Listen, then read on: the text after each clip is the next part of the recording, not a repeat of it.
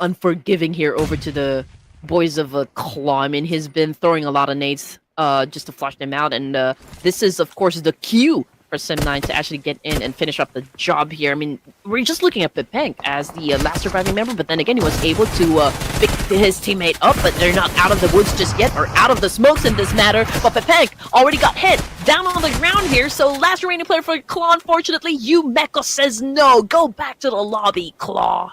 Oh, and Sim9 retains all 4 of their players without any other team around them. The closest one is to Empire, but they are across the road, so don't expect them to really push through.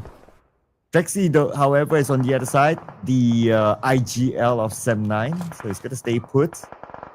But because of this circle, if you kind of think about it, so many teams now in the city.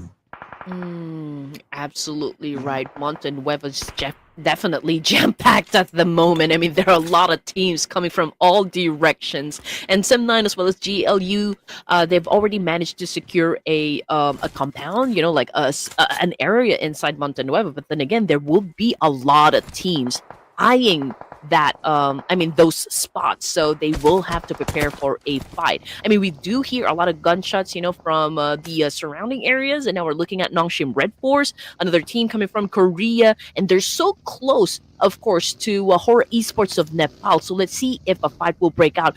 Okay, here we go. TZ with the great trigger discipline. Here comes the attack. Almost, but Sky survived. Okay, now he cooks up this nade. Sky needs to heal. Nade launched towards Sky. Sky managed to heal up just in time. Got his health back to 100 before the nade landed. And now TZ will need to fend for himself in this area. He needs his teammates together with him. He does have Beanie together at the northern side though. And another fire trigger pulled by NS Red Force, and looks like they collect another elimination point. Oh man, the south side of the circle definitely will be busy.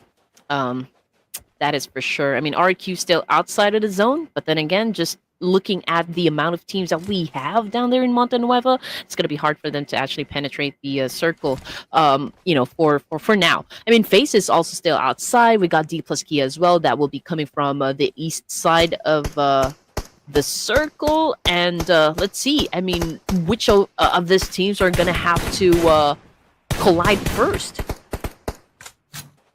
With this circle, expect the teams at the south to collide first, including D plus Kia now against Faceland.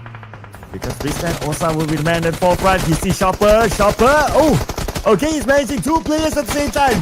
Back and forth. His teammates now show up to knock down the player of Face as 779, 771, and from afar is going to be Nobu landing the final blow.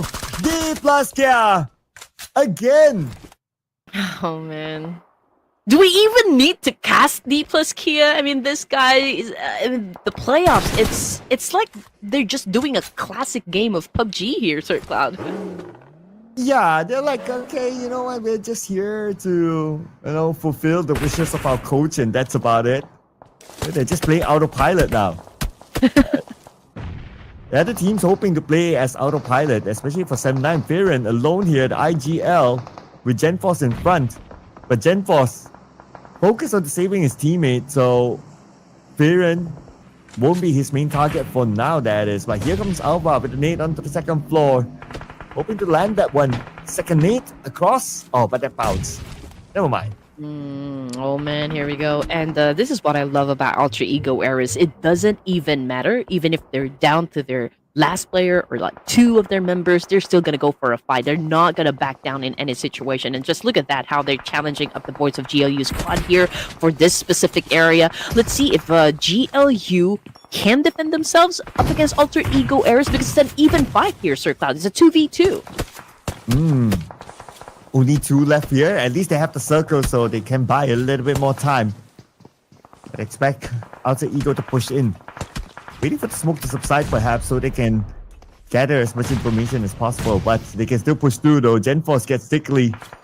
Nice nade leaving now. The Yellow Ranger Hexas alone. In front of him it's going to be Rosemary. And Rosemary, nope. Inside of this room. Push to a corner, nowhere to go. Wow. Out. Final shot with the DBS. You see, I mean, Alter Ego Era still, can do business even if they're down to just two of their players. I mean, Rosemary's still alive. I think that is the big help right there. And Alva, we all know just how good of a fragger this guy is, for Alter Ego Era. It's a great tandem. They are a dynamic duo playing for Alter Ego Eras. And again, they are still doing great. They're down here in Montenuevo together with Sem9, together with Alpha 7, but the circuit had already shifted. Cloud, and this time favoring Alpha 7. So those teams that are staying in Montenuevo will now have to fight their way in. Oh, but of course, D plus Care is the team that we want to see how they can overcome this kind of circle. They have to cross the road with Vampire Esports in front of them. RRQ, Alter Ego. No circle for RRQ, so they have to push this one through. Alba in front, in the next room. And a mysterious RRQ, whoever this is with the UMP, rushing in to the left side. Oh!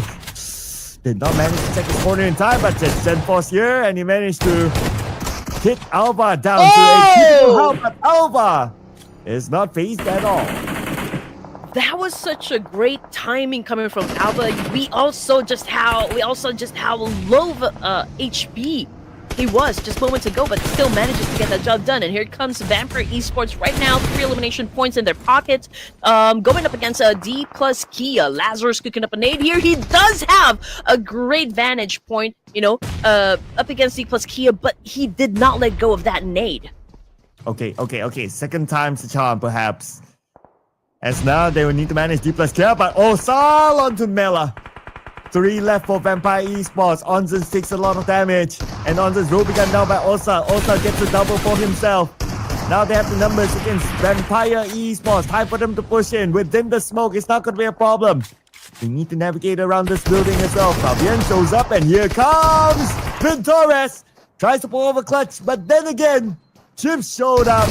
Vampire Esports, 1 player left. Here comes Chiefs trying to dance it up with Vampire Esports with a shotgun, and there you go. It's a 2v1 that just happened, and D plus Kia still wins the altercation with a double-digit elimination points. It's a total of 10. Like what you said, do we even need to cast their game? It's like, oh, okay, we'll just take a 5-minute break because D plus Kia will win that fight. And they did it. They did it against Vampire Esports, nice and clean, without losing a single player. Yeah, we all know how tough it is, of course, to get to the last stages of a match, with a complete squad. Just considering the caliber of teams that we have in the lobby here, but D plus Kia is just really, really wowing everyone. And again, this is the kind of action that we want, coming from all of the teams here. Now, let's check out the situation. D plus Kia over to the south side of Montenuevo here, or the south side of the circle, rather. Still together with Sem9. So, yeah, this fight is inevitable. They will have to face each other up. And Jaxie's ready for it, cooking up his own nades. Let's see what can he do against D plus Kia. But the rest of Sem9 now, they're going to give him back up. Jaxie moves forward, 50% of health left. He is forced to move forward because of the blue. Fabian, just by the side of Jaxie. He is within the smoke. Osa shows up, and Jaxie goes down. Oh man, here we go. D plus Kia still gaining that advantage up against Sem9. We've got Yumeko catching a nade from D plus Kia. John, the last remaining player for Sem9, and he is, of course, watching D plus Kia right now head towards his direction. Noble with the attack and using an S12K, and of course getting the job done once again. It's a total of 13 now for the Korean Oppas. Oh man, they are playing for billions and billions of won in that piggy bank on top of the dorm. Oh man. D plus Kia again. And still a full team. Anyway, now Hora Esports from afar putting pressure onto NS Red Force. They got one. It's going to be their first elimination this round. Sleepy will secure that one against Doxy. That will be their second elimination. And they're looking to finish off the final player of NS Red Force. Beanie down to that last hit, and No Fear with a mini 14 will eliminate NS Red Force. Maybe, just maybe, D plus Kia is playing Squid Game on us. They're eliminating everyone and just really dominating the playoffs of the Ruthless Invitational Showdown. I mean, who knows? I mean, Nobu, okay, we can see him getting some damage, but Rivo, oh man, he gets tagged from behind. So he needs to be careful now. Alpha 7, aware of the fact that Horror Esports is right up behind them. So let's see what Horror Esports is going to do in this situation. Are they ready to take out Alpha 7 in this altercation?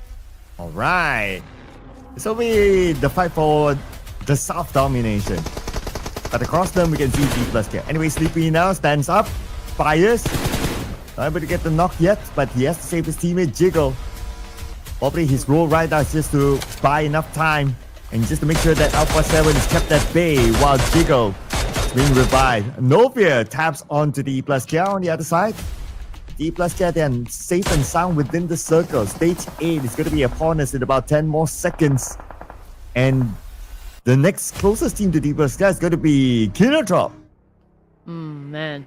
Effective counter, though, coming from Alpha 7 just moments ago up against Horror Esports. And now the circle shifted again, and this time favoring Japan's Kino Trope. Okay.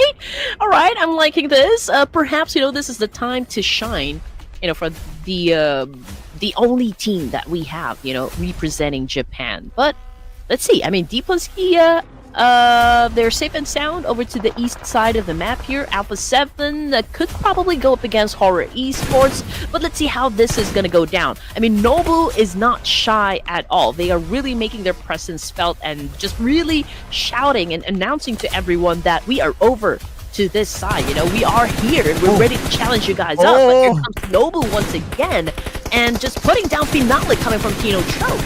And now they'll put in their focus on the Kino Trope. Okay, on their vehicles. They might rush. Here comes Nobu and Osa going to lead the charge. Mark is going to be the one to try to stop them, but he fails. And now they manage to breeze through, but no fear! From the side, spraying down. He managed to get anyone. He got Nobu. Nobu is down. Looks like the one to stop D+K. It's going to be Horror Esports, but they fire back on the No Fear. Oh man, this is juicy right now. We can see that Jiggle's trying to dance it up as well. Up against Alpha 7, unfortunately he gets tagged by a player of Alpha 7. So that was a great counter. I mean, 2 players from Horror Esports currently knocked down. The same thing goes for Kino Trope, and they are continuing to feel the wrath of D+K. And here comes the spray by Chips onto Sleepy, hoping to land it. Not able to though. But you know what? After all that, after Horror Esports intervening, D+K, they still have a full team. But finally, Alpha 7 shows that D+K can bleed. Whew. Okay, we are already at stage 9 here, ladies and gents. Eventually, we will no longer have any piece of land to fight on. So this is, of course, the final battle between these 3 titans that we can see on the screen. Alpha 7, D+K, and Horror. We've got No Fear coming into play here. Sleepy down on the ground. Can they still pick up this teammate? Unfortunately, that answers the question. Horror Esports, first team to get eliminated from the top 3. Oh, and Revo gets gunned down by none other than Nobu, Mr. MVP. Chips looking for his next target, but the blue is just right behind him. We're at stage 9 right now. Everybody has to move forward. Nobu putting pressure back onto setup. Setup very low. Let's heal up. Okay, Chips takes a lot of damage from Mafioso, but Mafioso now has to move forward. Chips, he has a little bit of space to heal. Man. Ooh, okay. Chips did not even heal up. But here comes Nobu right now. Okay, he was able to flush out Mafioso. Mafioso bleeding out there in the open. Nobu, and also this is a tandem that we need to see happen. Alpha 7 right now cannot even move up against D+K. We only have 1 player left onto the side of Alpha 7, but Setup is doing his best, of course, to survive this fight up against the Koreans. Osal again. The last man standing for D+K. Now moves forward. And guess who? It's D+K again! Osal again and again and again and again and again and again! Coming up in a clutch! And D+K! Another chicken dinner! It's back to back to back to back to back! Man, these guys are just really amazing! I mean, it's chicken after chicken. What will it take, Sir Cloud, for this team to get stopped in this playoffs? The only answer to that is to disconnect their internet. That's all. By now, the only way to stop D plus Kia is just to disconnect their internet. While they still have internet, this is what they can bring to the table. And to my quick math, they scored 22 eliminations this round. To my quick math, I'm not sure if I was right, but if that's true, that's 32 points this round. Man, these guys are like... already running out of adjectives to describe this group, and I don't know. I mean, again, they're treating this playoff just like they are playing in a classic game of PUBG, eliminating half of the lobby here. And I guess, this should be like a wake-up call, for the other teams to kind of step up their gameplay, because we are now watching the D plus Kia show. Oh man, it's only D plus Kia. It's only D plus Kia. It's D plus Kia and everyone else at this point. Well, teams to watch, we still have Alpha 7, Alter Ego. Arguably, this is one of their better rounds. And of course, we have Hora Esports here as well as part of our teams to watch. But man, D plus Kia, we're not horses.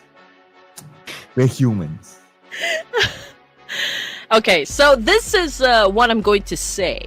All right, so D plus Kia is really putting up a show.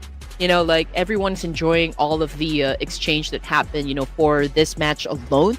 So this is a call out to the other teams that we have participating in the Ruthless Invitational Showdown. What are you guys gonna do about this? The fans are waiting. They're waiting for you to stand up against D plus Kia and just to show everyone that even D plus Kia right now can be taken out. Which team is gonna do that? It's called my internet service provider. Oh, but still, the young prodigy, 19 years old, Nobar, remains as the MVP. 8 eliminations, 1,140 damage. Give other players a chance, Nobu. Come on, your other teammates want some highlight as well. You know what? Guys, boys and girls, ladies and gents, this is what I want you to do. Tag your favorite players, tag your favorite teams, and ask them, are you guys ready to put down D plus Kia in this tournament? Come on, give us something! Yeah. Give us something, right? We want to see a challenge. We want to see a challenge. We want to see a challenge to these players. Nobu, Orsal, and Fabian. Still coming up as our top performers here. Look at this. 8 eliminations by Nobu. Orsal, 7. And the one that came out with the clutch at the end. Fabian, 4. And then you have Alva in between with a 4. But still 3 players here. I guess the one that needs his highlight is going to be Chips, Guys, you gotta give your teammates some love. Oh yeah, oh my goodness. Just like what I said, I'm gonna leave you guys with that one. I mean, this is the time for us to kind of knock on our favorite team's doors and just ask them, are you guys still, playing here? Are you guys still with us? I mean, with this kind of numbers that we can see coming from D plus Kia, obviously they are already the monsters here. Again, the apex predators. And when we say apex, they are at the top of the food chain here. So I want to know. Come on, like which team is going to challenge up this boys? Yeah, the closest team that was able to challenge them is Alpha 7, 13 points. And then you have Alter Ego with 10. That's the double-digit club. But because so many eliminations was pulled out by D plus Kia, we have 3 teams without any points at this round, and they happen to be from the Indonesian region. That includes BTR, Claw Slayers, and Blue Squad. So 3 teams with a 0 this time. Man, I'm running out of words as well. I'm feeling you. Like, how else do we describe D plus Kia? Hey man, I'm just saying we are waiting. We are definitely waiting. And just look at the numbers for the match statistics. 221 throwables used in the game. Okay, those are the kind of numbers that I want to see up there. 369 longest elimination distance, again coming from D plus Kia. So again, with the most knockouts, highest damage, highest elimination points. We also have like how many winner chicken dinners here at the top of the leaderboards. It is all D plus Kia. So again, guys, I think it's only right for us to demand some entertainment, some extremely good performance, coming for our favorite teams. Let's challenge them up. Which team is gonna put down D plus Kia? They are almost. They are actually more than 2 times the points of 4 thrives now. That is how crazy the gap is right now. Okay, I'm trying to calculate to be exact. It's like what, 108 points gap. I can't believe I've ever been able to say like the number 1 and number 2 team is 100 plus point gap. That has never happened in my entire life. Oh man. Whew. But of course, I mean, seeing the situation right now, I would like to go back to what happened during the Hong Kong Invitational. Did you know who actually wiped out D plus Kia? Let's see here. A Filipino who knows the magical 2 words of makan bang. Oh man, yeah, raise your hand if you watched the Hong Kong Invitational Tournament, and if you watched it, then please type it down there in the comment section and ask him, can you do that again here for the Ruthless Invitational Showdown? We want to see that! If he's playing, that is. Yeah, that is right. Yeah, although some people in the community says that, oh no, he's not playing, he's in the Philippines, but hey, you know what? He can still play. I mean, it's online, so he can still get online and play. So he could be playing, he could not be playing. I don't know. But what we're sure is that D plus Kia will be taking a break next. That means every other team will finally breathe a sigh of relief of like, okay, we don't have D plus Kia in the lobby, okay? Let's play our regular game. This is my challenge. I mean, I saw a comment down there and it said that Federalis is actually live. Maybe on his Instagram, I don't know, Facebook or maybe YouTube, but he is live at the moment. So maybe go to his page, go to his live and ask him, please come and join us for the Ruthless Invitational Showdown and replicate that elimination that you did during the Hong Kong Invitational and wipe out D plus Kia. That is just a challenge, to spice things up. But anyway, we're gonna be taking a short break, ladies and gents, so don't go away. We'll be right back.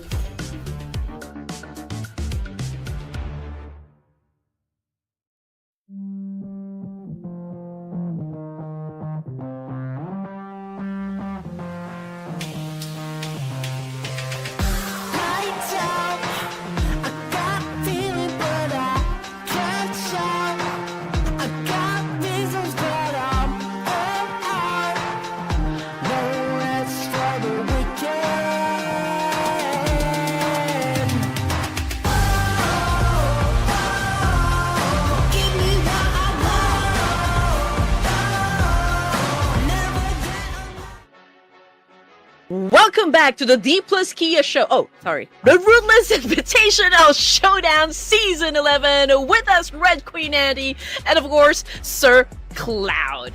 Oh man, what can you say, Sir Cloud?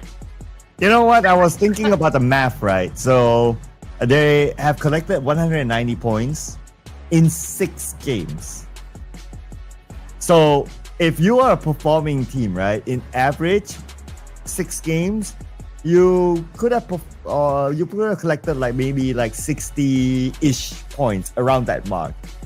They have collected almost 2.5 of that sort of benchmark after these 2 chicken dinners. But all the other teams, they'll be glad that D plus Kia is finally taking a break.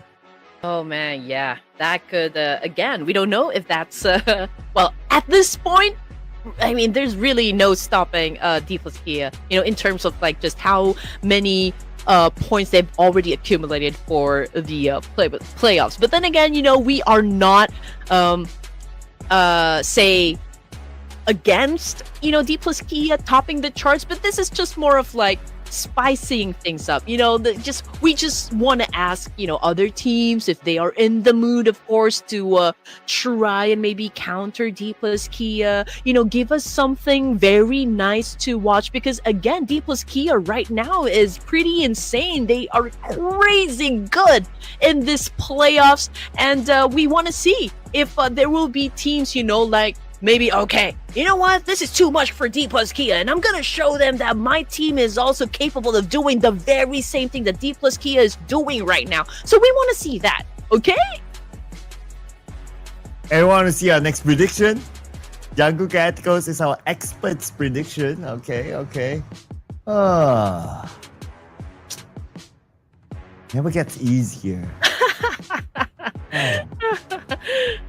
No one is allowed to choose D plus Kia for their prediction. Yeah. We need to set that rule, right? On the best, no one is allowed. Okay, D plus Kia is off limits.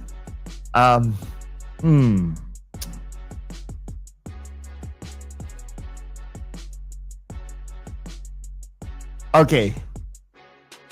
Don't worry, guys. Not like the stream is not lagging or what. We're just thinking.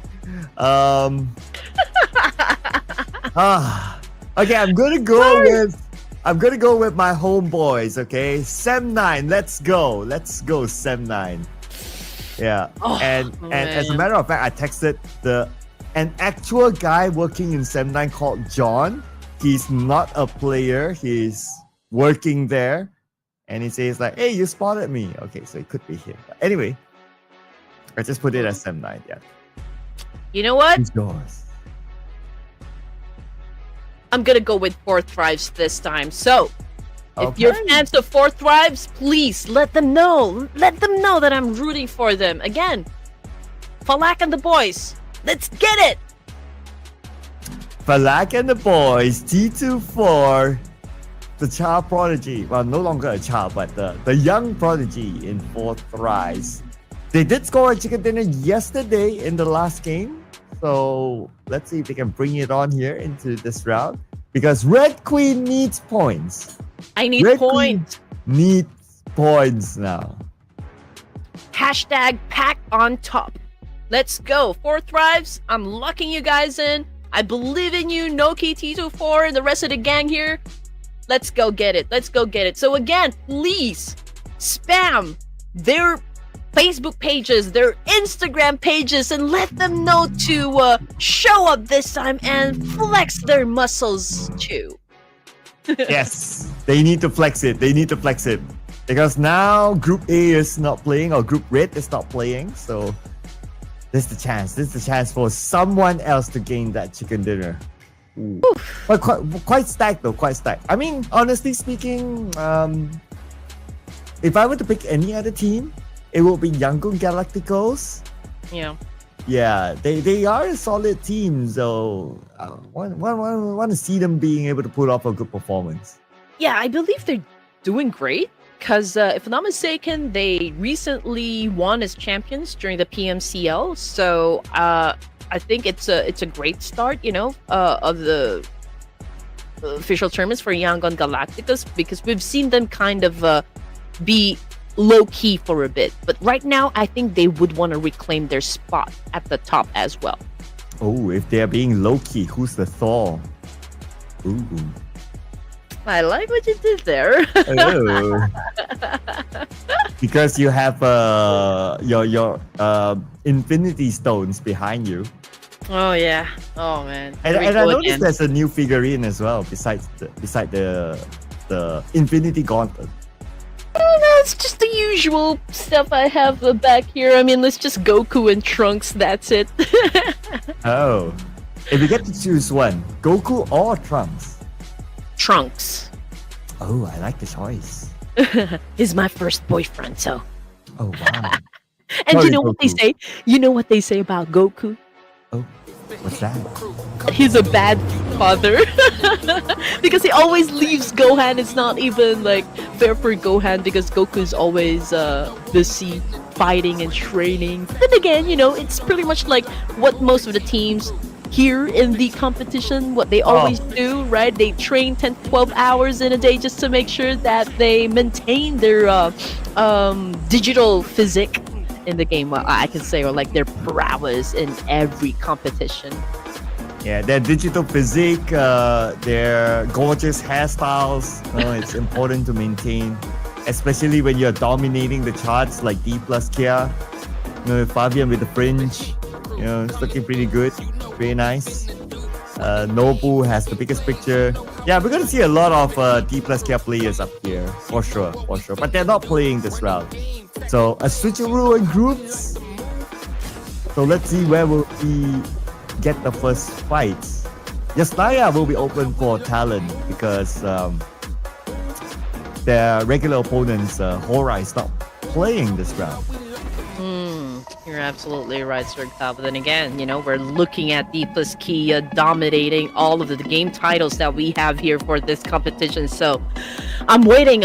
It's a good thing we can catch our breaths, you know, for this round. I mean, D plus Kia obviously taking a break as well. So perhaps, you know, we can see someone or like some team really dominate for this round. And as for the circle, man, it went down south, which is of course our favorite, Sir Cloud. I love it. And Alpha Gaming, they're going to have the advantage because that's their regular drop spot. And that's Red Force dropping around farm with the absence of Cellcom DG Alliance this season. So they will have farm for themselves. They will have an easy access into the mid to the base island as well. So we can expect those two teams to go in. But in Pachinki, looks like this fight will continue on. D Xavier and Kinotrop Gaming. Yeah, you're right. And again, okay, E Arena Oh, back here on the screen here with Yangon Galacticus, I believe. And this is, of course, the experts prediction. Okay, here comes the gunshots. We can see Mormon right now with an AKM. We got NC2 here with a shotgun, but he doesn't have any first aid kits or whatsoever. Nades, nada. It's just a shotgun. We got DX4 climbing over to the rooftop here, trying to get some more information because, you know, information is always power over here. And now we're switching back to Kinotrope and D Savior down here in Pachinki. You know, we've witnessed this fight happen, you know, from day 1 to day number 3 here. Kinotrope Gaming, I love the confidence right now. I mean, everyone knows that, you know, Pachinki is D Savior's territory. yeah, and they choose to challenge D Xavier, but they have to win this one. D Xavier, they have a good win rate inside of Pachinki since it's their regular drop spot since forever. On the elimination feed, APG. Ooh, they stopped Sinister. I believe they were bridge camping on the right bridge. Yeah, you're right. I mean, Top, I believe, was like, yeah, he was able to draw first blood, but here comes BTR now from behind, and Kent with a micro Uzi saving his teammate. And yeah, he was able to shut down Rowdy. A1 Esports also now suffering from a casualty over here. BTR, they do have a chance to pick up their teammate here, but A1, oh no, they are in a world of trouble. But Hitman with a massive and effective counter this time, shutting down a player as well from BTR. And A1 now with 2 players left, including Mr. Tryouts. Spraying. It's going to be Hitman. Gets Nonam Abun. But now BTR, one player on the other side. It's going to be Azar alone, but he fires with a micro Uzi, getting Hitman. And only Mr. Tryout left. Looks like Azar won it. Okay, did he? Okay, not yet. Tryout is still in the building. Oh man, and just look at that BTR. Oh man, down to their last player here. Okay, 1v1, let's go with a jump shot, and there you go, BTR, end of the line. Try out, oh man, he got a nade! Hey! He got a nade! I saw them approaching. Alpha Gaming, they normally drop in mid to the base with this circle. Normally, you would expect them to stay there, but I guess they got bored and they just crossed the bridge and like, oh, there's a fight there, maybe let's get a couple of points, and they did. And Levi's wants to get a couple of points out of Kinodrop. He will get finale, and that will be the second elimination point for D Xavier. Yeah, that was his finale moment right there. D Savior getting the leverage up against the Kano trope. Let's see, Mark is holding onto a micro Uzi while Ozzy-san is using a Scar Light. But 2504 as well as DX4 is over to the rooftop, and they could probably see where these two players are actually going. And Mark, okay, I believe that was such a great spray, but it wasn't enough to put anyone down from D Savior. On your mark. Okay, never mind. Knocked down by Levi's. Can't even get set and go. And now only one player left for Kinotrope. D Xavier full squad surrounding him. Where is he gonna go now? DX4 on top. The moment he shows up, that's it. Mr. Ozi-san eliminated. No points for Kinotrope. And Pachinki still dominated by the ever classic D Xavier. Arigatou gozaimasu for Kinotrope. Okay, we'll see you in the next round. But nice try. I mean, D Savior is still, a pretty strong team. And the fact that you guys did not even bow out, from a good challenge just like that in Pachinki, I think that's, like kudos to you guys, props to you. And I would love to see more action coming from Kinotrope. Okay, back to E Arena over here. And I think we saw them with another team here in this specific spot, but I guess a fight will not happen. But they're already tanking the blue, so there's a need for them to actually move on to another location here. You don't want to, of course, overextend your stay out there in the blue zone. But we can see, like 5 at least teams that are highlighted over to the right side. Yangon, we got Voin Donkey, TS, Vampire Esports, and E Arena. I believe that corresponds to, like they're still outside of the zone. Yeah, E Arena was locked in with Yangu Galacticos last we checked. And both teams tanking the blue. I guess they don't want to let go of each other. But Doc, he sees a player from NS Red Force just below him, entering his vicinity. Wonder if he's gonna pull the trigger. Not yet. A booming spots. Yep. Just puncturing the tires. One of the strategies to try to just block off other teams, because vehicles are going to be important, considering that the circle will very likely to be in mid to the base. Okay, we go. Meowla holding on to his AKM. Unfortunately, though, for Zeta, Voin Donkey coming off the kill feed, he's probably not down on the ground. Meowla right now again was able to shut down Potato and Lazarus again. Puts down a gut core from Voin Donkey. So we're looking at the last surviving member, which is, of course, Razak. And I want to tell you, Sir Cloud, that Razak was able to put down 3 players all by himself during day 1. So maybe he could do something like that here back to day number 3. Well, he has to. But before thinking about putting down players, he has to figure out how he's going to get across into mid to the base, because circles number 2, stage number 2, 100% mid to the base circle. For Glue Squad, they managed to infiltrate mid to the base island. I guess they took the boat ride down south and they enter through the southern side of the island, so that's fine for them. 4th Rise is in the base as well. NS Red Force, They are right below Alpha Gaming last we saw. But Razak, you didn't talk about him. Fortunately, he didn't make it. But this is the kind of circle that we want, Sir Cloud. You know, it ended landing in military base. And yeah, Alpha Gaming, just to give you guys an idea, they're holding on to a piece of area down there at the bridge, probably. Of course, to check if there will be teams, of course, passing through this location. And just look at that. I mean, they're evenly spread out. I think they do have good vantage points. This could potentially, of course, get them a lot of scores. But East right now looking at a couple of players from NS Red Force, of course, holding on to that compound. But I feel like NS Red Force would love to go to another location here because, you know, it's not a very good spot for them. Yeah, don't mean to the base is a small island, so you don't have many spots.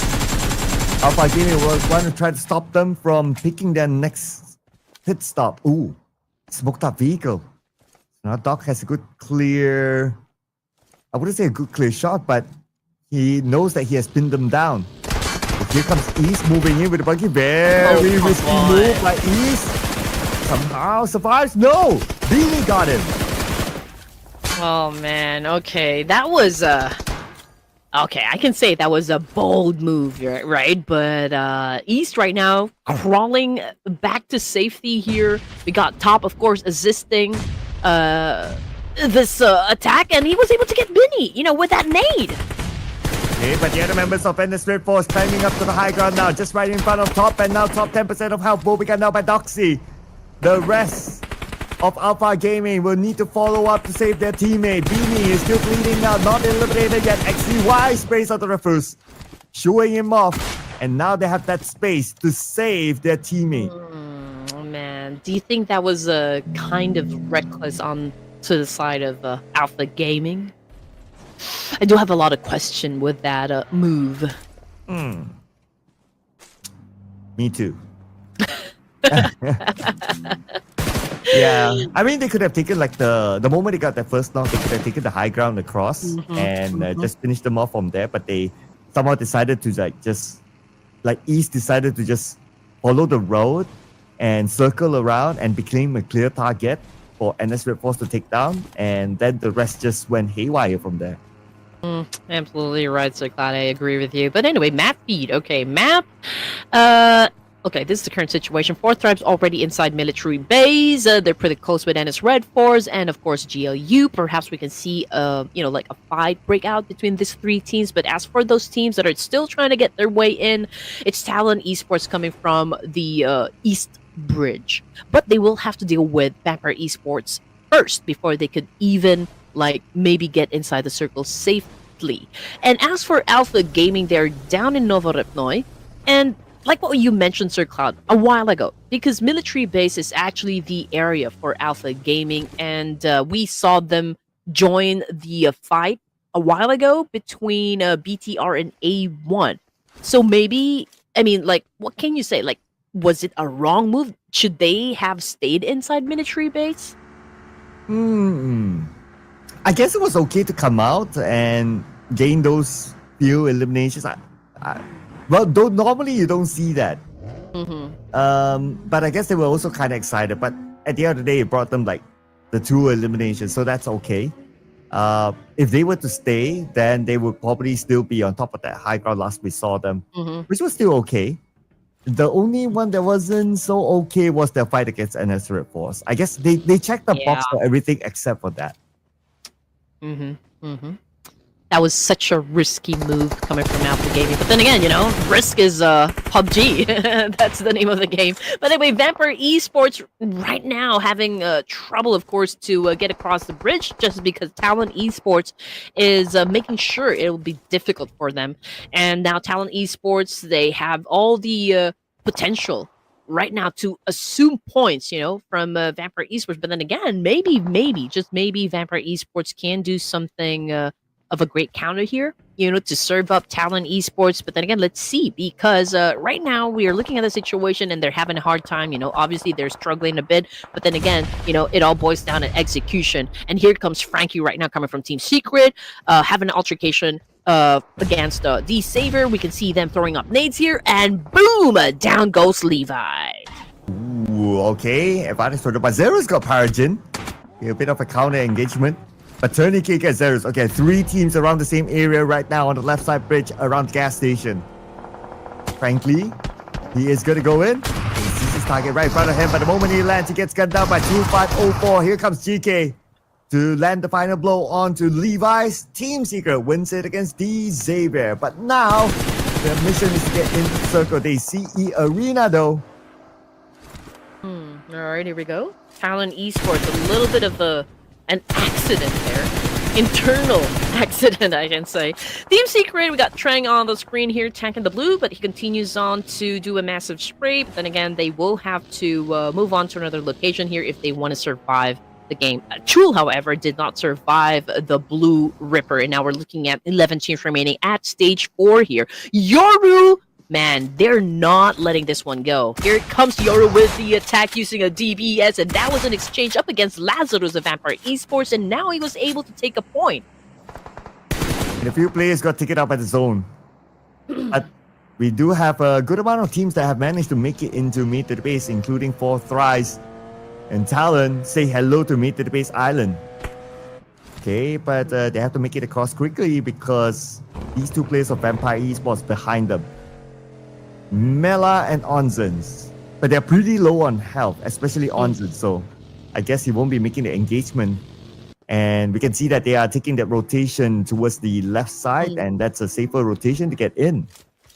You know what, for 4 Thrives, there is a need for them to take care of business. I mean, they will have to deal with E Arena as well before they can even step inside the zone here. I mean, Noki is already inside the circle, but that is him just monitoring the situation and just like really checking the situation from inside the zone. But E Arena coming up from behind 4 Thrives, I mean, it's obvious that 4 Thrives needs to have this fight up against E Arena for them to kind of relax, and stay over at the edge of the circle. But yeah, they will have to like really worry about any teams coming from behind because Team Secret is also on their way.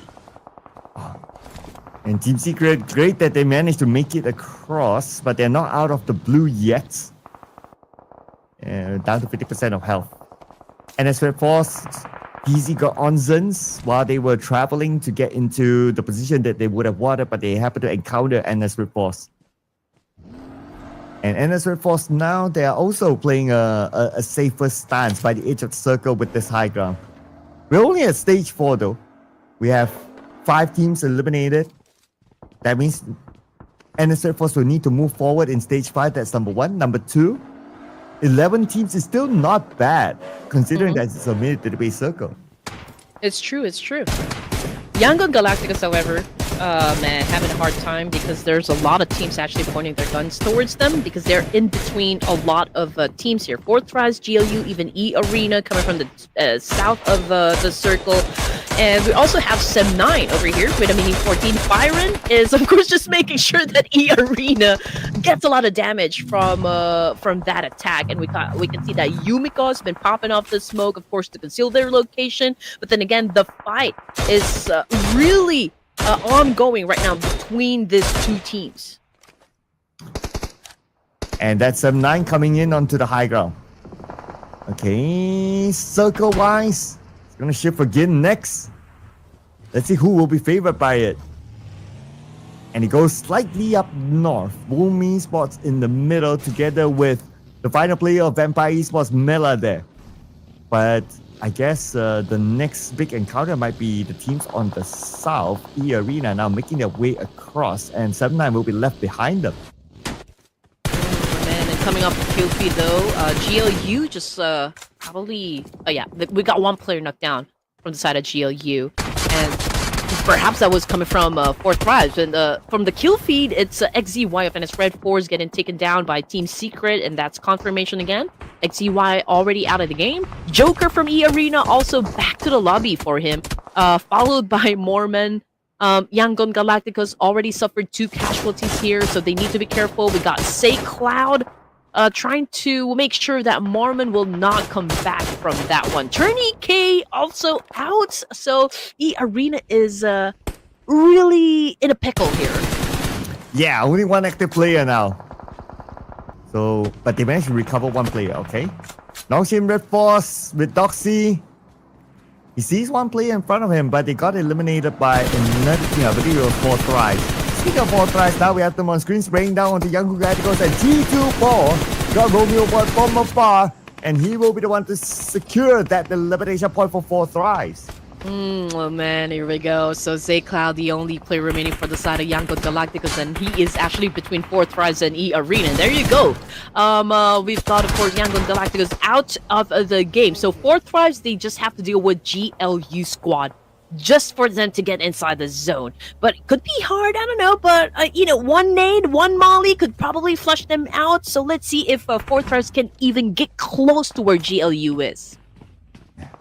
The 4 tries now, just right below them is the players of GLU, but then again, they are inside this bunker, so it's not that easy to find this angle. Palak tries though. Does not connect his nade onto anyone. Oh, Dongshim Red Force, they just got 1 elimination. Now they're dominating with 5. T24 right from here is going to be NS Red Force. He's going in all alone. Okay, he does have his teammate right beside him. But then again, it's a bit of a risky play that he's trying here. Noki gets easy, okay? That evens out the playing field. Okay, T24 challenging of the boys of Venice Red Force, keep throwing the nade, was able to shut down one. TZ still down on his knees, bleeding out there in the open, but T24 is not stopping at all. Beanie is about to pop off some smoke, but Noki with the attack using an FK, and man, he shuts down Doxy from the air! Oh, but he's not done yet, and here comes the follow-up. Unfortunately, he's not able to win that 1v1 fight against Beanie, and Beanie will also finish off T24. Beanie became the savior of NS Red Force, and TZ will be picked up, while Falak is still busy with the Indonesian squad. Oh man, 4 thrives down to their last player. Oh, but that was almost though. I mean, he was able to pull off. Almost pull off a clutch there. Unfortunately, of course, he got overwhelmed with with 3 members of NS Red Force right there. So 4 thrives now looking at the sole surviving member, which is of course Polak, and he's still trying his best to flush out this players coming from GLU, and it'll make it very hard this time because this particular spot where GLU and 4T is actually staying, it's no longer part of the circle, but GLU right now retaliated up against Polak, but they got caught in between as well. Oh, a 30k from afar finishes off the remaining members of Glue Squad, and there you go, eliminated. But then again, 30k taken out immediately right after that. 7-9, 4 players still in the game now with a high ground, but they don't have the circle. Need to deal with Boom Esports before they're able to move forward. Oh, we see E Arena eliminated number 7 elimination points. Not too bad.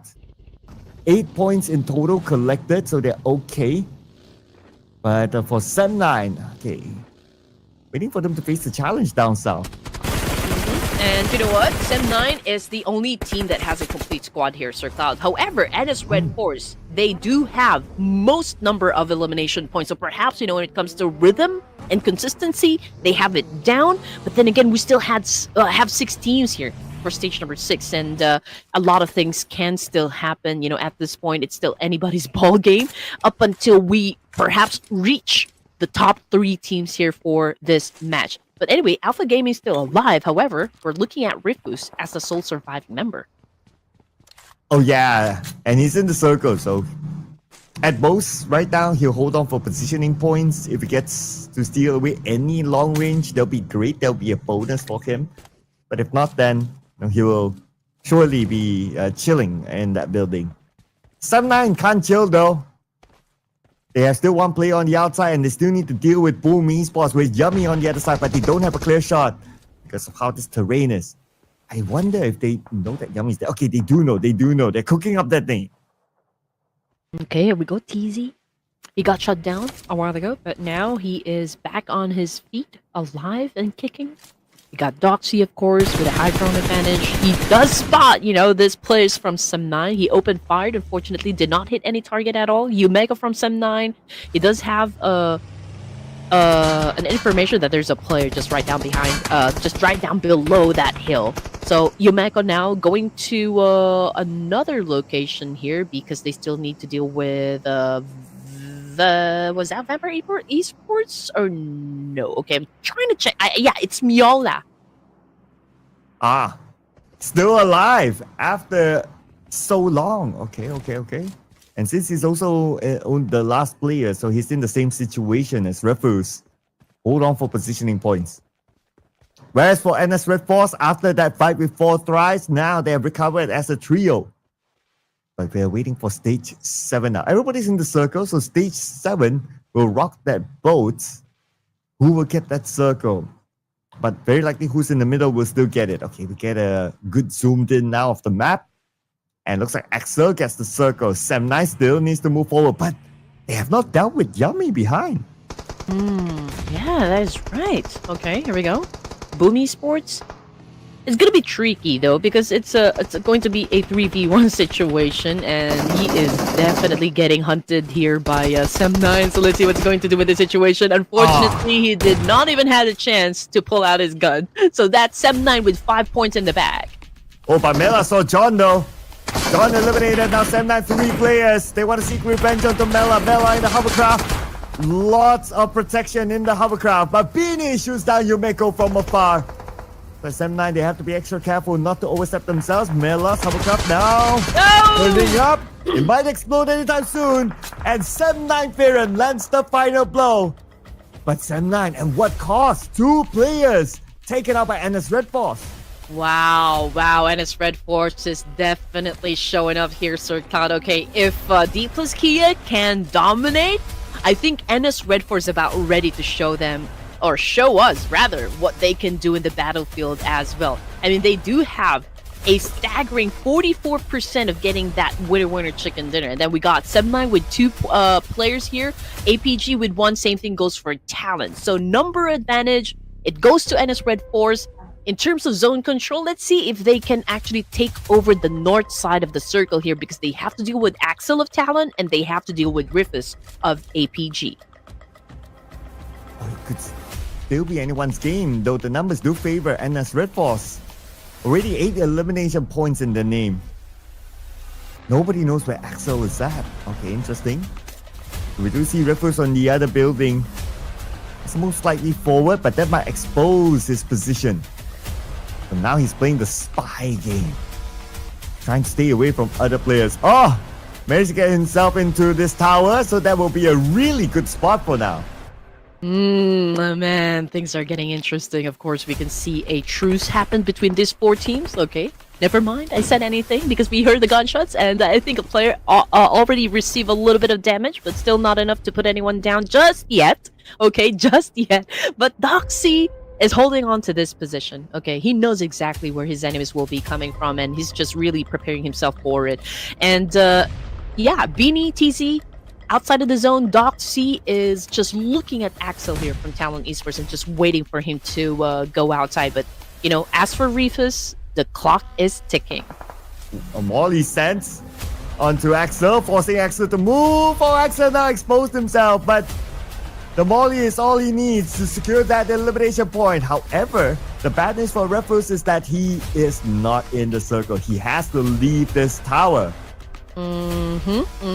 And now looking at the situation, obviously NS Red Force, they still have 3 members here. Oh, why did... Whoa!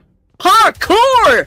Man, that was an awesome move coming from Rufus. I almost thought he would be, you know, experiencing some damage here, but yeah, that did not happen at all. And just look at that. Rufus is trying to get a hold of Sam9's position as well, but he is so close to the circle, Sir Cloud. Do you think he will be able to step inside? Ooh, I don't know. I think he needs to take a shot against NS Red Force, the team that's closest to him, before able to come inside. But that's down to the micro positioning. I need to see what happens later on. Sam9 clearly knows that there's a team in front of them. And I think Farron kind of saw Ruthless, but there's Ruthless in the building. Oh, Doxy's cooking up that nade. Okay, is he going to toss it? No, he's going to hold it on for now because the angle is not easy. And Trex is prepared for it. Okay. He knows exactly there's someone just right down below him, and that would be Doc C. Then again, everyone is really quiet here. This is information gameplay at this point. He spots Ruthless, and Ruthless is already out! Oh man, this is between NS Red Force and Sem9 this time. NS Red Force, can you guys take this home? Oh, here comes the nade by Doxy. Drexy does have the high guy advantage though, but then nade did connect on the Drexy. Now leaving him with 40% of health. Doxy rushes in, doesn't allow Drexy the time and space to heal up. Now it's only Firen against the world, 1v3. Can he actually pull off a clutch, just like how we saw earlier on by Orsal? It's gonna be Doxy trying to suppress Firen. Firen has no one to go for. Firen gets that one now. 2 more to go for Firen, but no time for him to heal. No space for him to heal. At most he can move forward behind his tree, but then again, Nemnes Ripples will not give him that space. And they will claim the chicken dinner in the Arango match. Man, this is a Korean show. Man, these guys have been gathering all the chicken dinners that they could get. I mean, imagine. We've got, of course, Deepless Kia flexing their 6 chicken dinners, and now we got Nongshim Red Force here dominating match number 15 in Irango. Man, again, come on, guys. What are the other teams gonna do in this situation? What are the other teams gonna do? What are they gonna do with the fact that Nongshim Red Force scored 11 eliminations? Chicken dinner, 21 points collected. It's a Korean show day, ladies and gentlemen. And what else can we say? Okay. It's all Korean day. Okay, I can hear you guys, right? Like what we said, we do pay attention to the comment section, and I can see you saying that, this is just an off-season tournament. This is just like, basically a scream, Ruthless Invitational show. It's not even a serious tournament.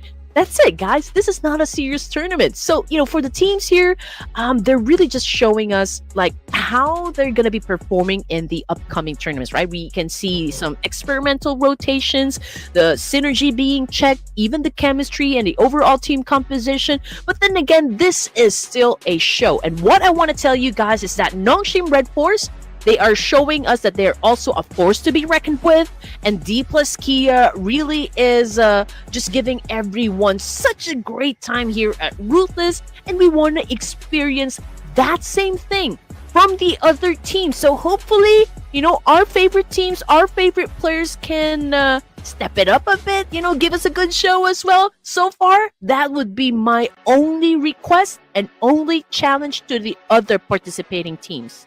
Well, we almost experienced it with Sem9 at second place. 1,309 damage with 6 eliminations and a lucky 7 heals. Okay, you don't get to see that often. 777 heals. But NS Red Force, 11 eliminations. Not the highest of damage, but still, what matters is the eliminations that they managed to bring in. And they lock in this chicken dinner for themselves. Up against Sem9, the final player, Firen. And our MVP, another very young player, Doxy, with 5 eliminations. A superstar in his own right. There you go, ladies and gents. And I just want to say that we already have a total of 17,273 votes and counting for the poll. So, I want to see this number still go up. Just a while ago, Sir Cloud, we already have a total of 10,000 viewers. So continue to share the live broadcast and continue to invite your friends, cuz, we are witnessing some pretty awesome clutches and some pretty awesome moves here in the Ruthless Invitational Showdown. Let's make it 20,000 people. Let's make it 20,000. But Doxy and Beanie making it into the top performers here. 5 eliminations for Doxy. Beanie got 4. Turney came with 4. And Firen from Sem9 representing in the top performers list. 21 points collected by NS Red Force. Sem9, decent round for them. Double digit, 12 points collected. And then you have Alpha Gaming. Even though Alpha Gaming, they went out early. But because they scored like 6 eliminations. So in total, 11. That's not bad for Alpha Gaming. Yeah. I mean, we're still waiting for those big names to really show us what they got, right? And that's for Voin Donkey and Kinotro Gaming. It wasn't really their their game. That's how we'll be putting it, because they weren't able to score any points, for this round. But then again, we still have like 3 more matches, for this evening before we wrap things up. So they still have a chance, to accumulate some score here. 140 though, throw was used for this game. And Vampire Esports, we got Miaula here setting up the longest elimination distance, a total of 274 meters. And 59 total eliminations. That means at least 2 players went out to the zone.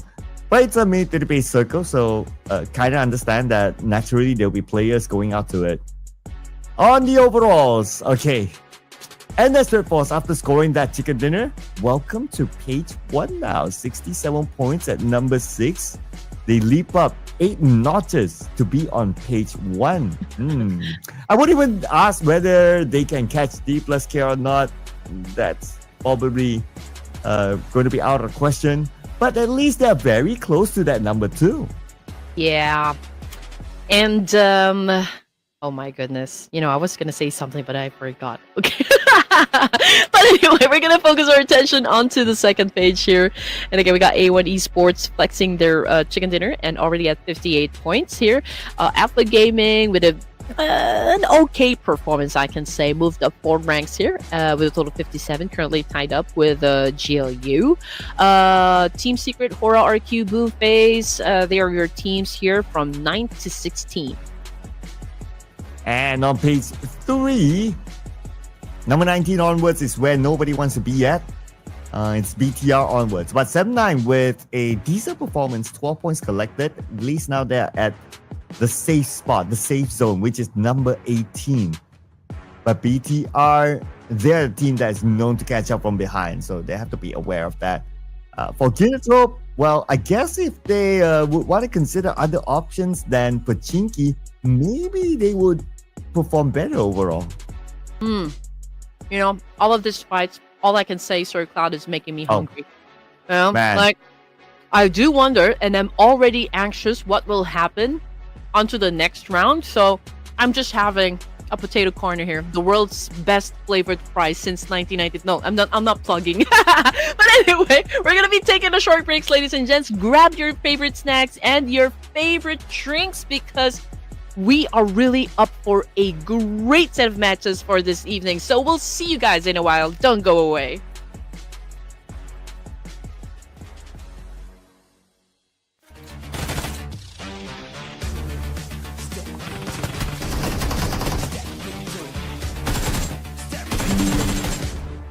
Step into the ring.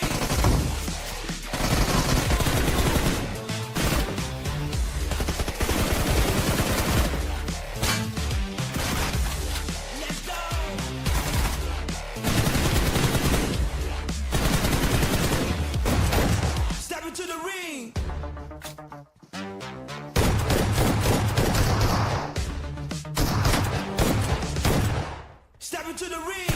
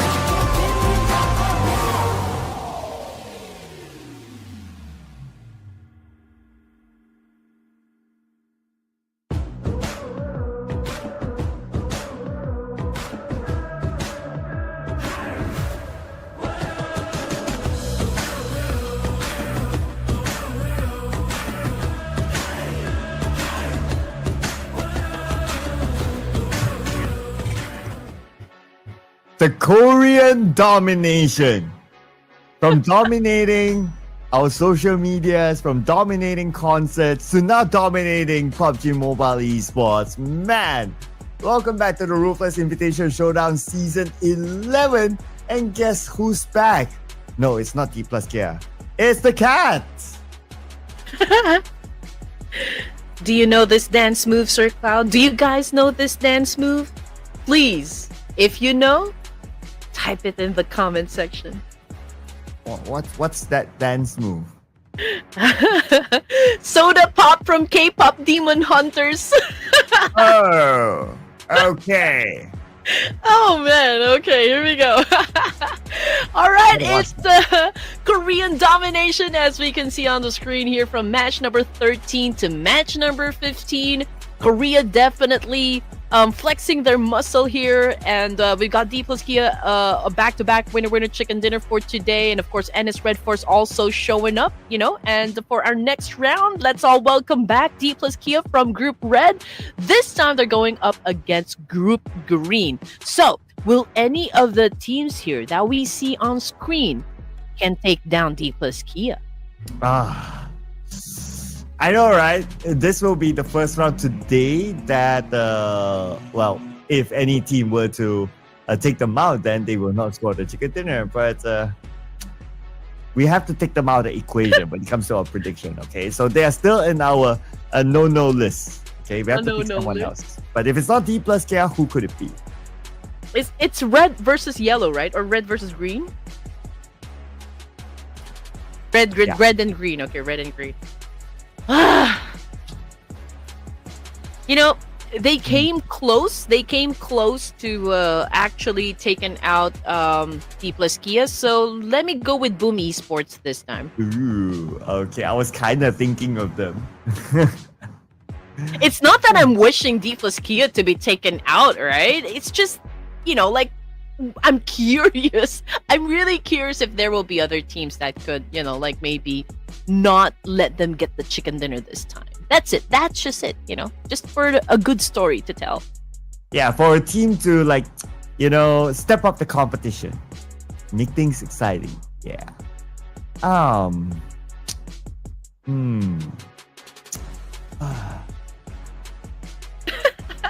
Making your headache. Yeah, because if we don't put that rule for ourselves, it'll be like D plus Kia all around, right? But you know, we brought it to ourselves, so oh, okay. It's so hard. Our experts are finding it hard as well. They're not putting in yet.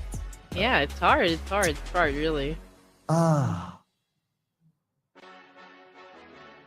else? Okay, Boing Donkey. Boing Alright. Donkey. Okay. Oh man, can we not do this? can we like skip it? Like, who else? Who else are we gonna pick? I mean, they're all amazing teams as well, but you know, who else?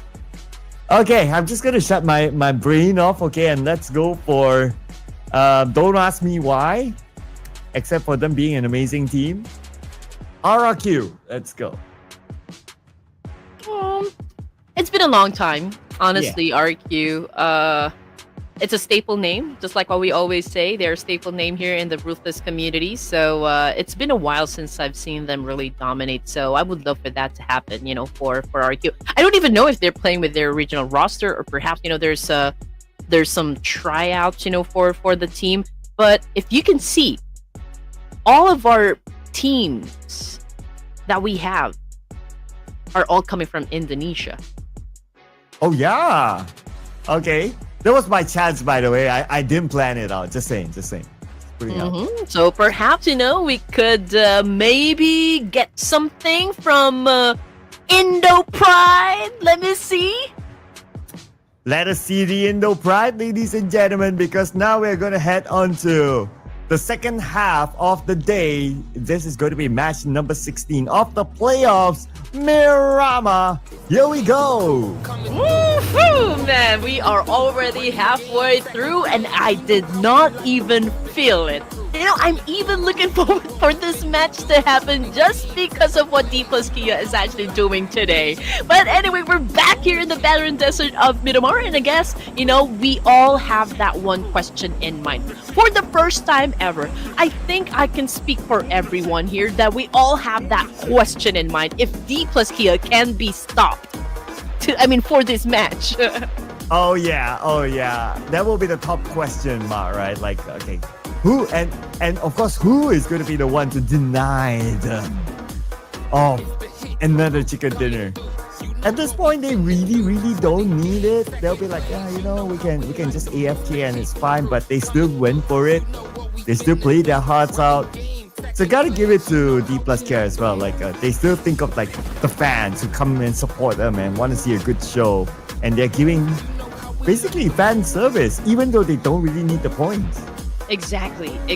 And for me, we just have to give it to D plus Kia because they are entertaining not just their fans, but everyone here.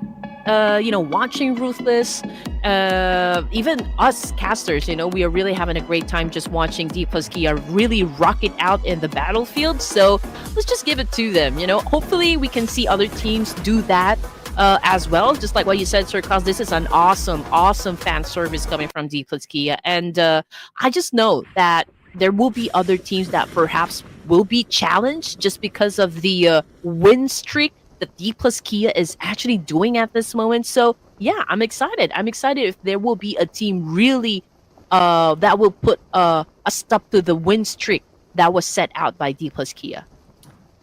But the Circus seems to be a fan of D plus Care.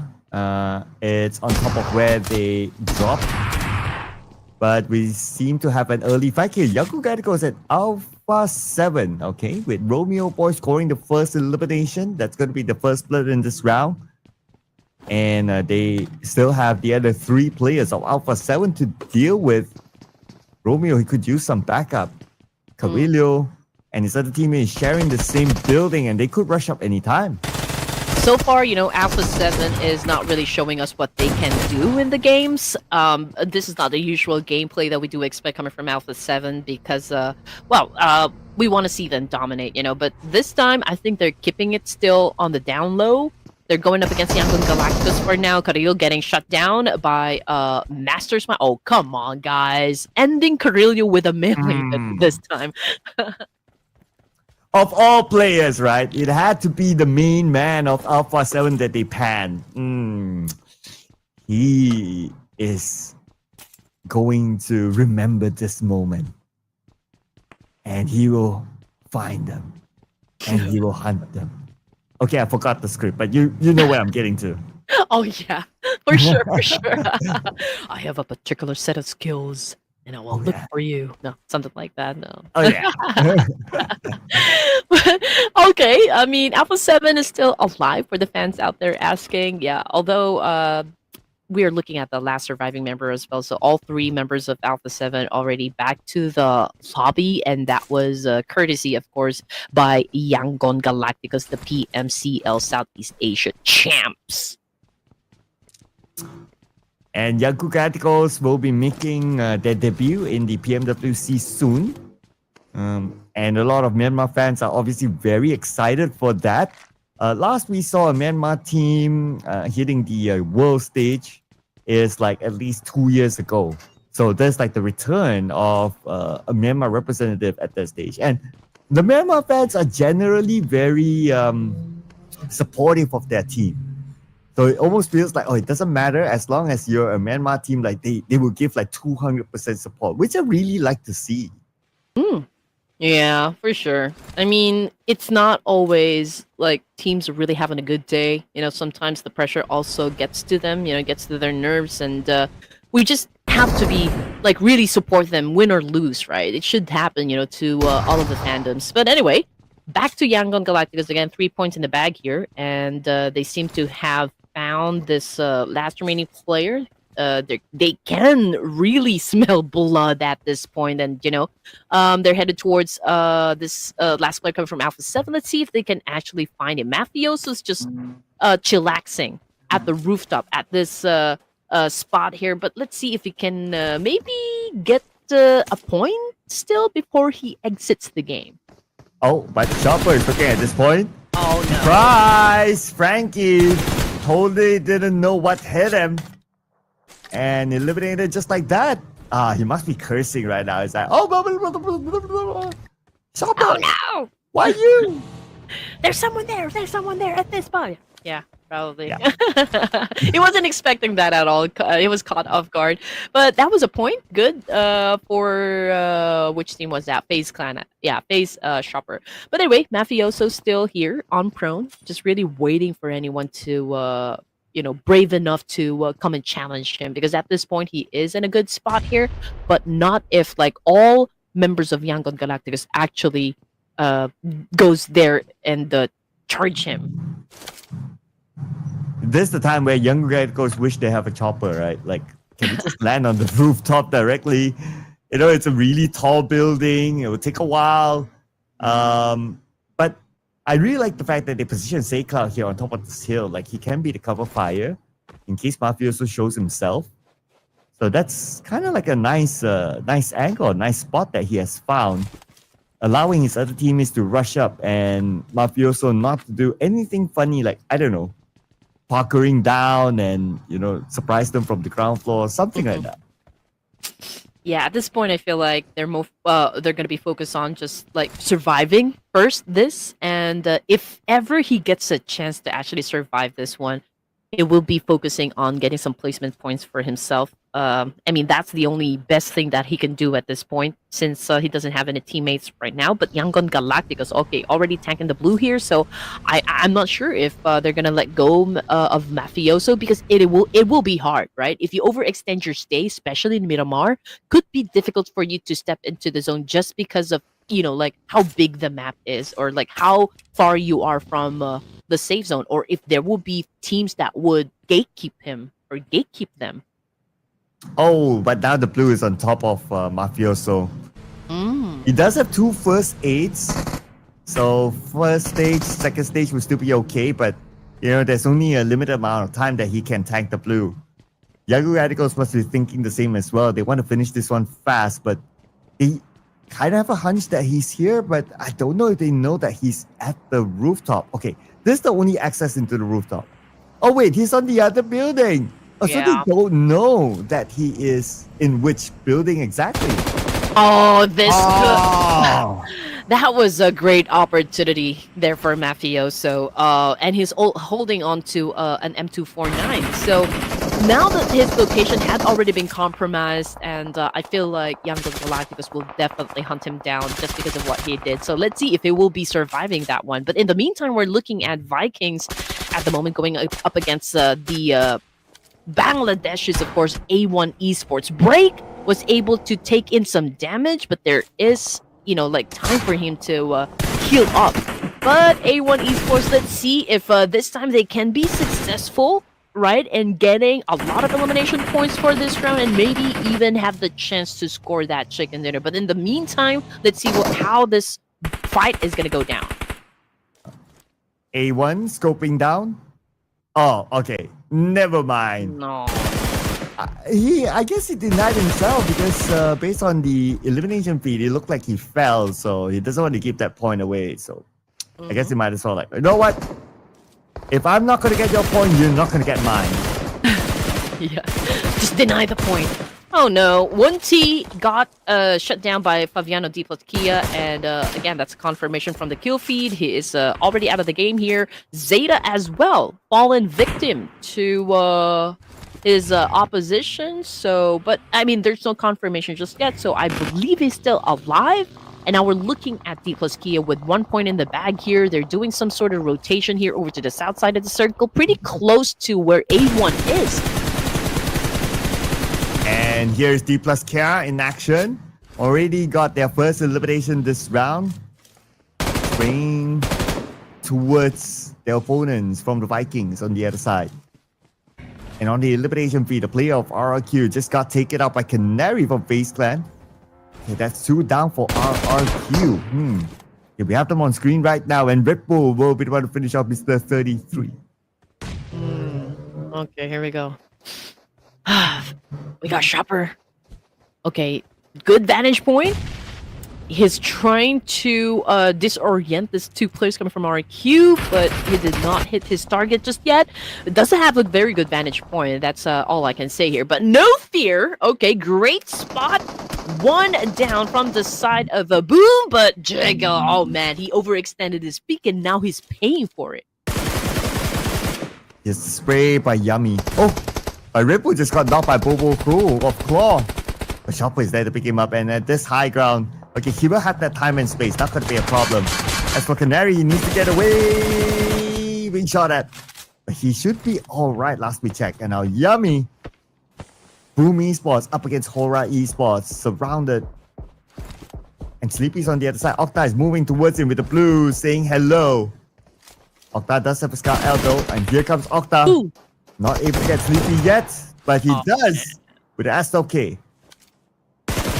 Okay, so Sleepy right now down on his knees, and Octa went after another player from Horror Esports, so that's 2 for 2. Sky down on the ground for lack. Oh no! He got shut down by 2 players of FaZe. He did not stand a chance there. And Red Bull from afar getting that one knock. Chopper from the other side, 2 different angles onto that one player of 4 thrives. I believe that's T24. Yeah, that's T24 there. And he will be finished up by Chopper. So T24, probably they only have 1 player left. And Canary, he has to deal with Void Donkey now. Okay, he's holding on to a nade here. Potato is close, holding on to a smoke, and there goes the nade, okay?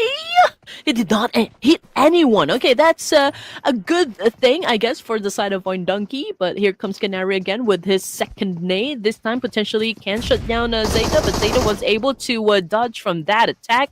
Canary holds on to his UMP, open fires, but did not hit his target again. But the dance is still continuing here, Sir Cloud. Boom! Down goes Canary. Oh, Canary almost got it, but Razak countered. And looks like Void Donkey, they won this fight in this area, and they will finish off Canary. FaZe Clan now, only 2 players left, Red Bull and Chopper on the high ground. Red Bull gun down. Then again, Chopper is there together with him. He should be able to save his teammate unless Chopper gets taken out here. Chopper got to be super careful. Man, okay. But even if Noki actually shuts him down, I think he will have a time to pick himself up again.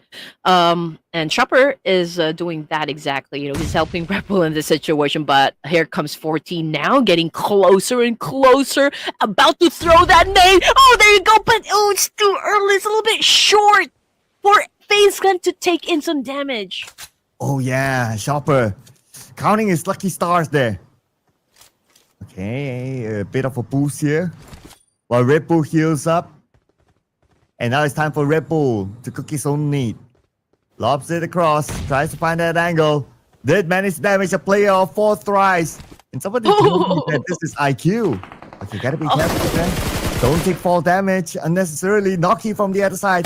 Chopper spots Noki. Noki takes a lot of damage. Chopper almost got him. Yeah, almost. But just in the nick of time, Noki was able to hide that big rock over there. But we can see, okay, FaZe continues on to apply a lot of pressure onto the side of 4 thrives here. Oh, unfortunately, though, for the Purple Hearts, they just got eliminated with only 2 points in the bag. And A1 looks like they lost their tryout player to the hands of Axel. And another fight happening elsewhere, but now we're going to focus on the FaZe Clan. Oh, RRQ's around the corner as well. Everybody wants a piece of FaZe Clan now. But it's so hard to take them down with this angle. I wonder who the tryout player is from A1. I did see a comment that said it's CJ Boy. So if anyone can confirm, maybe give us the T for A1 Esports. Who is this mysterious tryout who's been doing great? Ooh, okay. Leak some tea to us. We don't mind. I am a tea person. I know Red Queen's a coffee person, but yeah, I don't mind the tea. Yeah, I don't mind the tea either. Did you know that tea contains more caffeine compared to coffee? Oh, really? Yeah. Okay. I mean, coffee has always been associated with caffeine, but D plus, yeah, has been associated with chicken dinners. There's still a four-man squad. Against Oh. Fabian knocked down. Okay, Team Secret, they have two active players though. Oh, but here comes D plus Care. They're rushing in. Starting off with Nobu and from the side. Now it's going to be zeros left, but looks like a little bit of help from the Vikings. Assisted D plus Care to win that one. Oh man. Oh, but the thing is, D plus Kia is still a complete squad here, and we only have 12 teams remaining. So we already at stage 4. So oh man. Okay, I don't want to say anything anymore. But anyway, back to FaZe Clan over here with 5 points in the bag here, and they're making it rain bullets over to the boys of Voin Donkey here. Obviously, Voin Donkey, they don't really have that much option. They don't really have that much space. So it's going to be difficult for them to actually survive this one. Even if they take down Shopper, you know, there will be other members of FaZe that could potentially shut them down as well. But in the meantime, you know, FaZe, they still have this big chance to assume a lot of points just because of a very good spot here. Yeah, as long as you still have the circle, this spot is prime. If not getting elimination points, at least they'll be able to gather information. Speaking about information, D plus K has the information that another vehicle's in front of them, but Chip somehow fell to the blue. Not too sure what happened. Oh yeah. Oh, Rowdy took down Fabian.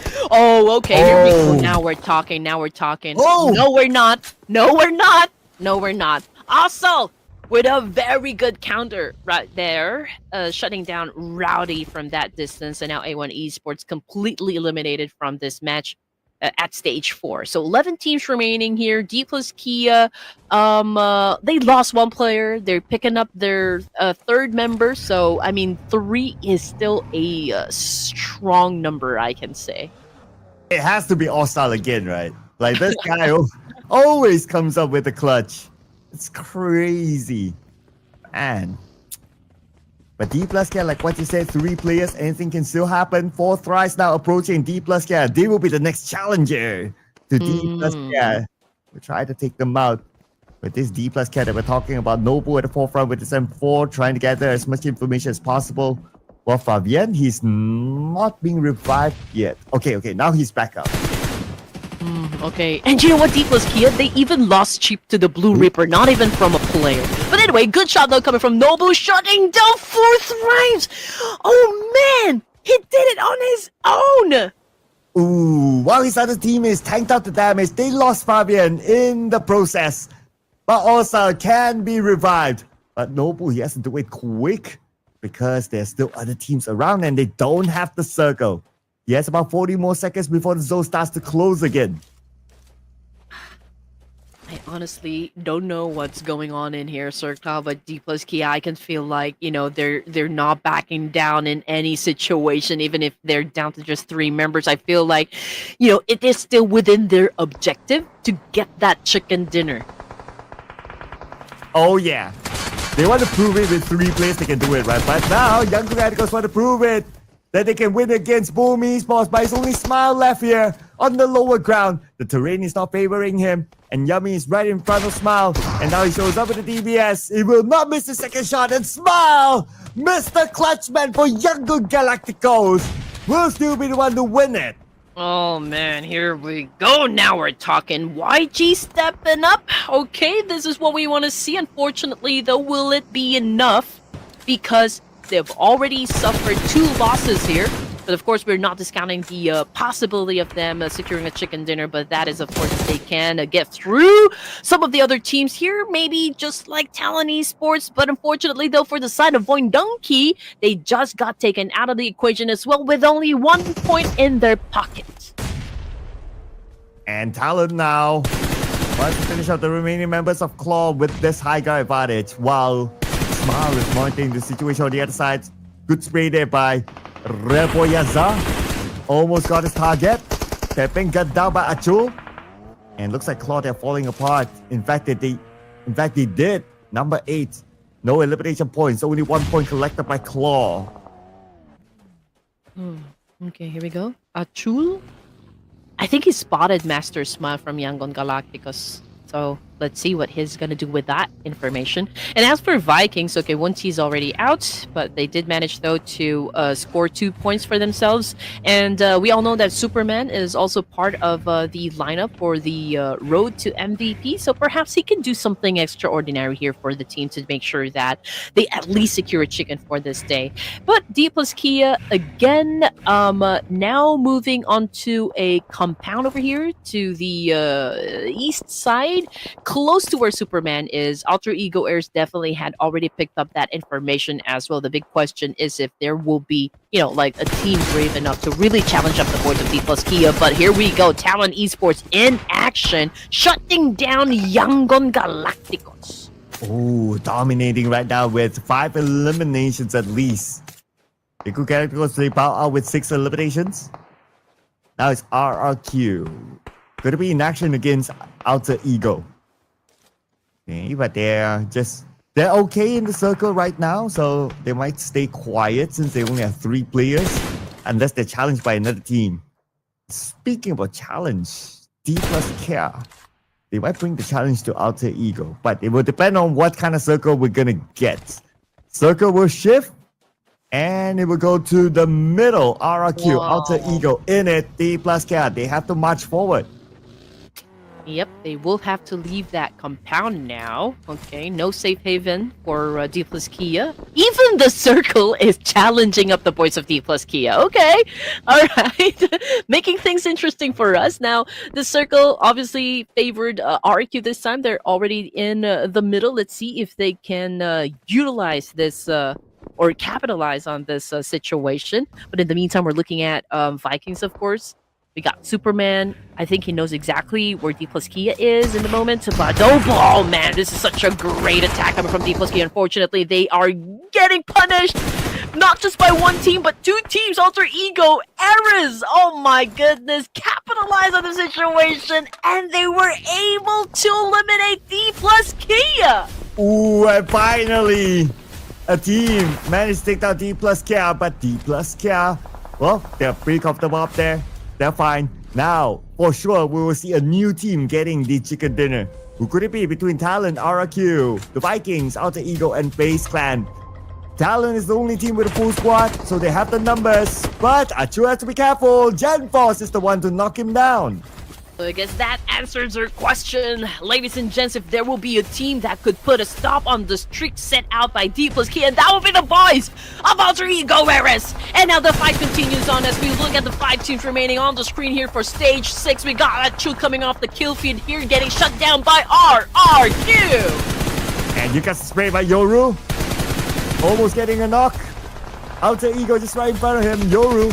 He needs to reload 12 bullets in the chamber. Red Boy Azar will get Krypton. Looks like it's going to be the Indonesian connection here. While Tins gets Chopper. Face Clan eliminated. Down to 4 teams. Alright, here we go. RQ, Talon, Vikings, and Alter Ego Rares trying to score.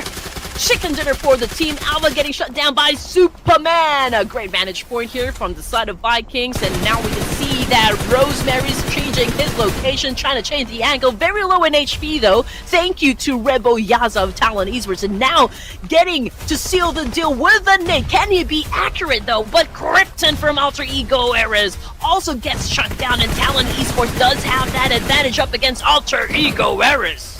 And here comes the Vikings with a domination. 5 eliminations coming in closer and closer. Alter Ego eliminated at number 4, 3 elimination points. Top 3 teams right now. It could be Talon, it could be RRQ, it could be the Vikings. Looks like it's going to be one of the Southeast Asian teams. And they're very equal right now in terms of numbers. All these 3 teams have 3 players, so it could be anyone's game. Here we go. This is the moment that we have been waiting for. The top 3 teams here fighting for the chicken dinner. Let's take a look at what RQ is going to do in this situation. Again, they already have 3 points in the bag here. We got La Par back on the screen, cooking up a nade here. Let the boy cook. Going up against Vikings, up against Break, but completely missed his target there. Now on the outside of the circle is going to be RRQ. But Talon is busy with the Vikings. They just took down Tins and now they take down Superman. That's going to be the signal for RRQ to move in now that their opponents are distracted with each other. Cannot spend too much time on the outside. 30 seconds before the zone starts to close again. Yoru gets tense. And here is Yoru on screen. He will finish off Superman as well. The Vikings not only have that one last player.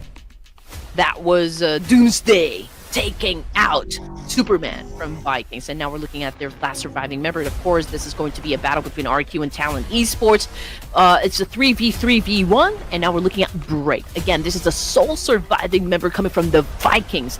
But again, we've seen something similar like this happen just moments ago. So let's see if Break can actually pull off or maybe like replicate that same thing to this round. But anyway, Talon Esports on the move. Okay, trying to spread out.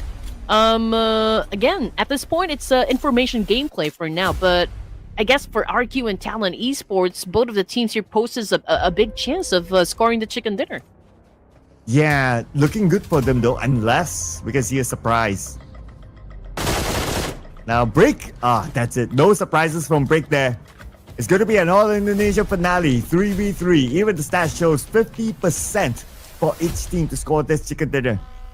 RRQ with 4 eliminations, and they have players in the middle of the circle. While if we look at Talon, they are by the edge of it. So if we talk about circle control, RRQ, they have that little edge against Talon. Okay, here we go. The calm before the storm for these two teams here. We got Rebo waiting for anyone to for anyone's head to get popped. That's all I can say. But yeah, again, we are seeing Axel throwing up a nade here, trying to just like maybe get them out of their groove, you know. But trigger discipline is already at its best here, Sir Cloud. Yeah, everyone's playing the chill game now. While we check out the next stage, and it's still going to go to the middle. A representative of RRQ is in it, so he can be the marker. Talon, no circle at all. So now they pretty much have Talon locked out of the zone. Talon, they do have vehicles, so they can still push themselves in. Man, and you have the chance to score another point here, Sir Cloud. Amazing. Oh my goodness. Are you... Alright, here comes Genfos. Of course, open fired up against Axel here, compromising his location as well. And now Talon Esports was able to take that knowledge, of course, that Genfos is over to that side. But oh, great shot! And Axel now down on the ground. So there's a need for Talon Esports to reset. They're popping up the smoke here. But I just know RQ's not going to let go of this situation. And RRQ, they will make sure that they will be able to secure this one. They got another one though. It's only Yoru left for Talon, the final player. And the sprays come in. RRQ breaks the streak of the Korean teams to score their own chicken dinner. It's been a while. What do you have, Sir Cloud? Are you getting some sort of a message that from their Peiko that, okay, Sir Cloud, choose us for this round because we're gonna get the chicken dinner for you. Amazing. 3 points now for Sir Cloud, and me, I still got a 0. Man, which team is gonna give me that 1 point I'm looking for? Oh yeah, please, somebody give Red Queen points. But the team that brought in the most points, of course, is RRQ. 7 eliminations in total. 5 of them from Genfos. So I guess it's quite clear who's going to be the MVP. But it is also quite clear that they could manage to collect 17 points. Whew, okay, man, that was a great show. And finally, again, it was... okay, so RQ was able to get that chicken dinner, but it was Alter Ego Errors that... did the wiping out, up against D plus Kia. But then again, of course, we don't want to take away the spotlight from RQ. We did talk about this a while ago, Sir Cloud, that, it has been quite I can say a long time coming, for RQ to actually really show us what they got in the battlefield. So I love this outcome. Yeah, our staple name, right, in the Ruthless Invitational Showdown series, RRQ. They have been having a bit of an off day in the recent rounds, but well, finally they scored a chicken dinner, and this will surely boost themselves into a safer spot in the top 18. But besides RRQ, Talon made it into the 2nd place. Other than that, the Vikings 3rd place and FaZe Clan 4th place. Now, if you were to look at all these numbers here, FaZe Clan, they had the least amount of full squad time, but still able to make it in the top 4. So this is an inspiration for any team out there that you can still do it, even though you're playing as a duo.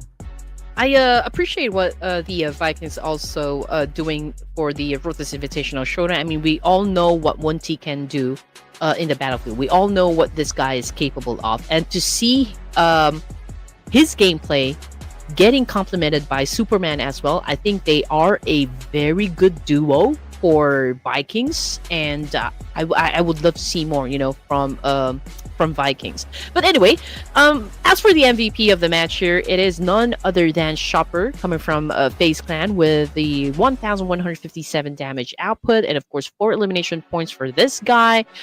And it's a deserving win for Chopper.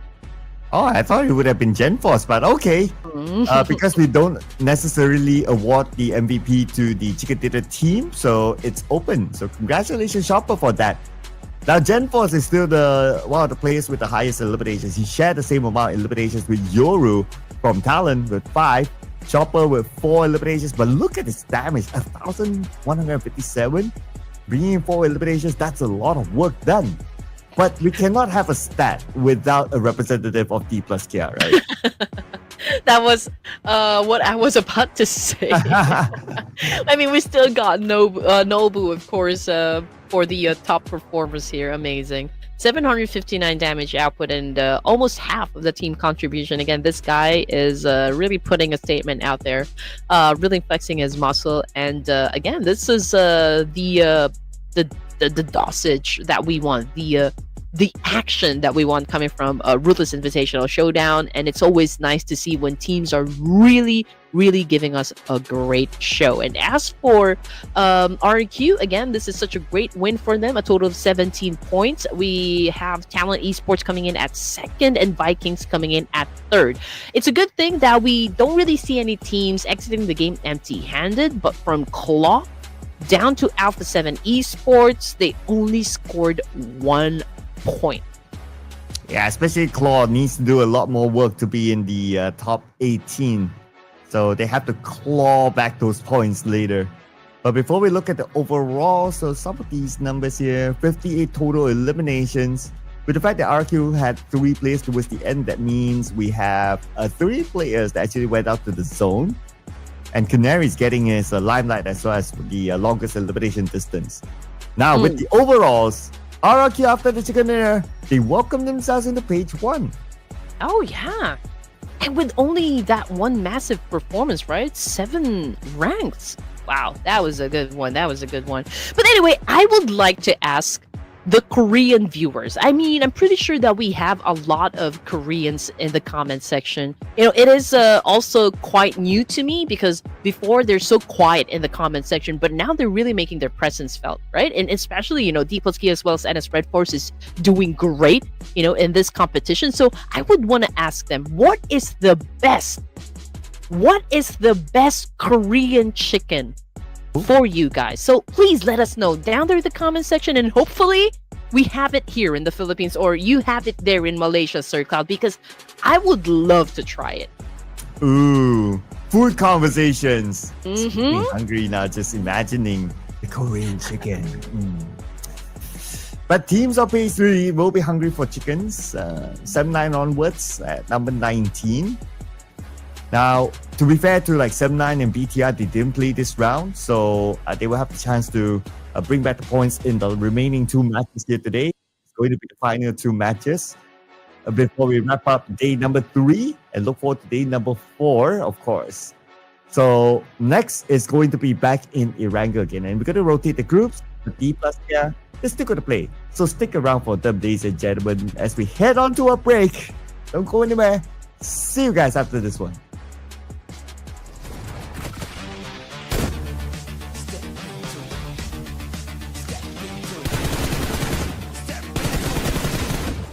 Step into the ring. Come on.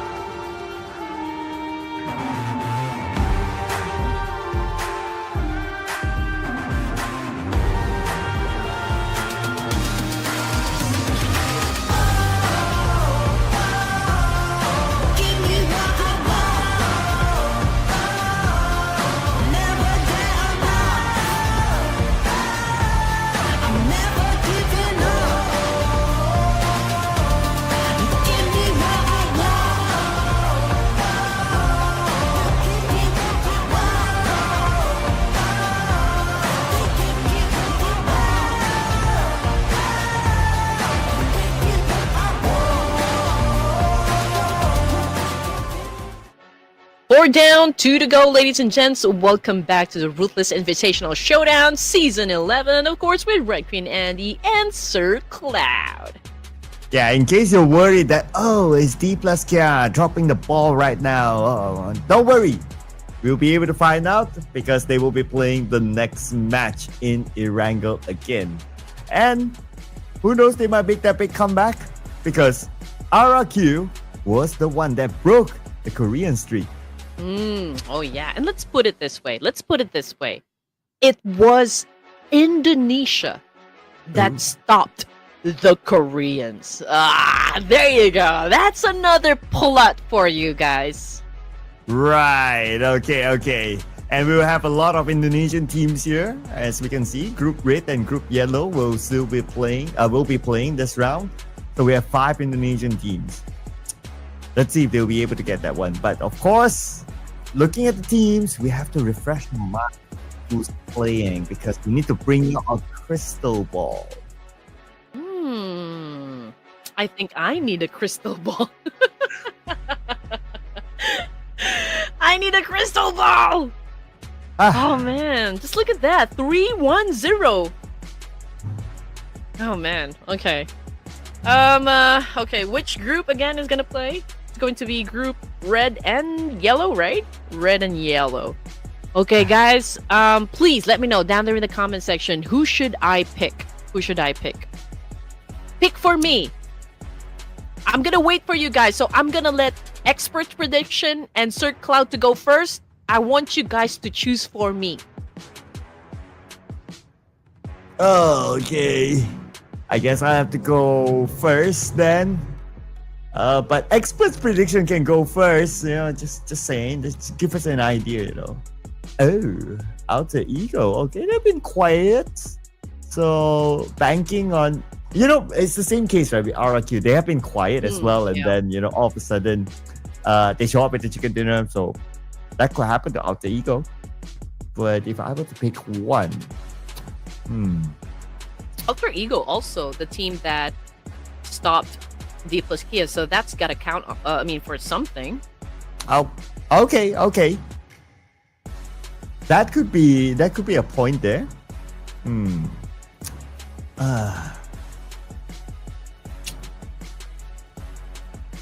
So hard. It's really hard. Really hard. Okay. I made my decision, all right? I want to see Superman putting up a good one. Vikings! Let's bring out MVKE Vikings. Okay, alright. Okay, so for me, I'm still waiting for you guys. I like how the cat is sleeping. Yeah, he loves to be in the aircon, like he loves the cold, he loves the breeze. So I'm still waiting for you guys to tell me, like, who am I supposed to pick here now? I'm not allowed to pick D plus Kia. Yep. So unless the whole comment like spams like D plus Kia, then I don't know. Okay, all right. Let's see. You know what? I would love to see, since this is the dream team. Let me see some power coming from Alpha 7. Oh. Okay, I thought you're gonna break the rule and just go for D plus Kia.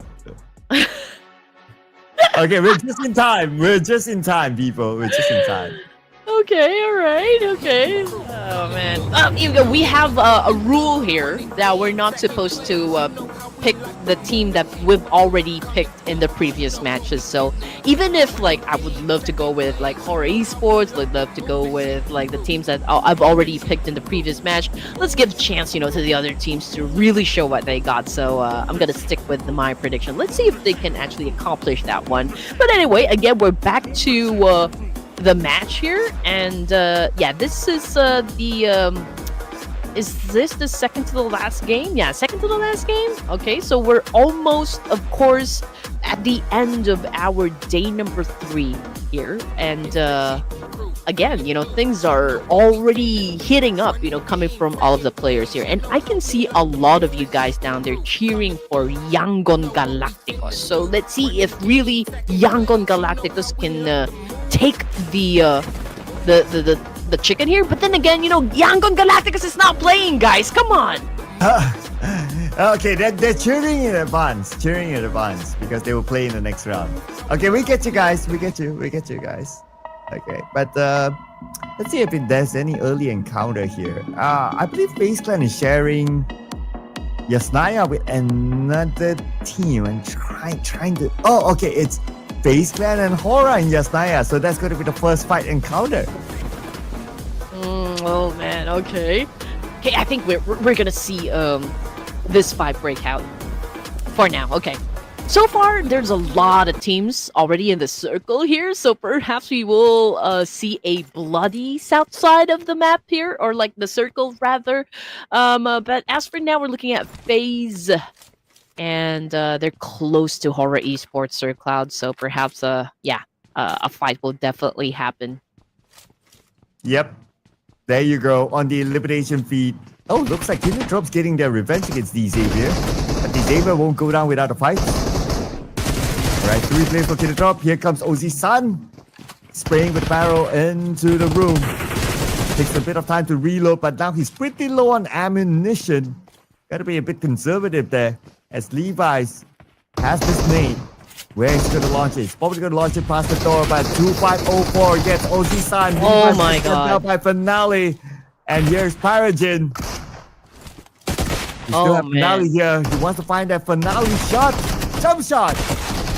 Ooh, okay. Finale showing us some moves here, okay? Even if he is the last surviving member coming from Kinotrope, he's doing his best, of course, to survive this and get some points for the team. 2 points in the bag for Finale, okay? We are still seeing D-Saver as well as Kinotrope Gaming here playing ring around the Rosie. And again, Finale for another point in the bag here. Patagen is pretty low in HP as well. He is, of course, in a little bit of a pickle here. Finale does have that advantage, but unfortunately, Patagen with an awesome shot was able to get the job done. Okay. For a second there, I thought that D-Xavier might lose this one. But again, they're showing why they are the kings of Pachinki. So they win again against Kinotrop. But at least this time, Kinotrop, they did not go out empty-handed. They got 2 elimination points. But in Yasnaya, FaZe Clan, Hora Esports, Sleepy found an angle.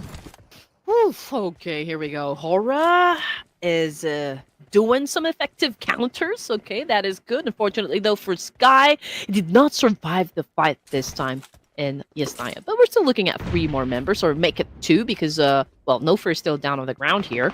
We got Jiggle, of course, getting close to FaZe. Here comes the jump shot, though. Canary with an awesome counter as well. Unfortunately, Jiggle falls down hard, and now he is back to the lobby. And now FaZe Clan, man, they are already a threat to Sleepy, because Sleepy is the only one that survived here. And Sleepy, now he has to do it for the team. To the left, he sees one, he sprays, he gets that one, but from the side, it's going to be 779, 771. Whoever this player is, even with his DP, honestly, I don't recognize. So, could be a tryout player for FaZe Clan. Maybe that's the numbers in his bank account. Oh. Ooh. Just kidding. Just kidding, FaZe guys. Clan has a lot guys. of money. Just saying. That's for sure. I mean, I would love to be a professional player in esports. I mean, just the amount of the prize pool, that's insane. But it comes with the pressure. Yeah. Well, that one too. So again, we have to be kind to all of the professional teams, guys. You don't know how much pressure they actually go through in a day, in every tournament. Yeah, gotta recognize the hard work that they put in, right? Like, if they don't do well, I mean, it's part of competition. Gotta be fair to them, because it's a competition. There will be only one team that can win at the end of the day. So if your favorite team doesn't win, just know that they put in a lot of blood, sweat, and tears to it. Okay, here we go.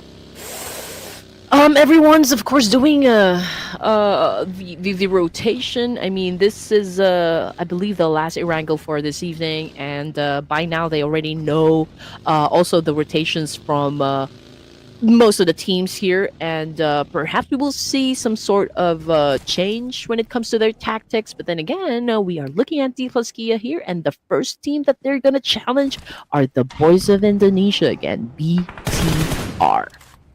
Ah, D plus Care, their final game for tonight. Not like it matters much for them. I mean, they're like what 199 points. They're 1 point away from 200. 1 point away from 200, and no one else is at a double digit. No one else is at a triple digit. I know. I'm like, just imagine. I do wonder though, okay, because they're really performing here during the playoffs. I wonder if this is going to be the same energy for the grand finals. Because sometimes they do this just to get through the playoffs and get onto the grand finals, and then just like we can no longer feel their presence. So hopefully this is going to be the same thing, for D plus Kia when we get to the grand finals. True. Consistency is going to be key. You see them explosive here, but grand finals, everything is going to reset. Not like reset to zero, but there will be only starting points, and that's where you kind of level the playing field again, and that will also give a little bit more hope to the other teams. And they might be fired up to say that, you know what, we're back to fair playing ground. This is our time to really show what we can do against especially teams that is absolutely dominating right now, like D plus Care. And Ruthless made sure that it's going to be spicy, it's going to be interesting, it's going to be exciting, just because we do have that head start points and also the smash rule. But in the meantime, we're going to talk more about that later on, because Fabian just got shut down by Alpha 7. Okay. That's one down. But 3 more to go. We have seen D plus Care pulling off a chicken dinner with 3 players, so anything can happen. But then again, they just show that, okay, you know what? We can be eliminated. So that will also give like, okay, if teams encounter D plus Care, do not fret. You can take the fight. But of course, have to be aware, they are at the top with so many points for a reason. So you still need to be full in focus when you encounter D plus Care. Now, speaking about encounter, what sort of circle are we going to encounter? It's going to be very likely a top-side circle. Oh no, it's still a 50-50. And I do love that river in between, Sir Cloud. That's going to make things even more interesting. Okay, here we go. So, there are a lot of teams over to the north side, obviously, and there will be teams coming from the south as well. And just because we do have that river in between, so yeah, teams will just have to then to pick a side. Are you guys gonna stay over to the north or over to the south? In the meantime, we're looking at Alpha 7, and again, they have an altercation up against D plus Kia, and we got Senab already putting down another player from this Korean team. So perhaps they already have that leverage. They already have that advantage. Let's see if they can follow through. Yeah. Now, following through is one. Also dealing with this circle is another headache. This circle has that small possibility of it ending at that island in the river. So if it goes there, it's going to be a very interesting round. But okay, Alpha 7, they're chasing down D plus Care. After they eliminated Fabian, they know that that's D plus Care. And Alpha 7, they want to show dominance against the number 1 team. 2 points in the bag now from the side of Alpha 7, and obviously they're trying to chase down the remaining players of D plus Kia. Again, we're looking at just Osel and Chips here for the remaining player.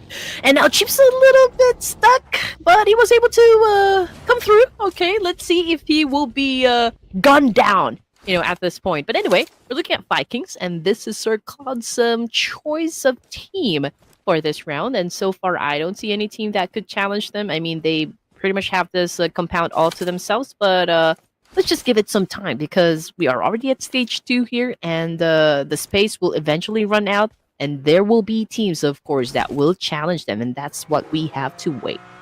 Yeah, and I would love to see how they overcome the challenge of this circle too. Although it's not your main database circle that we always love, but it's also still a challenging circle. I hope that stage 3 we still get in the middle of the river. and then eventually goes to the island in the middle. Okay, that could be so interesting. I mean, we're so evil, right? Asking for this kind of circles for the teams. Because that would push the teams, that would force the teams to really give us a very good show. I mean, just a while ago when the circle actually landed in the military base, I think that was one of the best fights, that we've seen for day number 3. Okay, back to Sem 9. They are over here at Watertown. I do wonder though if there's a team that might be headed towards that direction as well. But FaZe and Claw having a conflict. And, 4 points in the bag now for FaZe. Oh, and each and every player has an elimination. Oh. We'll probably get a chance. There is a chance we're going to get that kind of circle. Oh, man. We wish it, and it happens. Okay, here we go. FaZe is definitely phasing up because 5 points in the bag here, and they continue to rack up some more points.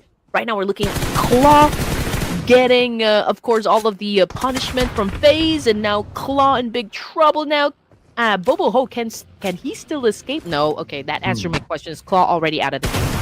Oh. You see a Russian here? Okay, RRQ against none other than D plus Cat. Chips will get the win against 33. And now Osal on the lower ground. He sees that other player Wow. RRQ, and he eliminates just like that. Chips will be back up again thanks to Osal. Oh man, but that was a close one, for the side of D plus K. And right now we do have another challenger team here. That would be E Arena. Now also, he's cooking up a nade. Let's see if he can actually hit NC2. But right now he needs to pick up Chips. He needs all the firepower right now to even survive this. Smoke still covering him. E Arena with this nade. Okay, moment's nade. Okay, this will be huge. Okay, lobs it across. Let's see if he connects, and he gets Chips. Oh, he gets both of them! One nade to rule them all. Moment is back. Yeah, Joker ain't laughing now. I mean, that was such a good one. Grenade elimination for this guy. And perfect post, by the way. Thumbs down. That's a cool one. Okay, D-Saver, I believe that was 3 points. Okay, Alpha 7 with 2. Oh, this is great. Pathogen was able to shut down Doc C. Oh, yeah, Paragon from afar. Trying to secure that elimination point, but that heal is just not helping him. Oh, he sees the smoke. Okay, he's going to guard the other side, but that's like on the other side of the river. So E Arena is not going to be a big threat to D-Saver. Now, stage 4, if we're still going to get that middle circle, that island circle, we'll start to see teams at stage 4 all rushing in, or a lot of them will rush in and try to take that middle circle. So that's when it will be really explosive. Yes. Okay. Here we go. We are experiencing a little bit of truce from the 11 teams that we still have in this game. It's a little quiet right now for stage 3. But the information gameplay, of course, is not stopping at all. Doc C! Oh, that's the... I'm not sure if that's a confirmation or like the second time he gets shut down, but okay. It's a great thing that we are seeing the map over to the right side of the screen here. At least we already know like which direction the teams will be coming from. But what was that? Oh, another chance, another possibility that the circle will end in that island. Oh, and Vampire Esports, okay, they are closest to it. With the hovercraft, they will have the easiest entry into that island. Are they going to commit onto that island? Okay, one thing about this island is that it's mostly flat land, so you don't have much cover. That's why you don't see that many teams committing onto the island yet. It's a tricky circle. It's not really an easy circle. Everyone will really have to fight, for a piece of land here. Okay, here we go. 8 elimination points, though, for the side of FaZe, which is a solid performance, I can say. Unfortunately, Tourney K, I think, was able to take out Shopper. EA, or E-Arena, now down to 3 other members. FaZe down to 2, I believe. Alter Ego Eris also puts down 1 player from Alpha 7, and Rosemary right now is stepping up his gameplay. And Rosemary needs to step it up for our experts' prediction as well. 2 eliminations now. And Vampire, they're trying to lock in this bridge. It's going to be a key entry into that middle island. And so far, so good for them. But and a third force against D Xavier. XCY got Levi. Now only Paragin left, the final player for D Xavier. And as third force stopped at their tracks. The Paragin now with this day. Ooh! Into the face. Okay, here we go. It's a miracle that Paragin actually survived that one, but just look at what NS Red Force is doing. I mean, 3 of them holding on to a nade there and eliminating that last player from D Xavier. Now D Xavier out of the game. Here comes Kyorin of VTR jumping to the ground here and hunting down, of course, the boys of E Arena. NC2 is still alive, cooking a nade to himself. Can he put down this player from BTR? Okay, this nade. It's one and only trusty nade now. NC2 on the other side, 50% of health. Korea should be able to get it. It did connect, but now follows up with another molly. Oh, not hitting on the NC2, so NC2 just behind the molly heals up. Back to 80% of health. Korean rushes in with AUG, but no, maybe he's going to go in for the heal, but no. Okay. Oh, he passes nades. Oh, but NC2 is the first one to land his nade. BTR out. That was very close. Yeah, that was a close one. Oh my goodness. And not to consider the fact that Alva actually joined into the mix there. So that was tough. Now, Alter Ego Eras again with 4 points in their pockets right now. So far, it's I guess it's a good run for Alter Ego Eras for this round. The fact that they are still a complete squad, maybe, just maybe, they are in the mood to score a chicken. Ooh, they are looking like it though, but they have to overcome the next stage, and the next stage will be crucial. It could go again all the way to that island in the middle. Okay, let's see. We'll find it out in about 3 more seconds. But so far, the team that's pretty much at the island is Vampire Esports. They're just right below the bridge. Man. And yes, there is still a very high possibility. You know, this could be a great thing for Vampire Esports, but... okay, so they're a complete squad. Okay, it's a 2-2 split, I can see. But just like, everyone needs to swim just to get to that small island right there, which will be very difficult and will be quite a challenge, I can say.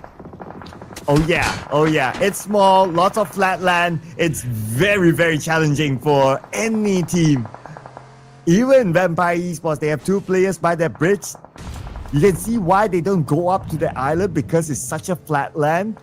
So that's why they're not committing to it. Instead, they stay by the underside of the bridge. Now, if that bridge is taken by Vampire Esports, where else would the other teams go then? Yeah. Later on, it's going to be the Red River. The Red River. That's definitely going to turn red here. Just the amount of fights that we're going to be witnessing in just a while. But anyway, again, we're looking at GLU Squad going up against Vampire Esports. This time we got Stickley on the screen here defending himself with an S12K. However, it was a 2v1 situation. So almost instantaneously, he got shot down by the Vampires. Oh, Noel. Takes a lot of damage. And probably, got a bit of assistance from Woon T. Now it's about who will be able to secure that elimination point. And Noel will. You say thank you very much to Woon T for helping him out. Oh man. And just look at the jerseys of GLU Sir Cloud. It's Power Rangers. But anyway, okay, let's see if they can actually do some morphin time. Okay, we're looking at Vikings at the moment. They haven't scored any points just yet, but they're looking at GLU Squad here. And judging by the situation, I think they do have that small advantage. But then again, they will have to deal with Alter Ego Eras coming up from behind. Here's Alter Ego looking at the Vikings from this top of this hill. So they are on the inside of the circle, trying to block Vikings from coming in. Vikings finding it pretty hard. Gets sprayed out by Alva, trying to stop Dins from even getting into his vehicle. There we go. Oh man, okay, GLU chose to swim but unfortunately wasn't able to defend himself. But Superman coming off the kill feed got shut down by Alva of Alter Ego as well. We got Rosemary driving his buggy here and trying to find an angle that could best work for this guy. Krypton getting some damage as well. I mean, this is now chaotic, for all of the teams that are still inside the game. And here comes the tap from Mela. On the other side, nobody again is going into the island yet. Okay, but 10 more seconds and we'll see stage number 6. That's where we'll get a confirmation if it's going to be a 100% circle on the island. And here goes. KF is on the other side of the island. John from Sem9 on the southern side. There you go. Pretty much 90% in the island now. And Vikings, they could potentially shut down Vampire Esports just because of their numbers.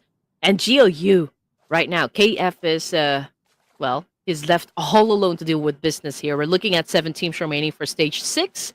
And, okay, perhaps, the only advantage GLU squad has at this moment is that nobody knows where KF is. But Moana, oh man, just got shut down by Break, but Alva looking to, of course, avenge his comrade over here. Oh, he gets shut down as well. Here comes the spray from the other side, but Wunti gets countered back and out in the open. Rosemary is going to pick up his point. Tins down the lower ground for the Vikings, going in for Break. Will he have enough time? Okay, goes in, clears up the downed members of Alter Ego. But wait a second! Wait! Who shot that vehicle? That vehicle blew up! Oh, it's Mela! Mela shot that vehicle, blowing it up! And because of that, Tins eliminated where he thought it was still okay! Okay, that was a surprise that we need. That plot twist that we need. Anyway, we're back to 5 teams remaining here for this round. Sem9 seems to be at the top of the charts here with 30% chance of getting that chicken dinner, followed by Vampire Esports. We got GLU, Alter Ego Eras, and E Arena. So it's a 3v2, V1. Wow. And Sem9 with the most players, so they have the number advantage. And they went to send 1 player into the island. Oh, in fact, all of them are now in the island. Okay, that's the spot that you want to be in. But you just look at how flat this island is, right? Like, nobody wants to go up there. Yeah, you have some form of elevation, but it's very risky. As long as they're not forced to be on top of this island, like in the middle or somewhere like that, then at this point they don't want to risk it. Yeah, for sure. And just imagine, Sir Cloud, we are only at stage 6, so the circle still will definitely shrink. And I do wonder what the teams will be doing in the situation. But you know what? Alter Ego Eras is already making a move here, getting close to Sem9, probably getting some information as to where they are exactly, so that they know how they would go through this. John, that was an angry spray right there, putting down Rosemary, and that was it. NC2 stealing the kill, though. Point taken away. But that means that it leaves us with 4 teams left. Okay, everyone's in the circle. Nobody's recommitting into the middle of the island. It's because of how this terrain is. And we have Schwabs, Mr. Lazarus. Kind of knows that NC2 is there, but it's just too far away.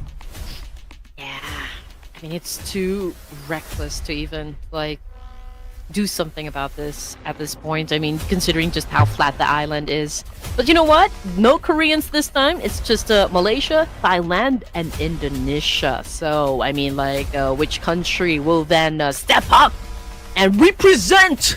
So far, nobody wants to make a move. Okay, understandable. But Sem9, again, just on their toes here. Just keeping a close eye onto KF and a couple players coming from Vampire Esports. I mean, we've got NC2 there really quiet, not making his presence felt. And such a tempting thing, to see a crate drop down there in the middle. I mean, who will be bold enough to get something out of that crate? But we gotta think about it. That crate could be an area that, you can use as a cover as well. Mm-hmm. So But like what you say, right, you need to have a level of boldness to actually go there still. Now with the circle shift, KF, he does not have the circle at all. Whereas for 7-9, they can still move slightly forward. Vampire Esports totally in the circle, so they'll be fine. But the next target is surely going to be KF. As you can see here, John is just waiting for KF to show himself. Yeah, everyone is just taking their time, right? I mean, just like what we said, it's only stage 7 here. And I think, all of the teams here will just wait for the circle to shrink. But KF, however, got a little bit impatient. And now John just opened fired, and it was Yumeko who actually sealed the deal. And now we're looking at Sem9, Vampire Esports, and E-Arena as our top 3 for this round. Yeah, KF had no choice. I mean, he wasn't in the zone. So it's either he gives himself away or just try something. And too bad for him. He was in that very tough position, and 7-9 finished him off. So now top 3.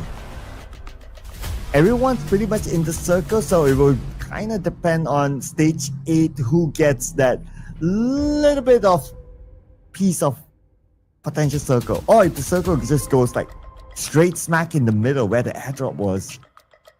Okay. It looks to me like 7-9 has that little bit of piece of that circle. Yeah. They have 2 players in the circle. Okay. I mean, for now, we can see that, all of the advantages actually with Sem9, but they need to be careful because that could change dramatically. Okay, MC2 pushed forward right now, very low in HP. Lazarus open fired, and here comes the attack. Okay, he pulls out an S12K, and that was it, the end of the line for E-Arena. But it was a good try. I mean, he doesn't really have that much option to begin with, so let's see what's going to happen as we break down the fight here between Sem9 and Vampire Esports. It's Malaysia versus Thailand. Circle advantage for 7-9, so they have to be able to wrap this one up. Plus, they have the numbers against Vampire Esports. They're sending out Yumeko towards the left side to scout out information. He sees the smoke. Yumeko is Mika, by the way. So, Mika now circling. Okay, they have the information. One player of Vampire Esports managed to break through into the circle, and that's going to be Schwabs.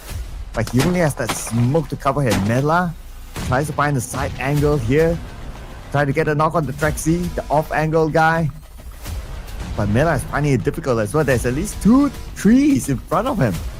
Now let's see if Vampire Esports can actually turn the tables here up against Sem9. Again, Sem9, they do have all the advantages here. Number, everything, the position. So let's see. John now threw a nade up against Miola here. Did not hit his target. Lazarus will definitely answer back with the nade himself.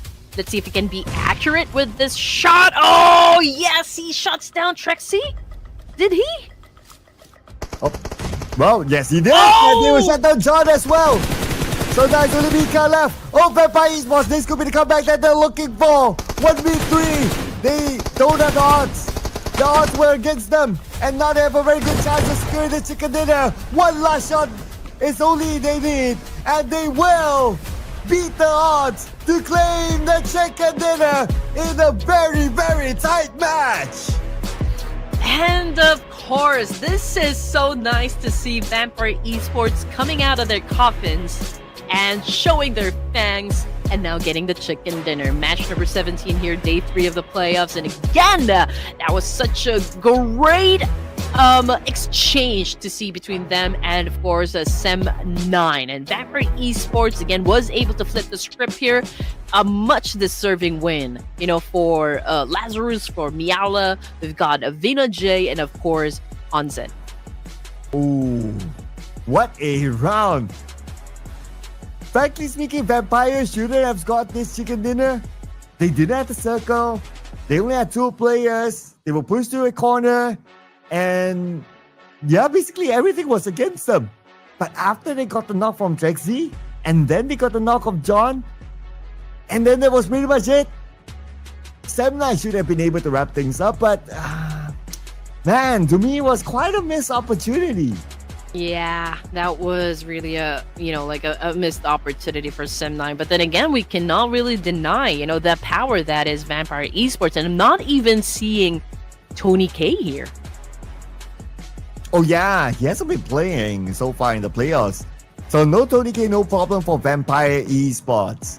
And but besides Vampire Esports, we gotta give it to E Arena, the final player, NC2 survived long enough to bring them up to one of the teams to watch. And 7-9, of course, they're up here. Alter Ego, our expert's prediction pick, came the closest among it all. And man, I'm looking at the number of throwables that each team actually used in this match, and I can only see it's like everyone with a single digit here, which is of course a little unusual. But then again, it's still of course Vampire Esports getting the most of it, getting the chicken dinner this time. So would love to see more just like that. But anyway, NC2 here comes from the arena, getting head-to-head up against Pathogen of the Savior. Elimination-wise, of course, it's NC2. Damage output is not that far of a gap here. Team contribution is also same. So, again, when it comes to numbers, they're pretty close to one another. Yeah. 5 eliminations for NC2, Paragon 4. Damage very close like what you said. Team contribution very similar. But NC2, if there was only a survival stat, then obviously he would be above his compared opponent. But the MVP that is going to be compared amongst everyone else is going to be Schweppes, using the name Lazarus here for this tournament with 6 eliminations and 755 damage. He definitely did a lot of work. He was the one that was in the middle amongst them all. So he put himself in a very dangerous position and somehow still able to survive that, because if he got knocked, Mela would not stand a chance. Lazarus, the one who came back from the dead. Oh. Very scary. Okay. That performance as well. Okay, let's give the proper spotlight. We got NC2 coming from the arena. Paragon of the Savior as well is here. And FaZe, I believe this is a Red Bull, right? I mean, like, if I'm going to read his name or like his IGN, it is Red Bull. Yeah. Okay. I'm also looking at the numbers here, right? So 21 points, Vampire Esports, that will shoot them up quite significantly in the charts later. E-Arena 13, 7-9, 10, so that's pretty decent. On the other end, RRQ, Claw Slayers, Hora Esports, no points collected in this round. And this is it is actually one of the lowest points collected by D plus KR in a while, if you gotta think about it. But does it really matter for D plus KR? Not really. 3 points that they collect, they're more than 200 points now.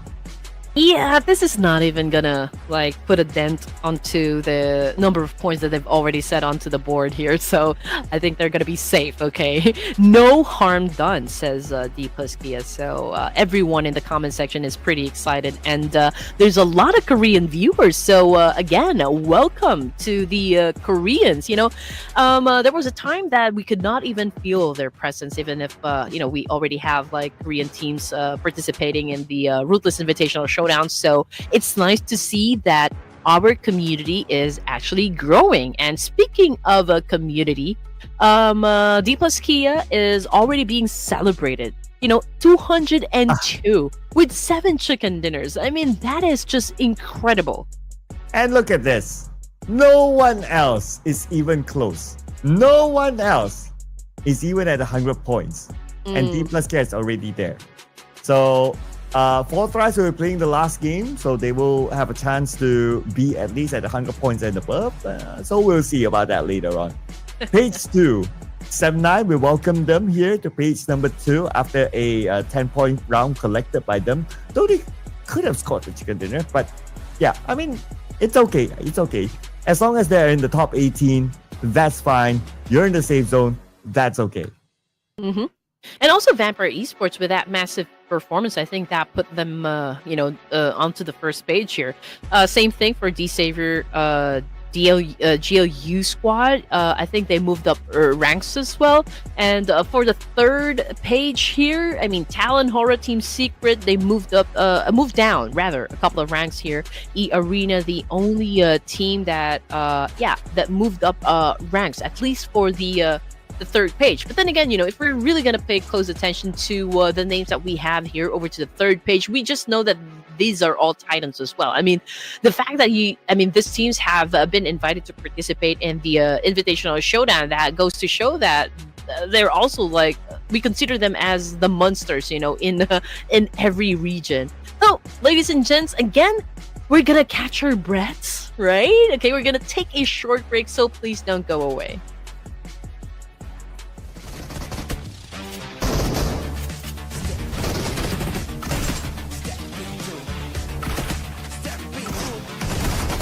Step into the ring.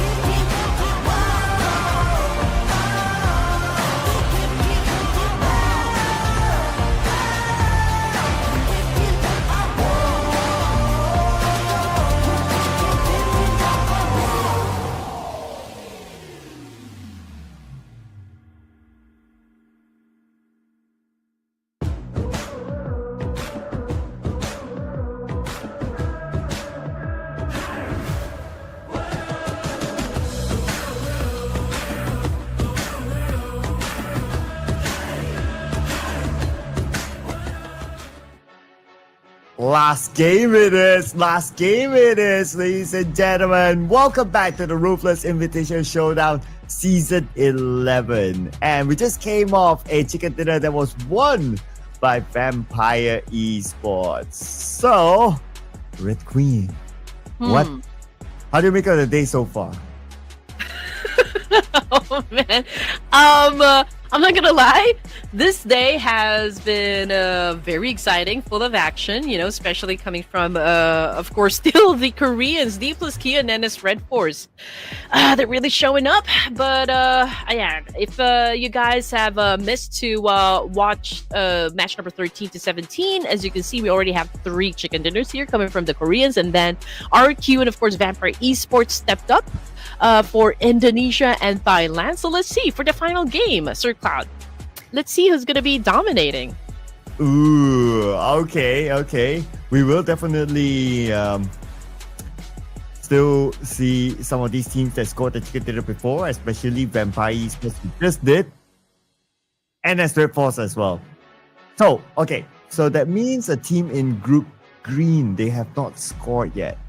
I'm trying to think of like the possible prediction here. Yeah. Okay, it's green and yellow, right? Yeah, green and yellow. I already picked 4th Thrives Okay. a while ago. Looking at like which. Okay, fine. Okay, see, I see you. I see all of you because you guys are, I mean, like have been dominating the comment section as well. So I'm gonna go with Yangon Galacticos this time. Oh, I thought so. I thought that was coming. All right. That's a solid pick. Ooh. Oh man, I wonder what our expert is thinking of. Oh, B and C. I want to pick someone from Group B. Since they have not scored yet. Okay, BTR is going to be the pick. Okay, I'm going to get their the rivals from the same country. Let's bring on Boom Esports for me. Okay, all right. I mean, Boom Esports also kind of showing up for today's set of matches. If Bigatron, I mean, there's some of you saying down there in the comment section that perhaps the ones playing are the ones from the academy and not even the original roster. Perhaps that could be the case. But then again, they got accepted to play for BTR for a reason. Because, BTR is one of the top organizations in the competitive scene. So perhaps, we can see them still get that chicken dinner, even if these are the guys, like the second stringers, so to speak. Yeah, I mean, if it's true that it's the academy team, I mean, we don't know for sure. But if you can make your way into BTR, even if it's the academy team, you definitely have something up your sleeve. So, well, BTR is known to be a team that comes back at the later stages of a tournament. So maybe this one is their comeback round. So gotta give them the benefit of the doubt, right? We can never say no to a team because they're all amazing teams. Never say never. Never say never. Never say... Okay. It's amazing. And, this always makes me happy when I see really the fandom supporting their teams. I mean, Yangon Galacticos is definitely showing up for the team as well. The fandom is great. I can still see a lot of supporters coming from A1 Esports because they've been spamming the comment section with their flags. So that one I appreciate. I don't see fans though coming from BTR. I mean, Koreans are there to support NS Red Force as well as D plus Kia. So what about the other teams? Yeah, we have 16 teams because Group Red is done. So we have 16 teams. Come on, we want to see the support for all the other teams here. 16 teams. Imagine this. If 16 teams, all of you spam the chat with your favorite team up there. Wow, that's going to be a lot of chats. So put it on, ladies and gentlemen, because they need your support for the final round for today before we close off day number 3. And we'll move on to day number 4, obviously. Last game, last match for today will be played inside of Mirama, featuring our amazing teams. Within this group, Nongshim Red Force and Vampire Esports scored the chicken dinner before. Who will be next?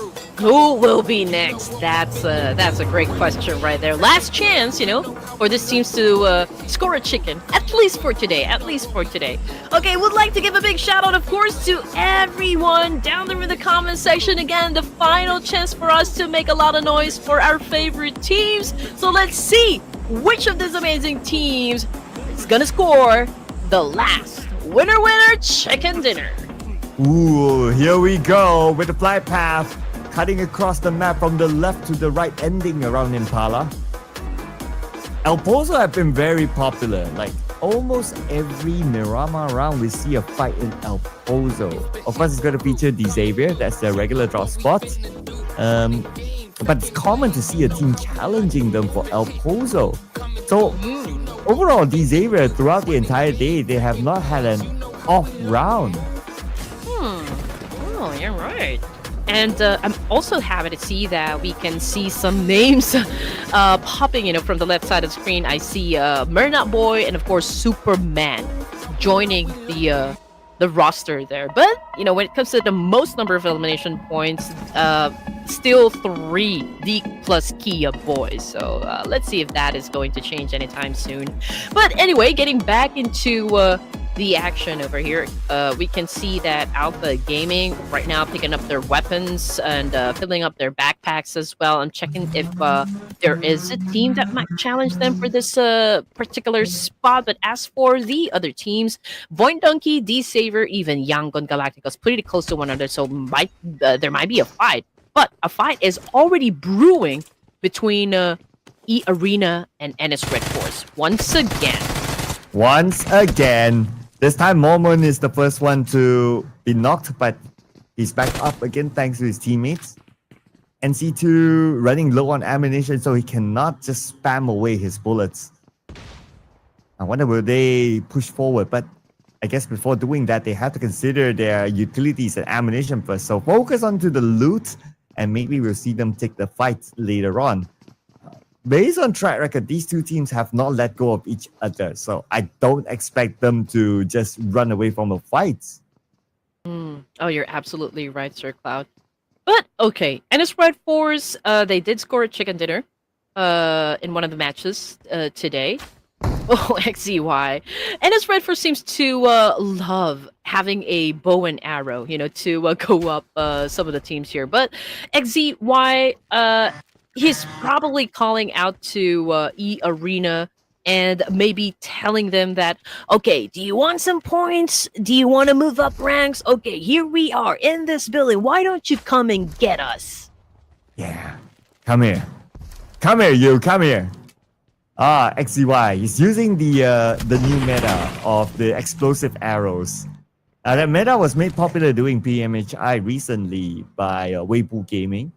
And by learning from that and how Sook used it very effectively, I believe that we'll start to see more global teams actually using the same meta. And remember that, when the teams coming from PL actually joining Ruthless Invitational Showdown as well, everyone was kind of, okay, are they doing great? Do they know how to play PUBG? But that was such a great flex that happened during the Hong Kong Invitational. But we're going to talk more about that because we've seen a fight break out between A1 Esports and Kinotrope this time. And that's, of course, Tamra, if I'm reading it right, was able to score a point for himself. And now A1 Esports down to 3 members. Inside Lost Learners, such a big city, but yet they still can fight with each other, alright?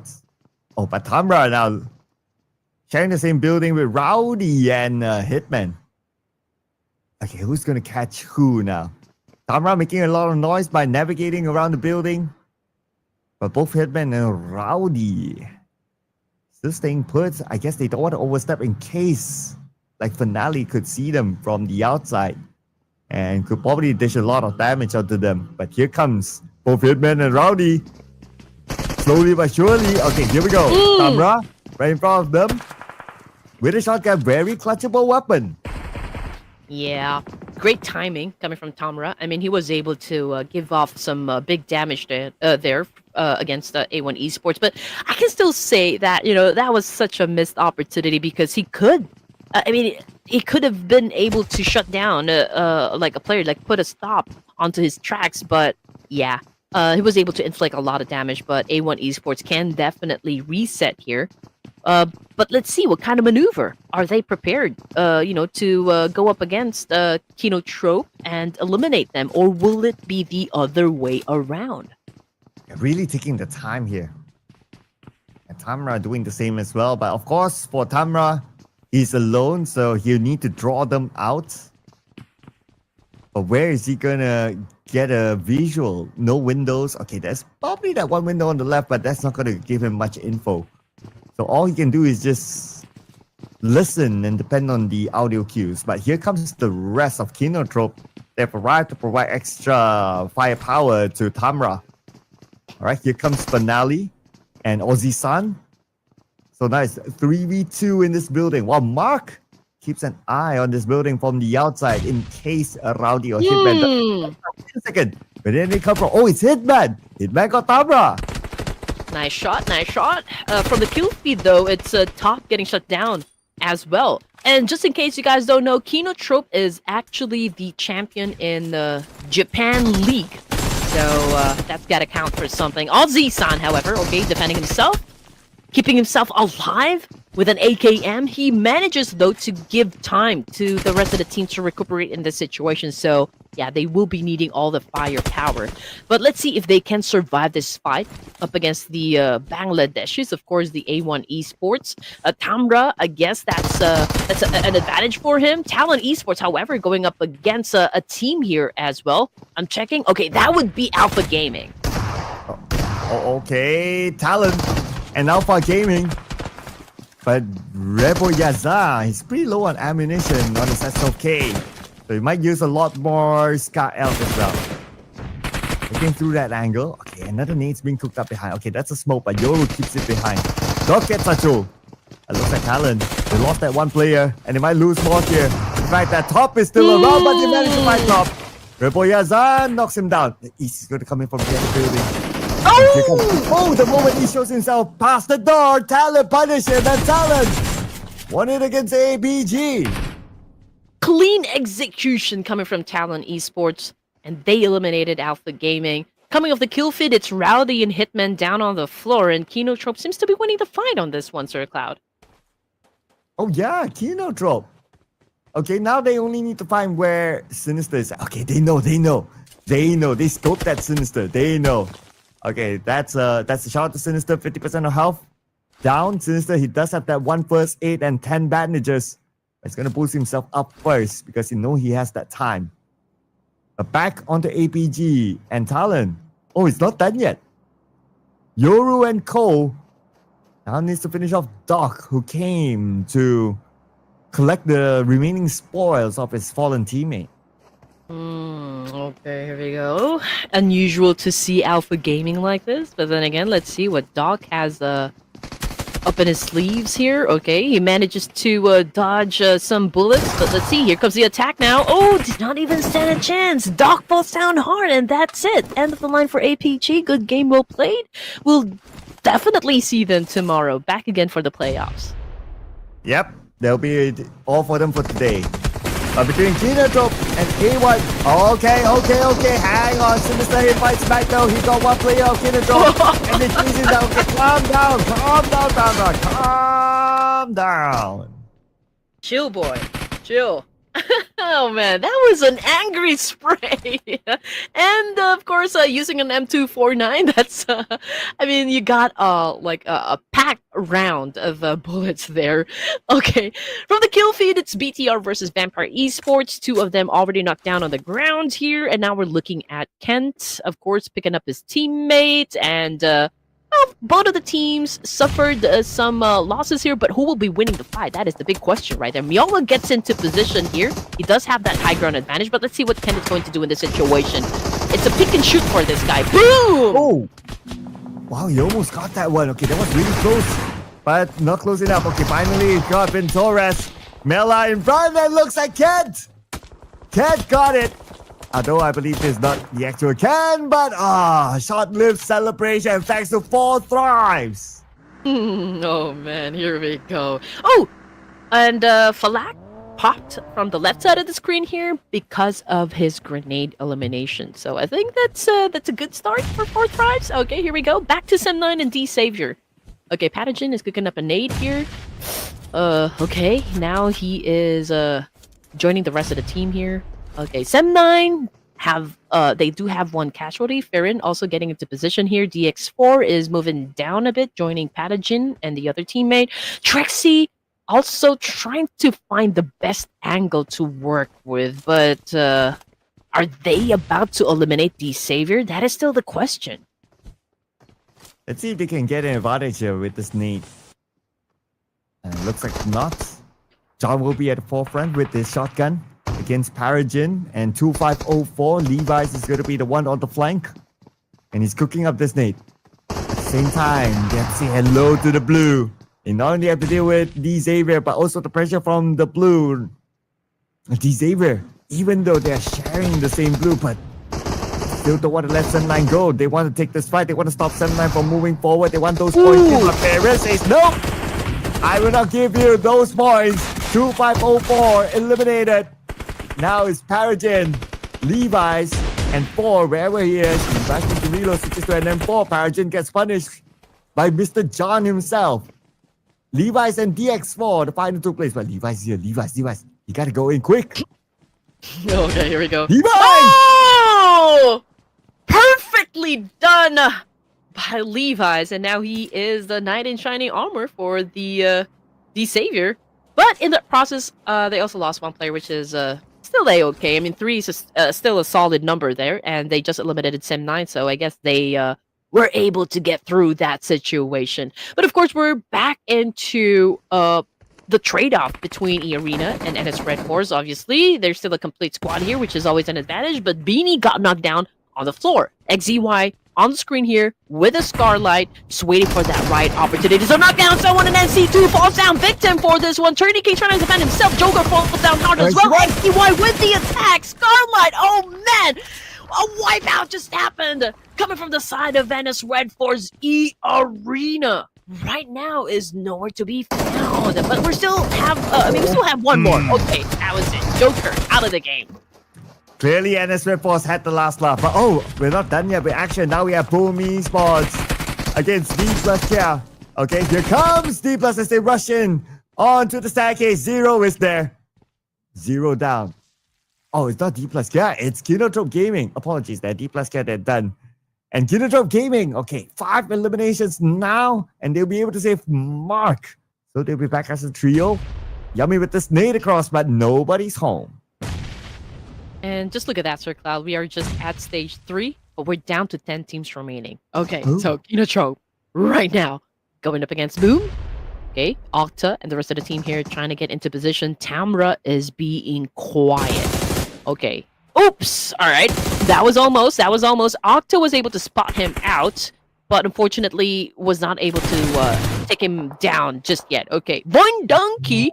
Oh, they pose a high ground advantage, and they can see Boom Esports. So, Boom is... this is not a very good spot for them. I feel like they're vulnerable at this point. Lucky enough for Boom, they had that smoke bridge, so they could run into the warehouse. Kinotrope still not letting them go. Okay, the snake by Tamra. But where is he going to aim this? I mean, there's nobody at the direction that he's aiming. Okay, yeah, he thought that there's somebody in that house, but nobody's there. On the elimination feed, Team Secret seems to be in a scuffle with NS Red Force elsewhere. A knock, but no follow-up. Could be a long range. We're back onto Pubgm Esports and Kinotrope. The fight for Picado. But there's another team entering Picado from the south. Ooh, okay. This keeps getting better and better, just like what we wanted. This is what we came for, ladies and gents. And Tamra getting tagged from behind. Okay. Only goes to show that they already need to be careful because, they could be shut down by any of the teams here, right? They're not just focusing on one team here. They need to manage at least 2. Which is, of course, still difficult to execute. But map feed, ladies and gents. We got 4th Thrive still in a complete squad here. They are over to the south side of Power Greed. They could potentially have a showdown between them and Yangon Galacticos. But Yangon is not making a move just yet. Same thing goes for Kinotrope and Boom Esports. Yes, they have been exchanging some bullets here, but nobody wants to, of course, do the hard push. They don't want to be reckless at this point. Yeah, because they have the circle, right? So everyone just want to hold their own building. And that's understandable if it's an urban warfare like that. But on the south, Xavier will need to move and will need to push forward where there's another team in front. And that's the Power Rangers. Oh. Gotta love their outfit.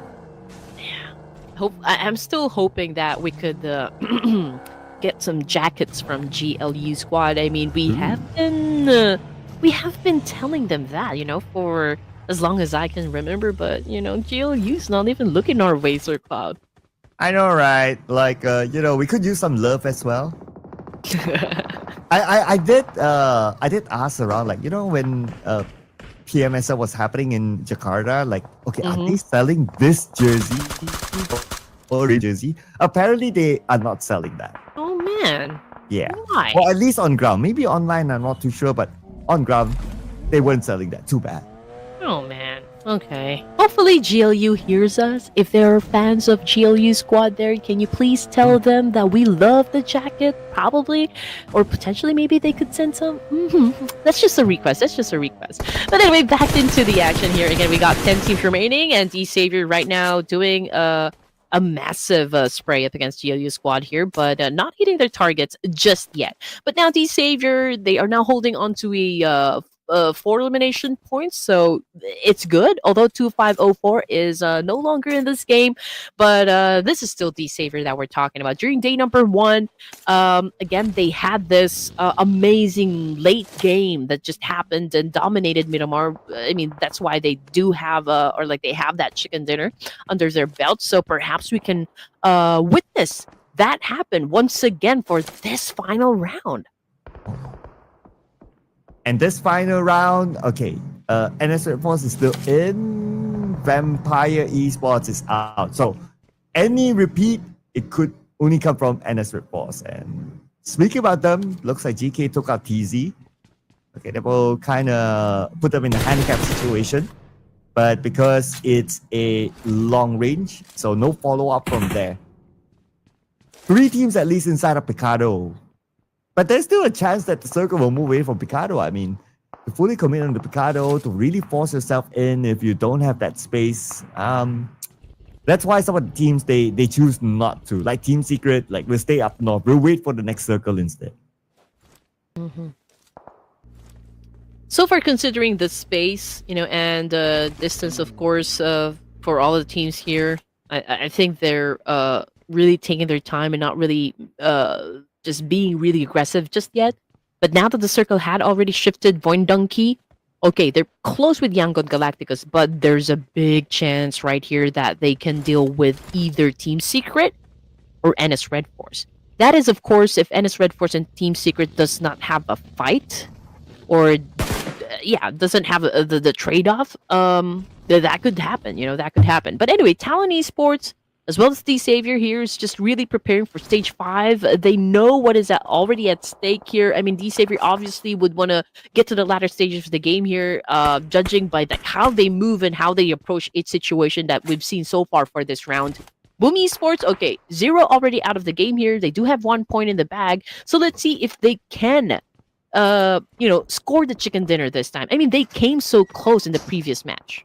Yeah, they came very close in game 1 until Nobu had to show up. Yeah, against Yummy in a 1v1. But they have to put that behind them because right now they are number 15. So they're not too far away from 18 in the overalls.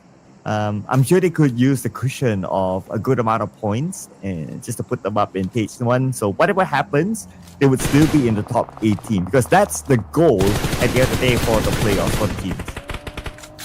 Oh, Falak right now making his presence felt.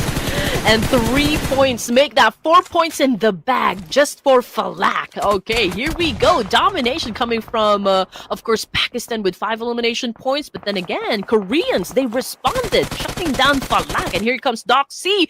Oh, another one bites the dust. And NS Red Force now 2 players.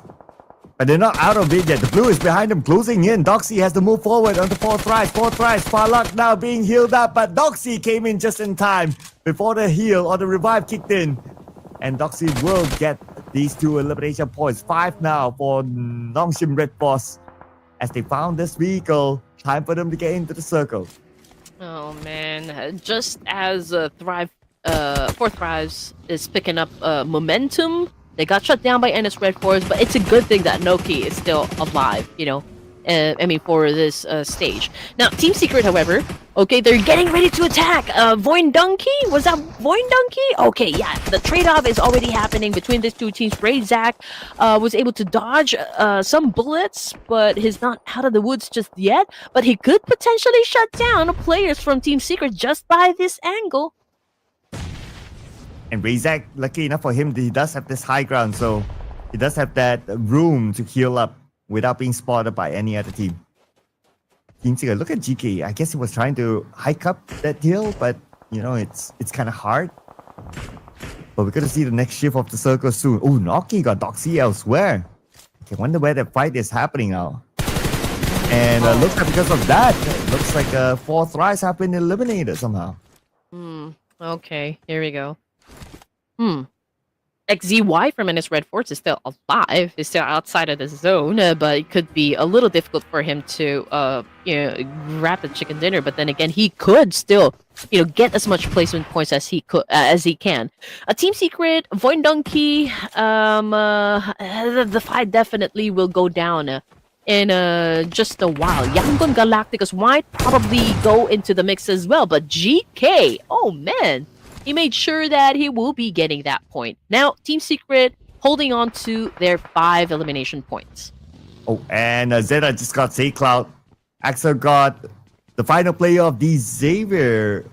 Oh, not really. Not yet the final player. So D Xavier is still in this one. But on screen right now, it's going to be Octa. Oh, lots of fire in front of him. Octa, I know you're hot, but not like this, Octa. I know you like a bit of sauna.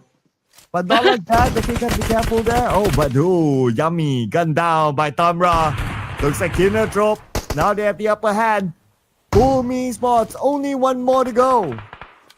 Oh, I love what I see. The performance coming from Kinotrope. Okay, it's amazing. I mean, they are picking up the points here, and really making trying to make a difference here, for day number 3. And now we're looking at Boom Esports Mastery.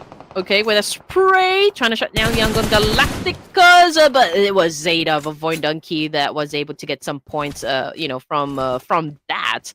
We're still looking at 9 teams remaining here for stage 6, but Mastery is not giving up. Not like that. Even if he's the last remaining player, he does have a chance to score a point from Yangon Galacticus, and I think that's exactly what he's going to do in this situation, given the fact that they're down to their last player, so there's a need for him to score some points as much as he can before he gets eliminated. Yeah, that could be the best scenario for him. Let's see how many more. Oh, but Void Donkey, not the best of scenario for them. Eliminated at number 9 with 1 elimination point. Young Galacticus start showing up against Team Secret. And Smile is the one coming on the elimination feed. But on screen is going to be D Xavier here. Axel on the other side, 1 more for them to finish off. Talon. Boom Esports unfortunately didn't make it any further, out at number 8. But Levi's, they not only spot Axel in front, but they also have to manage XCY on top of the hill. Okay, here we go. 7 teams remaining, ladies and gents, and D Savior might probably pull off another late gameplay here as they challenge up Talon Esports. Here comes Pathogen with the attack, but unfortunately, access denied! And there goes D Xavier. Now we have 6 teams left. Strong spots out Romeo Boy from the side and will eliminate him. 7 eliminations now for Team Secret. Still with Tiger around, he's looking for Smile. Ooh, at the corner, Smile. Oh, Smile, he went inside. But Drunk, not able to find Smile. So frustrating to be found. Oh, he finally got him and Smile taken out. Team Secret, now 8 elimination points. While we check out the next phase of the circle. Will it go up to the high ground or will it go down? Looks like high ground is going to be the destination. Yeah, it's gonna be hard for Talon, Kino Trope, and even GLU squad now to step into the circle here. But you know what? Even if XEY is the only player remaining for NS Red Force, he got favored by the circle. So as long as he is alive, he will continue on getting those placement points that they need to improve their overall status, which is actually doing NS Red Force good. But in the meantime, Kinotrope Gaming, what are they going to do in this situation? They will be coming from down below, and I mean, they have a chance to score the chicken, but it will be hard. Oh, but from this high ground, yeah. It's hard if you have like Team Secret up here, right? But okay, I don't know how Trang is going to be saved by GK. If he falls down from that distance, he should be eliminated. So I'm not sure how he's going to be saved. But think about that later, because right now XAY has Blue Squad in front of him. He has his hands full. Spring low on health. Okay, he gets one, but he cannot get the second one, as KF will make sure a clutch will not happen. Great maneuver there coming from GLU, I can say. Okay, that's one way how to get the job done. And we're still looking at Yangon Galacticos. Here's Myrna Boy. Okay, he is one of the players that's been doing good and really standing out from the rest. Now we're down to 5 teams remaining. We got Axel on the screen. Last remaining player coming from Talon is trying to take care of business here all by himself, going up against Hexus of GLU. Let's see if he can actually get the job done here. Here comes the dance-off. Unfortunately, though, Hexus, well, he wins the fight. Well, that means we're in our top 4 teams. See who will get this one. GK still with the high ground. He does have the circle, so he can still stay here until the next stage at least. Well, Myrna has his own corner in the circle as well, because he's the final player for Yaku Radicals. At most, he will take the long range shot. If not, then he will stay as quiet as possible for sure. Okay. Scopes out. Okay, sees a clear shot. Okay, or maybe that's GK. GK saw the clear shot. And again, he doesn't want to overpeak, so he's playing the patience game. Now, Kinotrope is the one in trouble now. Oh, yeah. And GLU really must be eyeing the chicken dinner here. Okay, they're being aggressive, so they are really turning their aggression up a notch here, which is doing them good as well. We got Mernut Boy with a grenade elimination, so yeah, I mean, even if Mernut Boy also is the last player remaining, he's not backing down as we can see from the screen here. GK also on top of Mernut Boy, but Aussie-san taking some hit, from KF of GLU, and now GLU seems to be dominating the fight. And that's Kinotrope out at number 4. Like what you say, right? Because they have the numbers and they have the circle, it's looking quite clear that they should be able to lock in this chicken dinner. The other 2 opposing players on the high ground, and they know where they are. I mean, just look at it. Stickley is looking at Mernat. Mernat takes a step forward and he will be eliminated. And Stickley will take the first shot. Okay, there you go. There you go. They will spraying down. And Mernat, wow! Somehow able to still be alive. He danced with the devil there and still manages to stay alive. I mean, they could just deny the point, to GLU. I mean, both Yangon and, of course, Team Secret. But GLU, I don't think they're going to let that happen. We can see GK cooking up a nade here. And now KF managed to get hit by that nade. But yeah, GLU and Team Secret down the line here. Okay, GK's not giving up in this situation, Sir Cloud. GK. Let's see if his nade is able to get a knock. Very ambitious first nade. Okay. Quite far off. Okay, second nade. As they approach slowly but surely, they want to finish things off. So it's going to be GK against the world now. Short toss nade perhaps. Yep, there you go. But we're not going to have the access. Oh! Still the follow-up came. There was no way that GLU squad can drop the ball on that as they lock in the last chicken dinner today. And there you go, the mighty Morphin GLU squad. Again, that's a nice set of colors, and of course a very nice jersey being posted by GLU.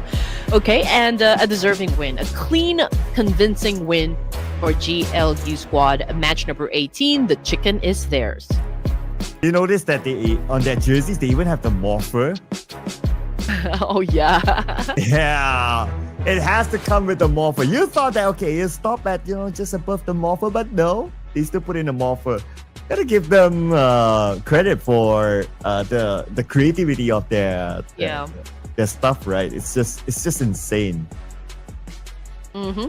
Go Glue Squad. Okay, I forgot the rhythm and the tone for Power Rangers, but yeah, it's amazing. It's amazing. And again, this day has been so great. Definitely a great performance, from all of the teams here. But of course, GLU Squad was the team who took that final chicken dinner. I mean, they really held on to it. They held their ground. They showed everyone that, hey, we can really dominate this. They went for that zone control and they were able to do that. And it's also a good thing that, the Circle also cooperated with them, because they have been at the last part, because GLU, if we can remember it, they were out of the zone, but they managed to actually slowly creep inside and was able to get the job done. Yes, and by getting the job done, they lock in the chicken dinner. But we also have to give credit to Team Secret. They held that high ground for the longest time. But I would say that the most improved team this round is Kinotrope. Fight after fight, they actually win most of their fights, except for that last one before they got eliminated. But it was just circumstances, right? The circle didn't favor them, the terrain didn't favor them. But putting that aside, overall, Kinotrope, they really should put in a good performance this time. Yeah, I can say that that game was their best game yet. I mean, they ended the game with a double-digit score, and it was just so unfortunate that they did not get favored by the Circle. But it was such a great effort, coming from Kinotrope of Japan. And what I was saying a while ago, Sir Cloud, that during day number 1, they were really at the bottom. The only team that did not score points from game 1 to game number 5. Game number 5. It was at the last game that they were able to score some. But now we're looking at them and even scoring the MVP of the match here, Tamra, with 6 elimination points, 943 damage output. And again, it is a great thing to see Kinotrope representing Japan. Oh yeah, Tamra with 6 eliminations, putting the flag up here, making the country proud. And that's why they're the champion of their respective league. Besides Tamra, we also got to give it to GK. 5 eliminations, his teammate Trang, 4 eliminations, and the prodigy Doc C with 4 eliminations as well from NS Red Force. So overall, if we were to look at this, it's still clearly Tamra. Not only because of the amount of damage output, but also the amount of team contribution that he gave to his team qualitatively and also quantitatively for his team. 60% there amongst the other players. Yeah, and also, Kinotrope is doing the Attack on Titan's post, the Sasageo, something like that. Yeah, that was from Attack on Titans. But anyway, okay. Getting back into the scores here, GLU Squad again with 17 points and coming off victorious from this round. Team Secret coming in at second with 15, so that's a 2-point difference. Kinotrope coming in at third place with 14. And as for E-Arena and A1 Esports, the only 2 teams that did not get anything out of this match, but we'll definitely see a strong comeback, from these teams tomorrow for day 4 of the playoffs. Yep, they'll be back here tomorrow. So if you're fans of E-Arena or A1, don't worry, they will still have a chance again tomorrow. And the last match stats before we head on to the overall rankings and who will be in the top 18 as of now. Tamra still showing up, this time as the longest elimination distance. What interests me is that no airdrops looted this time. But I guess everyone is just busy fighting, whether it's in an urban area or at the high ground. So those are spots that don't allow you easy access to airdrops that normally is placed in an open area. That is true. I truly enjoyed this day, not gonna lie here. I'm waiting for production to actually show us the overall MVP for this day alone. I mean, there were a lot of players that actually stepped up their gameplay, and there were, also a lot of players that scored the MVP for every round. So I'm curious, for this day, who is at the top? Well, before we go to that, we will need to look at the overall MVP first. Okay, so it's still going to be none other than Noble with 44 eliminations, 8,212 damage. I mean, frankly speaking, it's not a hard guess. Well, that is true. That is true. I feel like, playoffs is going to end with D plus Kia really getting all of the game titles before we even proceed to the grand finals here, Sir Cloud. I mean, okay, MVP of the match, most eliminations, it's still D plus Kia. Players from, road to MVP, at least 3 of them is actually on board. So, again, is it going to be the same thing for day number 4? Oh, man, I want to see if there will be teams that would really stand up against them. Going through this day 3 broadcast, I'm pretty sure that, the teams and the coaches will definitely pick up, everything that we've said on the live stream. And hopefully, they could make things interesting for us. I mean, we got Superman over here representing Vikings. We got Falak for 4 Thrives. And I just also want to put it out there because this is one of the dramas that we are seeing happen in the community. Like 4 Thrives really thriving and really dominating. I mean, Falak and the rest of the boys was able to deliver a big win to Pakistan without even having any sponsors or even a coach, Sir Cloud. That is outstanding. And with the fact that they're still able to perform even here in the Ruthless Invitational Showdown, it just shows that determination brings rewards. That is 4 Thrives' story. What an inspiring story. We gotta think about it, right? Like they're still able to perform in the overalls. They're number 2 right now. Yeah, they have a big gap with the D plus gap, but that's okay. You're at number 2, and you're still putting up that kind of performance, even though you don't have a full equipped sort of organization. Mm-hmm. Yeah, I mean, I feel like, D plus Kia, since we are nearing the PMWC and also the Esports World Cup, I feel like they just want to say to everyone that just really make a statement here that, we are prepared for for this great fight. I mean, they have a title to defend. So I feel like D plus Kia just would want to let everyone know that, they're really going to give it their all just to make sure that they stay at the top here, which is, of course, is a promising event, for all of us. Oh, yeah. Yeah, that's something that we look forward to, right? What we also look forward to is also who might be the top 18 here. So Yep.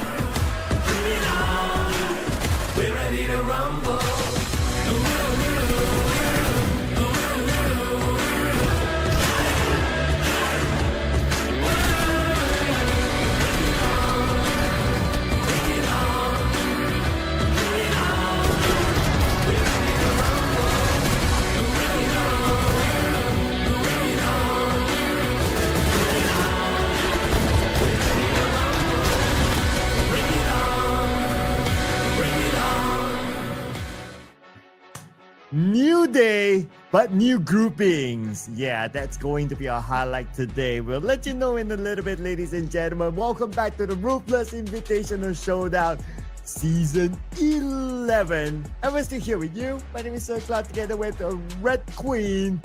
How you feeling about the group rotations today? Oh man, I'm still recovering from yesterday. Honestly, I got really drained, but it was a lot of incredible matches. And I do wonder if it's going to be the same thing today. Is it still going to be the D plus Kia show? The D plus Invitational Showdown.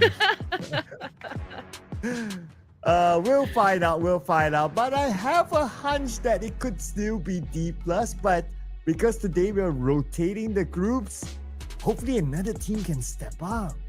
Oh, that's definitely what I'm wishing for. We do have a poll going on down there in the comment section asking which region you guys are supporting for today. So hopefully, there will be other teams that will be stepping up in today's set of matches, because come on, D plus K have been giving us, quite a great performance since day number 1 here. They have been getting most of the chicken dinners here. So hopefully, we will see another team put a stop on their streak.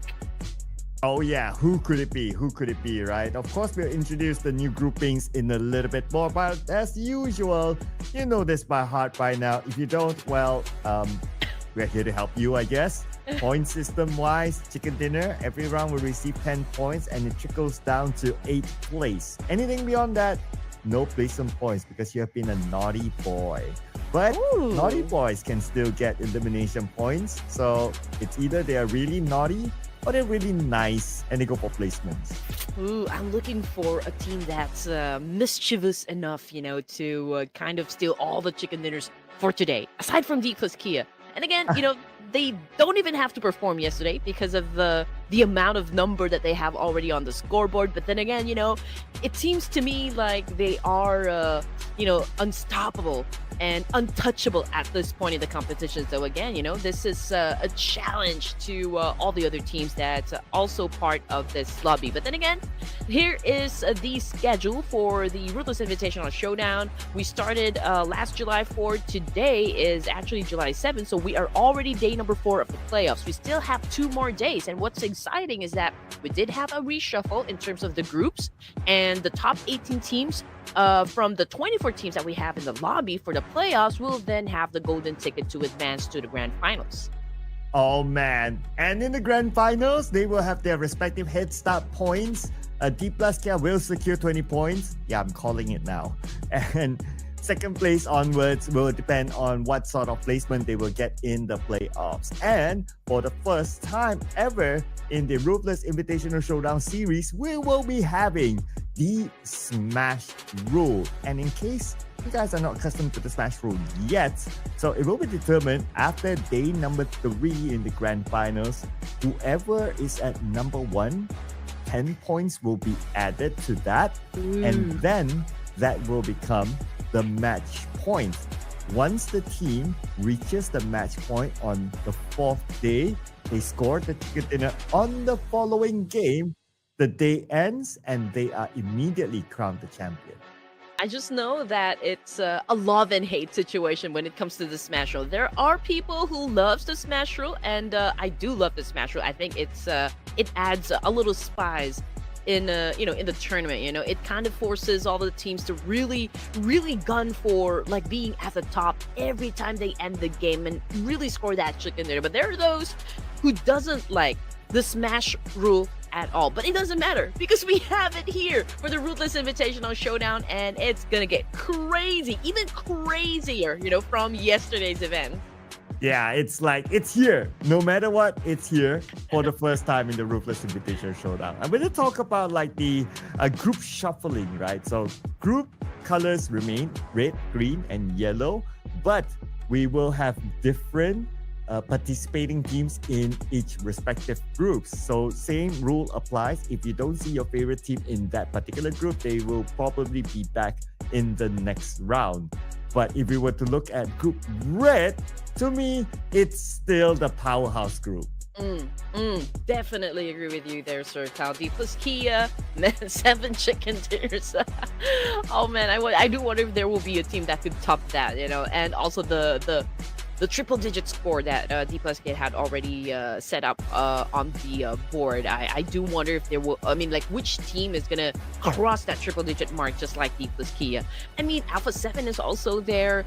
Horror Esports is also part of Group Red. So it's pretty stacked if you ask me. But then again, let's give a proper shout out, of course, to all of the teams participating for the Ruthless Invitational Showdown. Again, we got D plus Kia, Fabian Oswald, Noble Chips, and Forest over here, Yangon Galacticos, the PMCL champs, Alpha 7 Esports. We also have, of course, Vampire Esports. We didn't see Tony K yesterday. Yeah, not throughout the playoffs so far. So, well, we don't know when he will make his debut, but we'll see. We'll see today. Yesterday, Vampire, they did score a chicken dinner. So, who knows? Today could be his call-up day. But other than that, we have Boy Donkey, Pubgm Esports, and all these other amazing teams, including for Thrice, Blue Squad, D Xavier, and RRQ. That's just full of pseudonames. Oh man, but RRQ, for the fans out there, they did get a chicken dinner yesterday. So I mean, even GLU squad, I believe it was they played some of the best matches yesterday. So I do hope they can still replicate that same energy back for day number 4 of the playoffs. We also got Talon Esports, Alpha Gaming, E Arena, and of course, for me, the most improved team yesterday, Japan's Kinotrope Gaming. Yeah, especially when they had a good performance in the Mirama match yesterday. So hopefully they can continue on with the new group shuffles. We also have MGN Vikings Esports with Superman still part of the road to MVP, representing the team, and a Nongshim Red Force who scored a chicken dinner yesterday. It was a Korean streak. And we have Face Clan and also Team Seeker, waiting for these other teams to be able to step up the game to put up a challenge.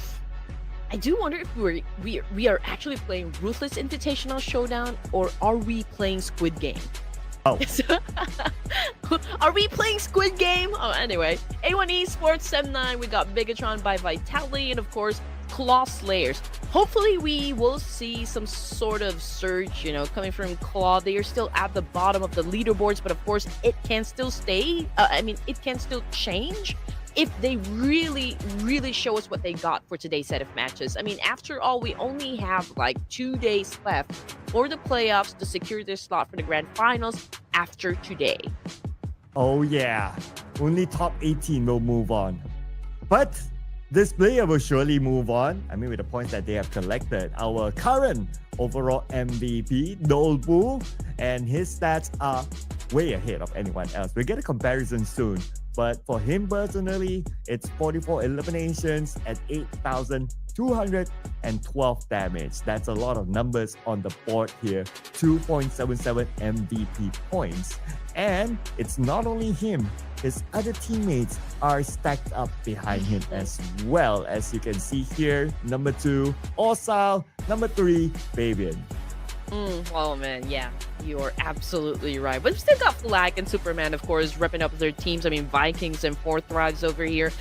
And again, I am curious to see what kind of flavor we will be tasting, for today's set of matches. I'm pretty sure, for the teams, they've already had a chance to go through the broadcast yesterday. They probably heard us, giving them the challenge, asking them to perform just like D plus Kia has been showing us since day number 1 here. I mean, even if you are not a fan of D plus Kia before, just like with the kind of performance that they actually showed us yesterday, I mean, how can you not give them credit for that? How can you not be a fan of D plus Kia? I mean, amazing teams, good-looking players, they're a full package. And they even stacked up here in the overall fraggers. Nobu, 44, Osa, 39. And then you have Fabian with 26. It's like a 13 gap between Fabian and Osa. It's like these two players, they are just racking up the eliminations by themselves. And also shout out to Falak as well, representing 4 Thrice, and Superman representing MVKE. But we cannot forget the amount of clutches that Osa came out with yesterday.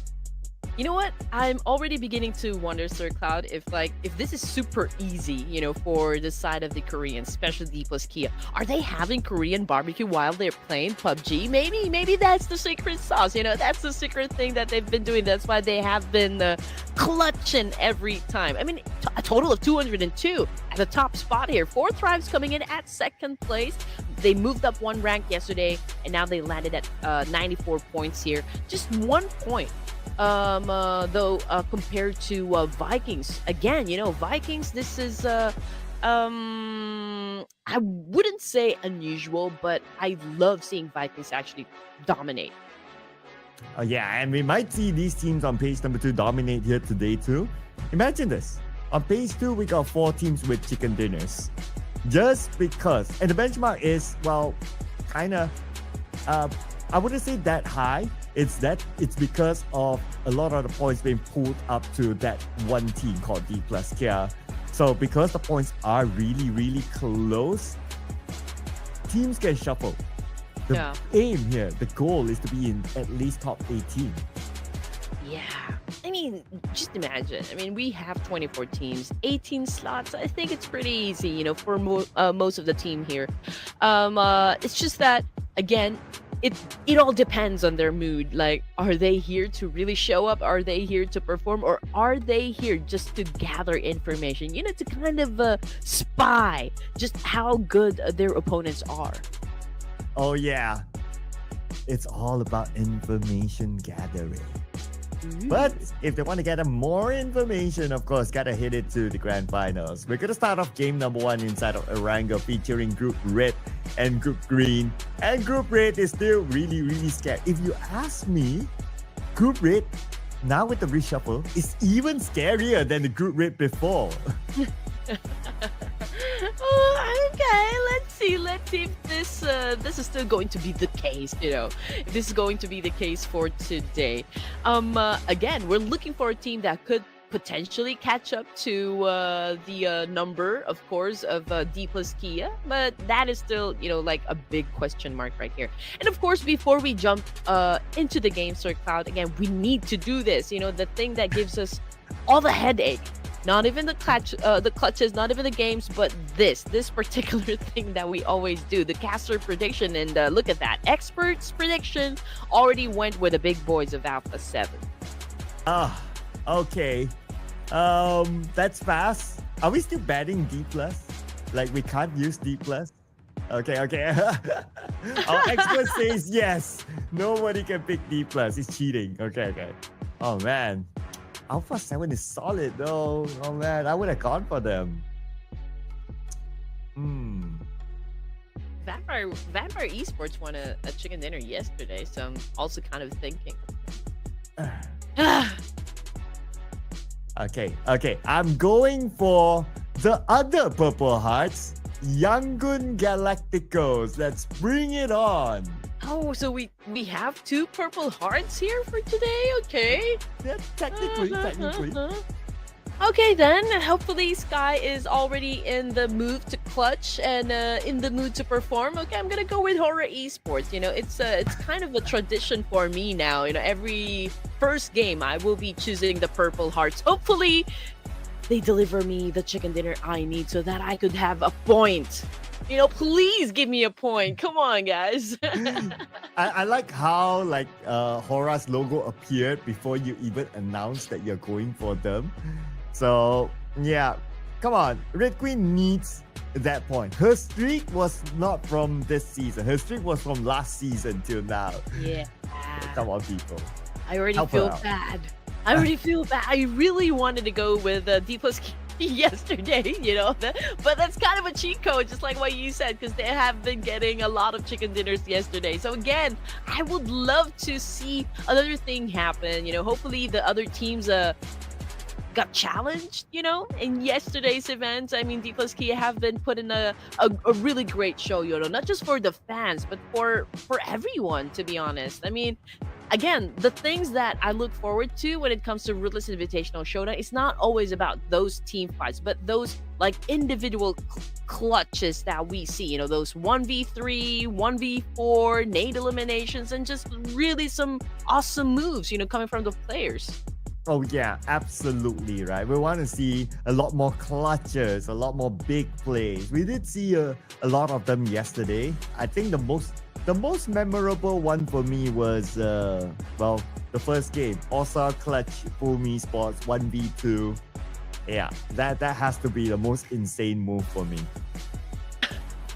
Yeah, also, yeah, definitely one of the highlights. So him and Razak still, from day number one when he eliminated also like three players from the opposition. I think that was really one of the best things that I saw for the season 11 of the Ruthless Invitational Showdown. But of course, we would love to know what you guys think as well. If you do have a team in mind, please let us know down there in the comment section. And again, don't forget to participate in the poll that we do have also down there. Which region you guys are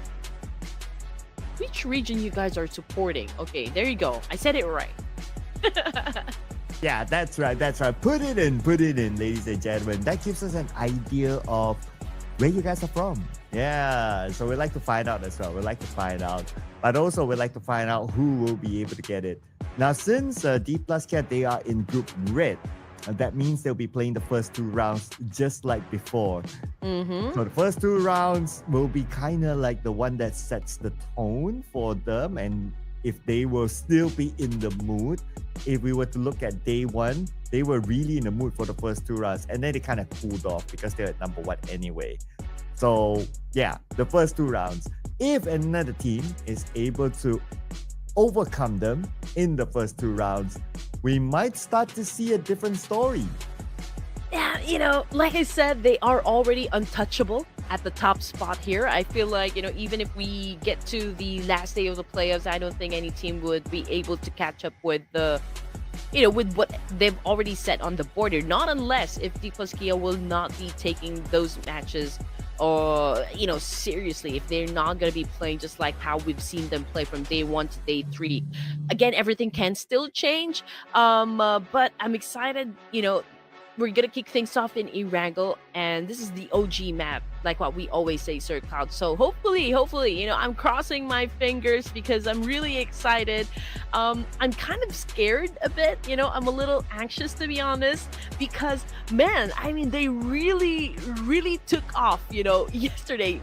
It was really D plus Kia show, and again, we are already looking like if there will be any other players, any other teams that would say, like, hey, Koreans, D plus Kia, even NS Red Force, they have been getting all of our chicken dinners. How can we get our own chicken dinner? So, I'm just looking forward to that.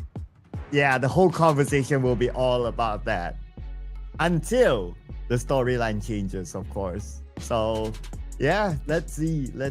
Of course, we have already put up our predictions, but we will also like to hear your predictions as well. So put in the comments, ladies and gentlemen.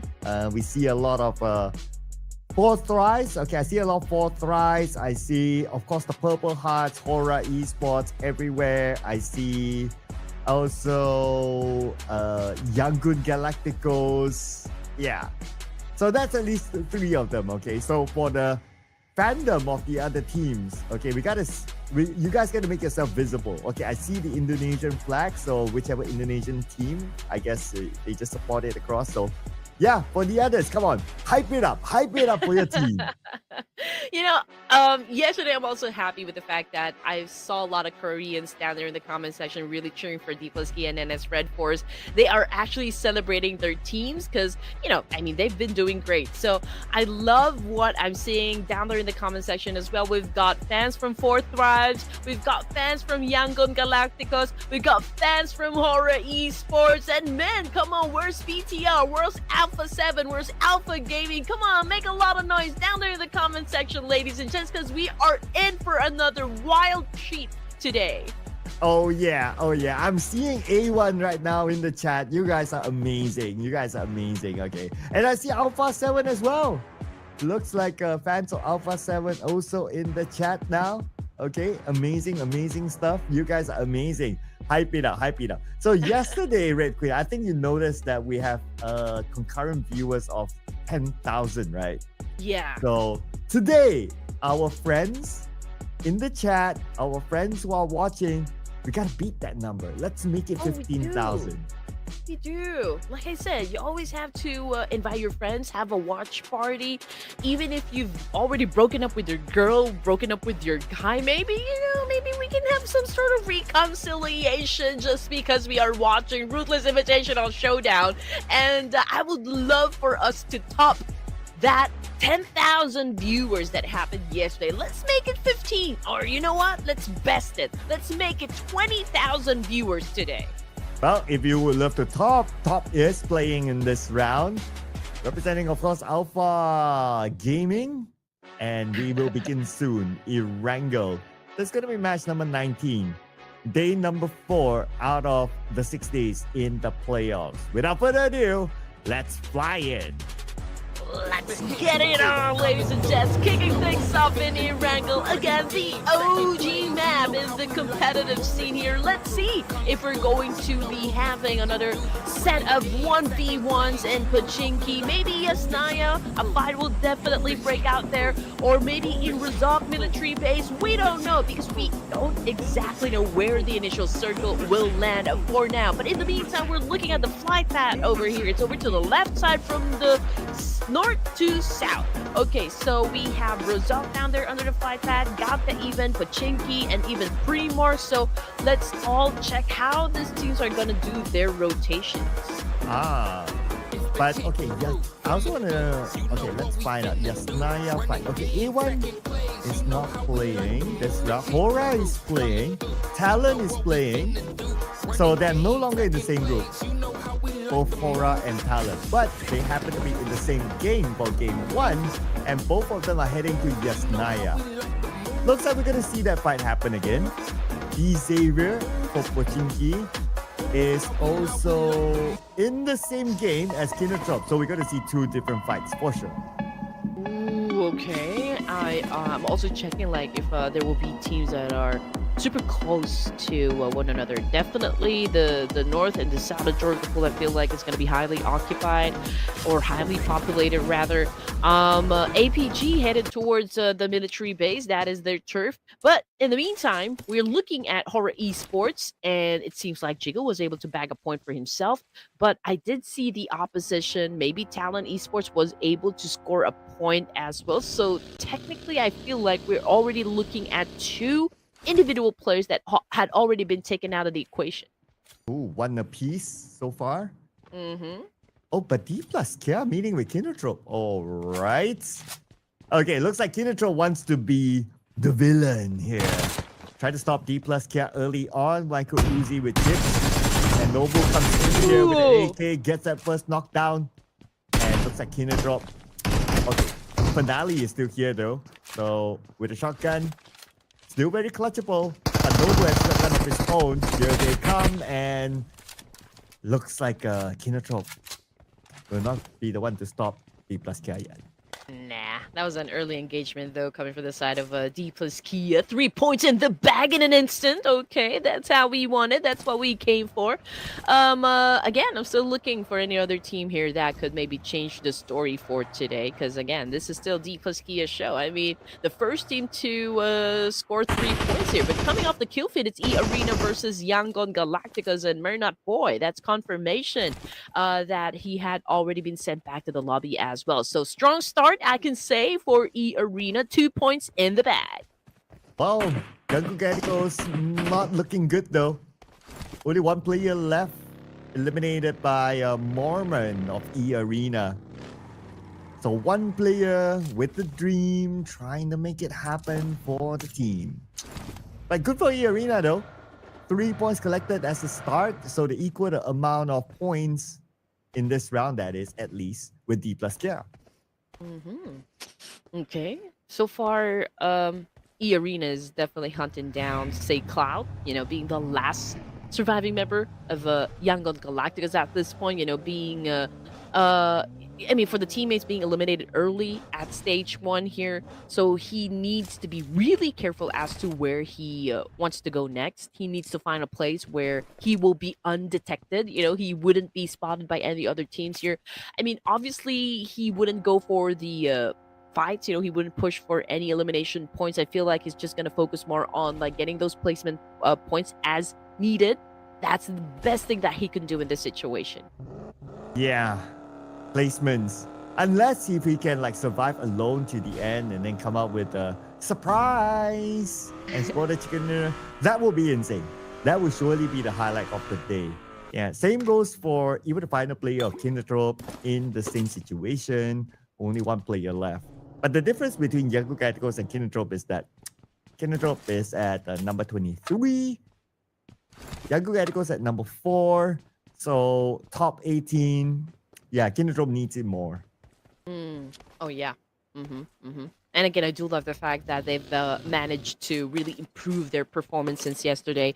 That's why they have been climbing up ranks. If I'm not mistaken, they actually did end the last match yesterday with a double-digit score. So again, I'm looking to see if they could continue on doing just that. But anyway, the initial circle actually favored north side of Erangel over here. So those teams that actually dropped down south, like Alpha Gaming, who is currently in the military base, that would be a long travel for the group there. They could probably say hi to a couple of teams that would do gatekeeping situation right at the edge of the circle. But coming off the kill feed though, Alpha 7 and RRQ must be settling their conflicts at the moment. And they just did, as Alpha 7 scores their first elimination point this round. And they see that here. Okay, 3-3 just below what to do. Oh, Cloud, all right, he wants revenge. And he's very likely to get it. whoa. There you go, 30k, up in the water. Cloud says hello. Okay, not exactly sure what happened. Maybe there was some technical issue that happened because he wasn't moving at all, Sir Cloud. But anyway, Alpha 7, RQ, right now having the trade-off. We can see Korea doing a massive trade here up against RQ, and they did win the fight. And just like that, RQ had been wiped out without bagging any points at all. First team to be eliminated, no points, but they're at number 16. But yet the points are still close. Oh, not at number 16. I think, okay, because they scored a chicken dinner, right? So they are okay in the top 18. But yeah, the points are very close. Whether they'll be booted out of the top 18 or not, maybe not yet. So they can still kind of afford this round. But they still need a level of consistency in order not to drop all the way out. And looking at the situation here, ladies and gents, D plus Kia over to the south side of the circle, pretty close with 4th Thrive. So I am curious if they're going to collide anytime soon. But as for Alpha Gaming, they're already on the road, headed towards, of course, the zone. And we still got Vampire Esports as well. So I think both the teams that I just mentioned will just arrive inside the circle. Same time, I guess. Even E Arena is still out there with Yangon Galacticos Say Cloud. Yeah. Say Cloud is taking his time. But understandably, he wants to wait for like teams to just move first, and then he'll just follow behind and be the quiet one, be the ninja. Unless if E Arena wants to get revenge for their fallen comrade, and they want to locate where Say Cloud is at, maybe that's why they're also spending time on the outside of the circle still. But they found him, and that's it. Gungun Galacticos, my pick out. Ooh, but the team is doing a spray up against the arena. Oh, Vampire Esports. But you know what? 4th Thrives also have an altercation up against Boom Esports here. They're having an exchange, and Falak was, I mean, he already, I think, scored a point there. But anyway, we're not taking our eyes out from Vampire Esports here because, well, they are applying a lot of pressure onto E Arena, making it rain bullets over here. And since they already have the opportunity to score a point, I don't think they're going to be letting go of this one. So seize the opportunity. Carpe diem. The Thai connection. Vampire Esports, E Arena. Here comes the spray from Schwartz. And looks like Victorious will get Joker. Schwartz gets 4-5-6. Norman from a distance. Now he's going to be the only player left. His teammates are too far away. No way he'll be able to save them. Now it's a matter of how long more he can survive. I saw a cart titan skin there, and it's pretty awesome. You know, if you have the cart titan, you can basically put anything inside the mouth, and that's why he was. That is the cart titan. He's like the baggage storage of some sort. But anyway, E-Arena, okay, they are still getting picked off one by one here. There's also Joel coming from Alpha Gaming, having an exchange with D Savior, but we're still looking at Mormon here as he is already being hunted by the vampires. They're trying to smell his blood, trying to check where he is exactly. Mormon not moving a muscle here, but he is holding a DBS, which is, of course, a deadly weapon. Oh, yes. Very clutchable weapon indeed. But he's running low on health now. 50% left. Oh, takes a bit of damage. Now with this nade cooked. To the left, nobody's there. Jumps out, evades the molly, but he's running low on health. And he doesn't have the space to heal. They're closing him down. And Mela with us, okay. There you go. E-Arena out. Whew, well, that was a good try, though. That was a good try. APG, Refus, right now, gets taken down by Levi's, but we already have, like, 3 members of these savers on the ground. Levi seems to be the only person here that could save his team. And Doc is not going to make it easy for you, Levi. Here comes the attack. Now Doc pulls out the M116, trying to hunt him down, making it rain bullets as well. Levi's has been taking some damage, but he was able to heal up. But unfortunately, East made sure. Was that East? Okay, I'm just waiting. Oh! It was self-harm! Okay. I guess it was because of the pressure coming from Alpha Gaming anyway. So that just had to happen there. But for D Xavier, too bad for them. But at least in terms of points, they're okay. 74 points collected as of now. Now, all the way up north in Severny, looks like we'll have these 2 teams sharing Severny, Boom Esports and Talon. And Talon will be the more passive one since they only have 3 players. Boom Esports, they can pretty much do anything they want if they choose to push. But because the circle is here and should remain there, all in focus onto Severny, I don't expect Boom Esports to migrate that much. They just need to stop teams from coming into Severny themselves. Vampire Esports is trailing behind Alpha Gaming, so I do wonder if they're going to have a fight before they step into the zone here, just so Alpha Gaming doesn't have to be wary, of course, of anyone actually tagging them from behind. But in the meantime, Talon Esports having an exchange with Rosemary over here, but Rosemary with a clear shot using an S12K gets the job done. They were able to score that point, but they're not out of the woods just yet because there might be another team that could challenge them up. Ooh, wow, Rosemary, what a shot with the DBS. But more teams coming into Severny, so they have to recover quickly. And the Titans, D plus care around the corner as well.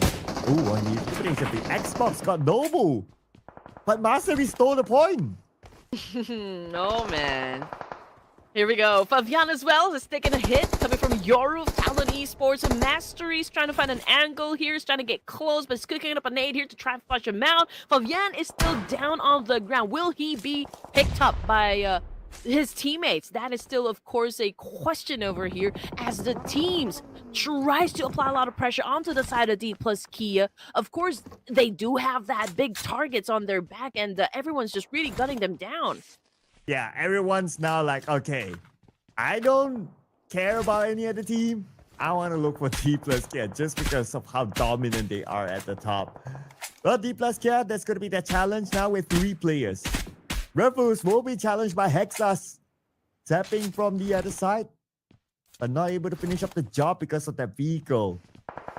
So he could be saved by his teammates. So we will continue to monitor the overall situation. Okay, here's Ruthless. Doc behind him, East as well, but Stickley comes in. Road Rage, eliminating Ruthless. Now, Alpha Gaming, 2 players left. Yeah, it was a hit and run situation. And you know what? Moana's pretty angry because he was able to take a point for himself as well. And I believe that was from Horror Esports, but we're going to check that out later on because we're looking at Alter Ego errors. Rosemary, okay, that was Moana. Okay. Rosemary, though, was able to bag a point for himself as well. GLU squad over here at the shooting range, if I'm not mistaken. And they are surrounded by a lot of teams. I mean, there's APG, there's Fourth Thrives, and even Vampire Esports. Oh, because everybody wants a piece of Severny. But if the circles shift out of Severny later, then it's going to be a challenge for all the teams to move out. Now, because Severny is such a small city, there's only a limited amount of space. You can see some of the later teams, they decide to take the high ground around the shooting range area instead. But there's a big chance now that the circle will go away from Severny. Shooting range is definitely a prime location at the moment. I mean, just looking at the situation, Vampire Esports would like a piece of this land as well, but GLU squad seems to be doing a great job here defending this very compound. But Alpha 7 also pretty close. I mean, they are within proximity, and look at Hexas over here trying to punish, of course, Vampire Esports and not letting them get close to shooting range. Wow, okay, nice defense here by GLU squad. Stopping Vampire Esports from getting any closer now. Because of that, only Mela is left. Smoke still active, they will provide him extra cover, but this nade, if it lands nicely onto Mela, it will eliminate him. There you go, the nade is not connect, but they have company here in the name of Alpha 7 across. Oh man, Squash looking for some heads to squash. Alter Ego Air is Krypton down on the ground. Same thing goes for Alva. And courtesy of Talon Esports, Alter Ego Air has been punished.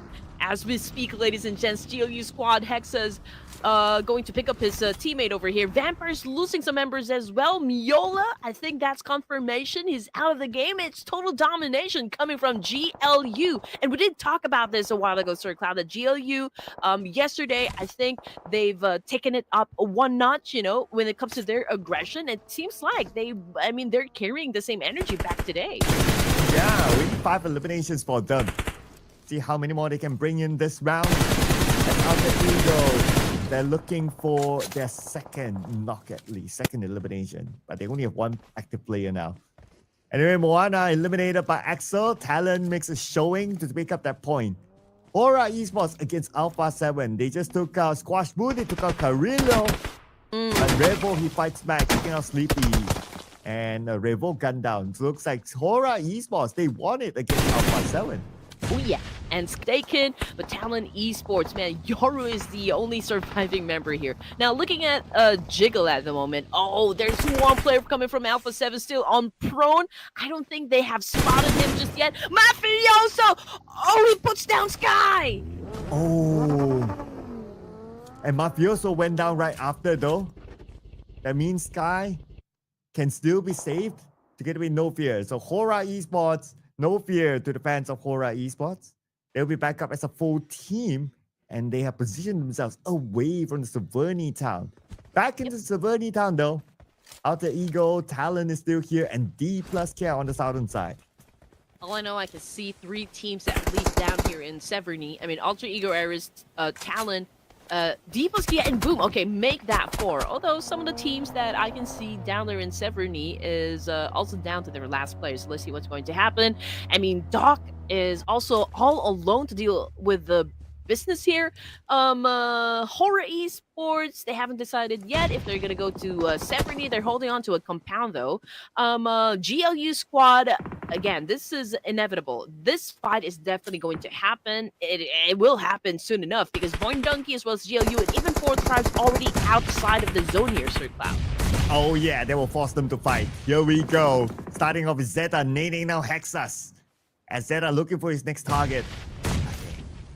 Now he has an opening, but he's not going to take the shot yet. Playing the patience game. 25 more seconds before the zone starts to close. As Razak now taking a different angle, waiting for GLU to show themselves. Hey, you know what? Sky is trying to get close to where GLU is, and I believe he's checking, engaging the situation. We already have like 4 teams here. Fourth Drive is basically doing the same thing. They're checking Boing Donkey and as well as GLU. I mean, get lucky with the shots.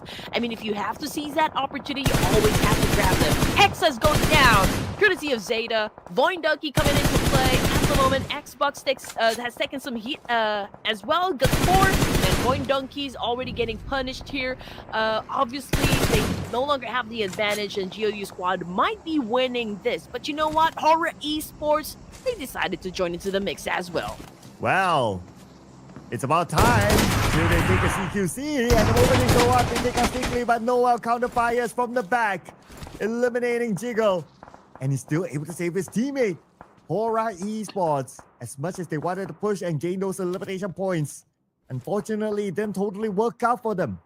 Oh boy, I don't even want to jinx or like say anything about Horror Esports, but hey, 6 elimination points, solid performance. Although Jiggle had already been sent back to the lobby as well, but 3 is still a solid number for me. Sky checking out GLU squad, GLU not leaving that compound, but then again, they will have to eventually because it's not part of the zone anymore. Sky almost had a shot up against Stickley over here, but triggered discipline. There you go. That is great display of discipline there, Sky. Oh, but not able to get the knockout. He was close. But because Sky was also pressured by the blue appearing behind him. Now second time around, and it's Nopia getting raised with the help of Sky. But now Nopia exposed himself. Nopia needs to be extra careful now. The good news, at least, Nobar is in the circle. Sky needs to get across, but he's playing the patience game now, waiting for the other members of GLU squad to appear in front of him.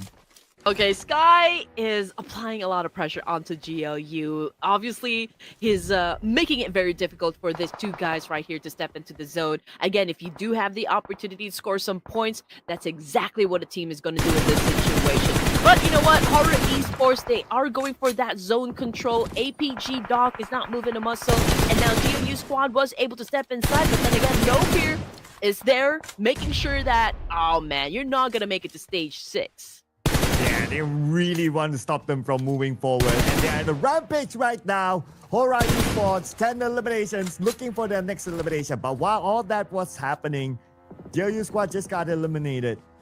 And but they have racked in a decent amount of elimination points. So that's not too bad for GLU. Now, circle-wise, it favors Horror Esports. Oh man, this is pretty cool, Sir Cloud. Okay, so D plus Kia, as well as Boom Esports and even Alter Ego Eras now will have to leave Severny. Okay, and before they can even step into the circle, a fight will definitely break out. So that is a cleanup that we have been waiting for to happen. But as for Horror Esports, they have been favored by the circle over here, so big chance they could probably get that chicken dinner. But then again, I don't want to jinx anything because we're looking at D plus Kia at the moment, and we already anticipated this. A fight will definitely break out between D plus Kia and Boom Esports. So far, I can see a lot of smokes being popped off, so perhaps, you know, we will see someone cross coming from Boom Esports, and D plus Kia is definitely prepared for that attack. Oh, but D plus K, they're playing with a different player today. A player that, unfortunately, I can't read. And the one that's absent is Osal. Could that be Osal or someone else? We don't know. But let's see what sort of gameplay will this new player bring onto the table now against Boom Esports. Time is on their side as the zone will start to close right now. We are in our top 5 teams.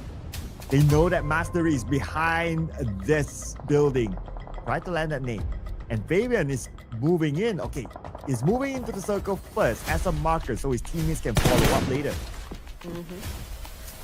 Oh, these guys love to use pseudo names, and we don't even know if Asal is actually playing for today, or maybe a tryout is definitely checking if they can blend in with the team here. But we got Chips back on the screen here, monitoring the situation. He does know there's still a couple of guys over there from Fourth Tribes from that direction. But, I mean, the players that are pretty close to D plus Kia would be, of course, the boys of Boom Esports. But then again, you know, D plus Kia, they have the opportunity to gatekeep Boom Esports because they're already inside the zone. So it I mean, it might be difficult for Boom to actually penetrate the circle. Let's see what's going to happen. But Horror Esports, I believe, was the one who took the point. Yes, they did. That's going to be elimination number 12 for Horror Esports. And yes, that zero name in D plus yeah. According to the picture, it's all south. We'll still call him all south for now. Top 4 teams, Horror Esports, D plus yeah, 4 Thrives, or Alpha Gaming for the chicken dinner. As D plus yeah, they were on the outside the circle a moment ago. Now they're in it. You know what? We've seen a lone warrior actually get that chicken dinner. But then again, Sky is looking at that shack where Doc is actually staying. So we don't know. Maybe Sky's definitely aware of that fact that Doc is inside that small house over there. But as for D plus Kia, they have been taking some hits here. And it looks like one of them is on their knees. And T24, as well as another player here, since Falak had already been eliminated, they are capitalizing on this one. It's just making sure that it will be difficult for D plus Kia to do a reset here. Man, they're just really going for the tap and fire, making sure that D plus Kia feels the wrath. But who will feel the wrath of the circle? Looks like it's not going to be Horror Esports because they are now in the middle of the circle with the high ground. This is the best position possible in the scenario for Horror Esports. Look at this elevation. The amount of information they can gain from this high ground.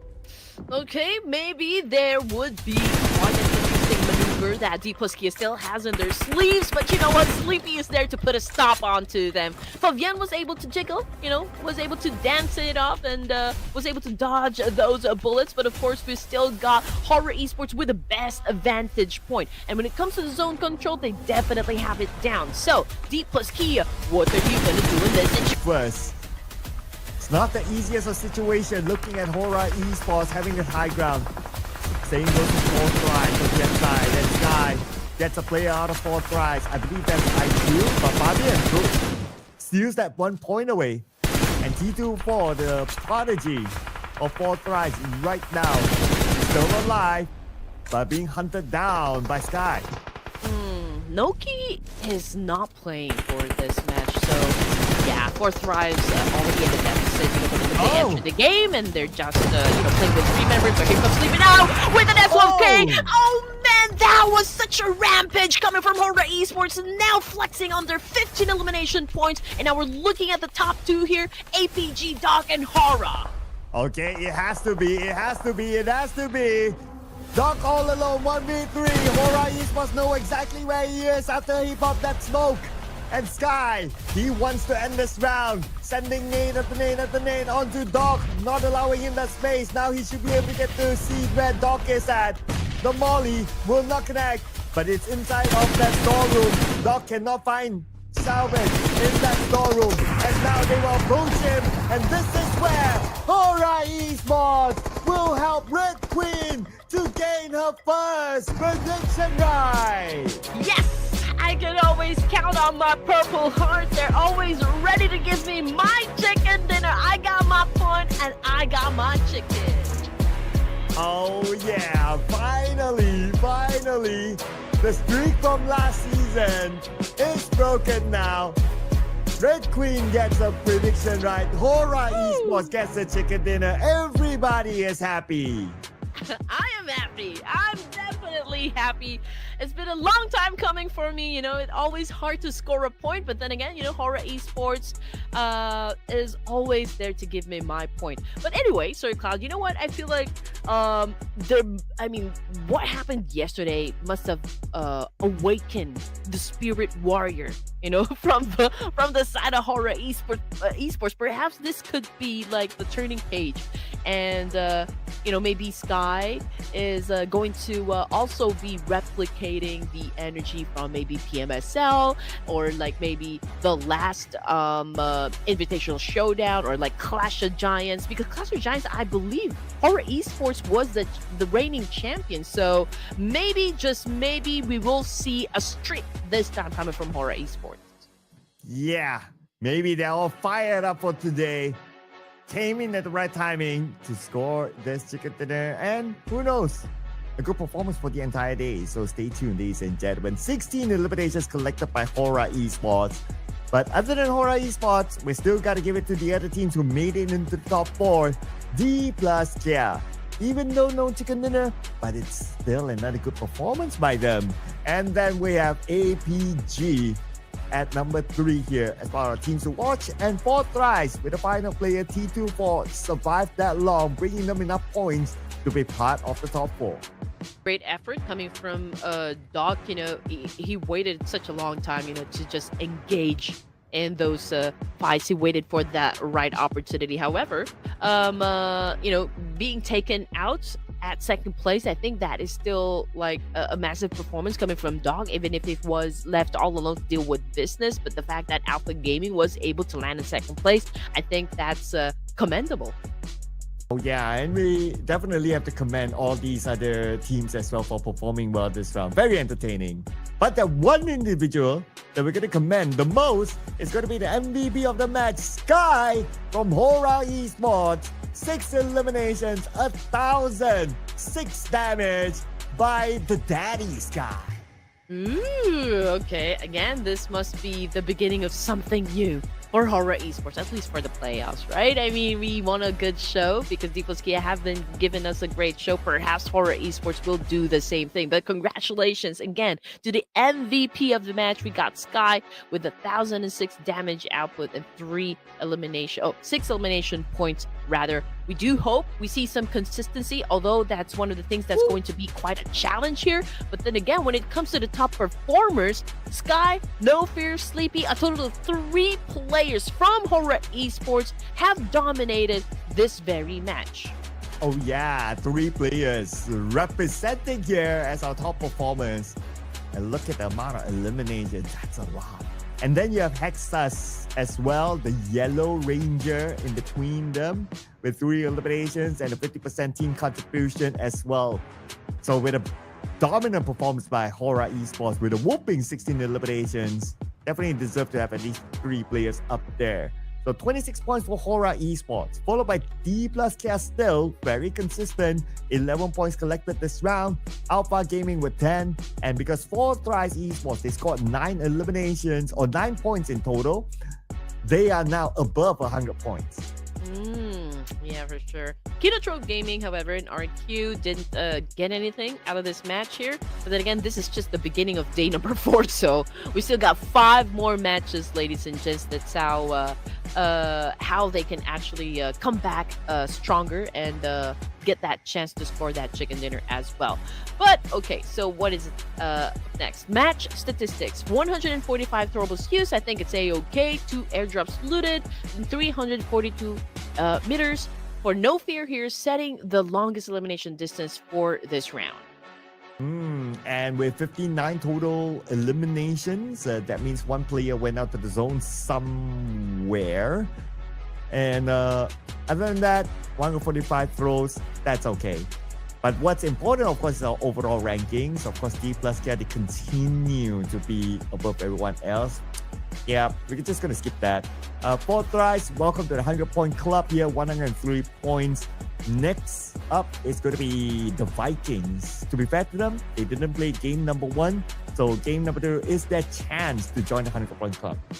And just look at that, 11 ranks are out in total with just 1 massive game coming from Hora Esports. I mean, if I remember it correctly, they were at the 3rd page. So imagine that.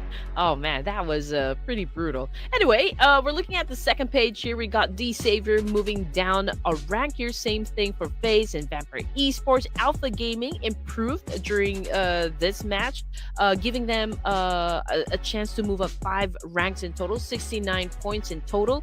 RQ, we got Team Secret, Boing Donkey, Boom Esports, but it's a good thing because from the 2nd page, there are at least 4 teams that scored a chicken dinner. And even in page 3, we have A1 who has scored a chicken dinner before. They're still hanging on to the top 18, hanging on right now. But they didn't play game 1, so we got to be fair to them. Game 2, they will be back, and that's where they want to get out of page number 3. Same goes for teams like Sam9 who didn't play game 1, BTR and Claw as well. So Kinethrop, not a good start for them. No points, and they need a lot more points to be at least in the top 18 when they play again in the next round. Okay, so again, we want Horror Esports to play like they played during the Clash of Giants. And, Sky actually put out a statement during that tournament. He had been racking a lot of points, or he had racked up a lot of points during that event. So hopefully we see something like that, back into the Ruthless Invitational Showdown Season 11. But of course, more of the games, more of the action, and more of your favorite casters. We're just going to take a short break. Everyone, don't go away. We'll be back after this.